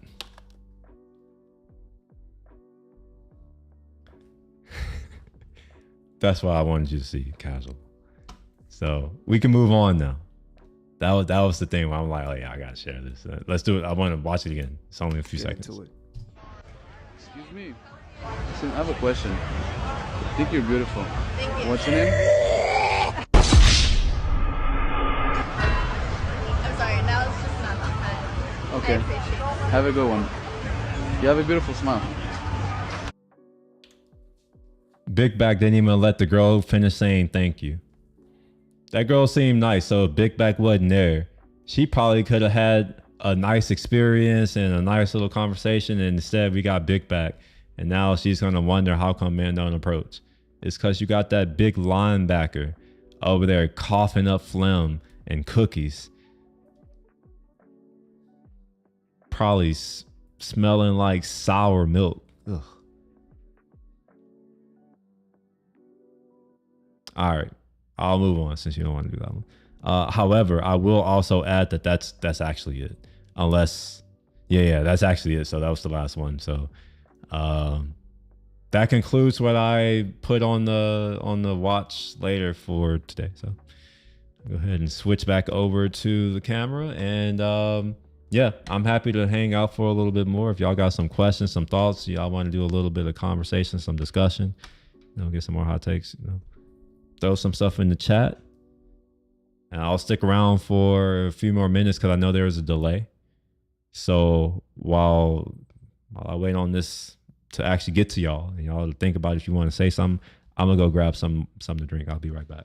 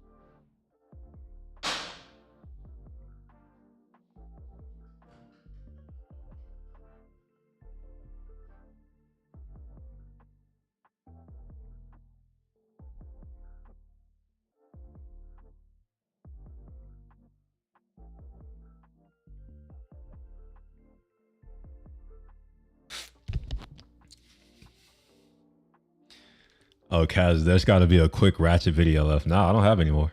What I've been doing is new. I've just now started to use this watch later thing for this. And y'all haven't been sharing any videos in the after hours live, so there's nothing there. There's nothing else. Let's see here. It's been fun, man. These videos are hilarious. Yeah, so I don't know if I'm going to stream tomorrow because I have... Oh wait, no, that meeting is early in the morning. Never mind. I was about to say, no, I have every week I do like a group thing that I host. So I got that. And, obviously it's not obviously y'all. I have a meeting before that. So yeah, I may not be here tomorrow or later today, rather. Unless it's during the middle of the day. That's the only way I'll probably be around. Yeah, so I don't have anything. So yeah, I don't know if I have anything left to cook with. Just unless, what do you want to talk about? You gotta give me a topic. You gotta say something. Say something, and then I can say something back. Yeah. Well, do it in the in After Hours Live. That's what that's for. Are you in the Discord? That's what that channel is for. Actually, it's for y'all to share BS like that there. And then I can skim through it and decide if I'm going to talk about it on the show. And if y'all vote on it, I think I said that if y'all like voted on it or like give an emoji reaction, like make sure you do this, I'll probably just do it. If you put something in general, I don't really, general, it's just literally anything. Now I have been posting some videos in general because the thumbnails are funny. Here, I'll pull it over so you can see. For those of you who aren't in the Discord, I know that, I don't want to tell you to go join it for no reason, right? But here is let me get rid of this. See here. This man's thumb. I subscribed to this man because of this thumbnail right here. I was like, oh my gosh, this right here is the most creative thumbnail I've ever seen. All right, let's go back to here.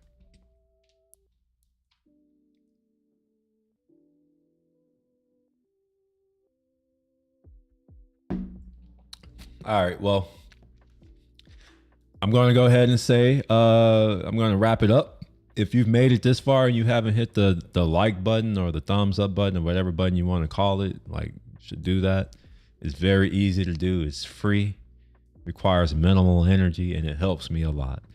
If you want to see more content like this, a like is actually more important than a subscription, but you can subscribe to that also. It's a vanity metric, and some people like it. So subscribe if you want to subscribe. And you can also follow me on Twitch. If you go to my channel, and I'll share that right now. Actually, I can show you how to get to that. So if you go to my channel, and I'll make this bigger so we can see here. You'll see that I have this link right there. If you click that link, it won't work. God damn it, man. You know what? Wait, hold on. Oh, never mind. Okay. All right. I guess you'll have to click go to site. And if you look here, you can find all of my other social presence places. YouTube, Twitch. You can listen to some of the music that I actually listen to. You can find me on GitHub. You can get into the Discord from here. I have a reading list.